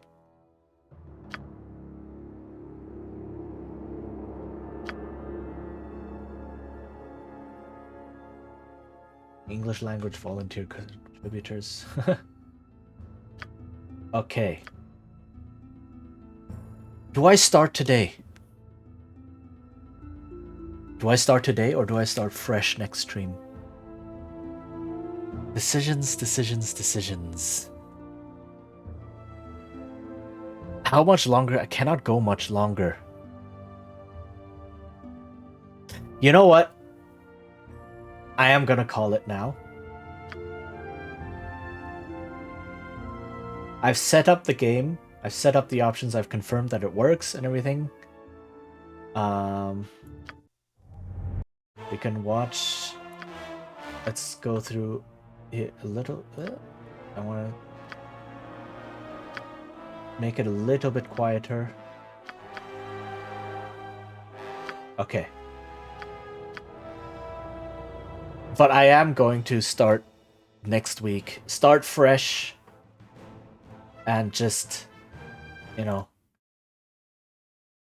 How does Bard gameplay in these different games differ anyway? So Bard is quite different in second edition. So essentially, a Bard is basically a mix of like a fighter, mage, thief with some extra abilities like music. So they get thief skill points to distribute on some skills. No, this is second edition. This is AD&D second edition. It's not third edition. So it is quite different. So Bard, there is no such thing as a charisma caster. Doesn't exist. Charisma is an absolute dump stat. You can just completely ignore it. Bards learn spells just like wizards do. Right? So they learn the wizard spells because that's the only arcane spells that exist. There's no like warlock spell list, wizard spell list, sorcerer spell list. Doesn't exist. Right? They learn the wizard spells, and they have to learn them from scrolls, copy them into spell books, memorize them, and all that. They get a couple of thief skills. Pickpocket, I think, is one of them. Is hide in shadows and such? Is that a bard's? I'm not sure. They get a lot of lore. That's a big one. And then they get bardic music, which they have to constantly use. So when they use bardic music, they cannot do anything else. And bardic music is essentially just a party-wide buff to some stats that gets better as the bard levels up. So yeah, it's very, very different. Good morning, Aman. You caught us just at the end. Hold on. I think in practice, Zaya is gonna have ranger energy combat wise. Okay. Okay. So more like tactical, stay on range, battlefield control, that kind of deal. That's what I envision a ranger to be like. But yeah, I am about to end. I am actually. Let me get the music up. Yep. I am about to end. We finished Siege of Dragonspear. It was It was okay. So yeah. I had a concept, but that will be rough to work out. Okay. I mean, she's a bard, but she's the daughter of a huntress and a medieval Navy SEAL. Okay, very fair. It makes sense to have, like, ranger-like qualities then. Alright. But yeah, I will start looking for someone to raid.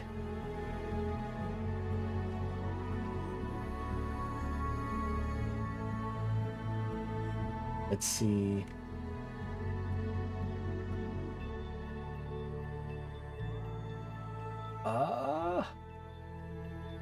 Who's on? We can return the favor again. From a mutant mastermind character that she has multiple forms, and so might have 5 different versions of a character sheet. Oh no, so much paperwork. Yeah, that sounds a lot. That sounds like a lot. Alright. Yeah, I am going to call it for today. I've been going for almost 5 hours. But we finished Siege of Dragonspear. Holy heck. Actually, you know what? That goes onto the profile right away. Finished Siege of Dragonspear. So,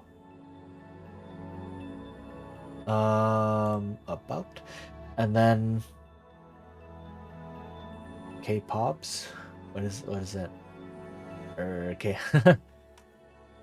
Edit panels. Games that we've finished. Baldur's Gate. Siege of Dragonspear. There we go. It's done. Right. And then next Monday, we will finally start Baldur's Gate 2. I am so excited. It is my childhood. Oh, that music. That music. We will watch the video again, the intro video, hopefully with more tolerable sound levels. I will import my character, and then, yeah, we'll go through that. But I'm sane enough to do that only step by step, 1 extra 4 minute time. Yeah, okay. Good luck with that. Alright. So, Keihan is on. Baldur's Gate 2, exactly. We shall do that. Keihan is on playing some Fields of Mystria, so very comfy farming sim.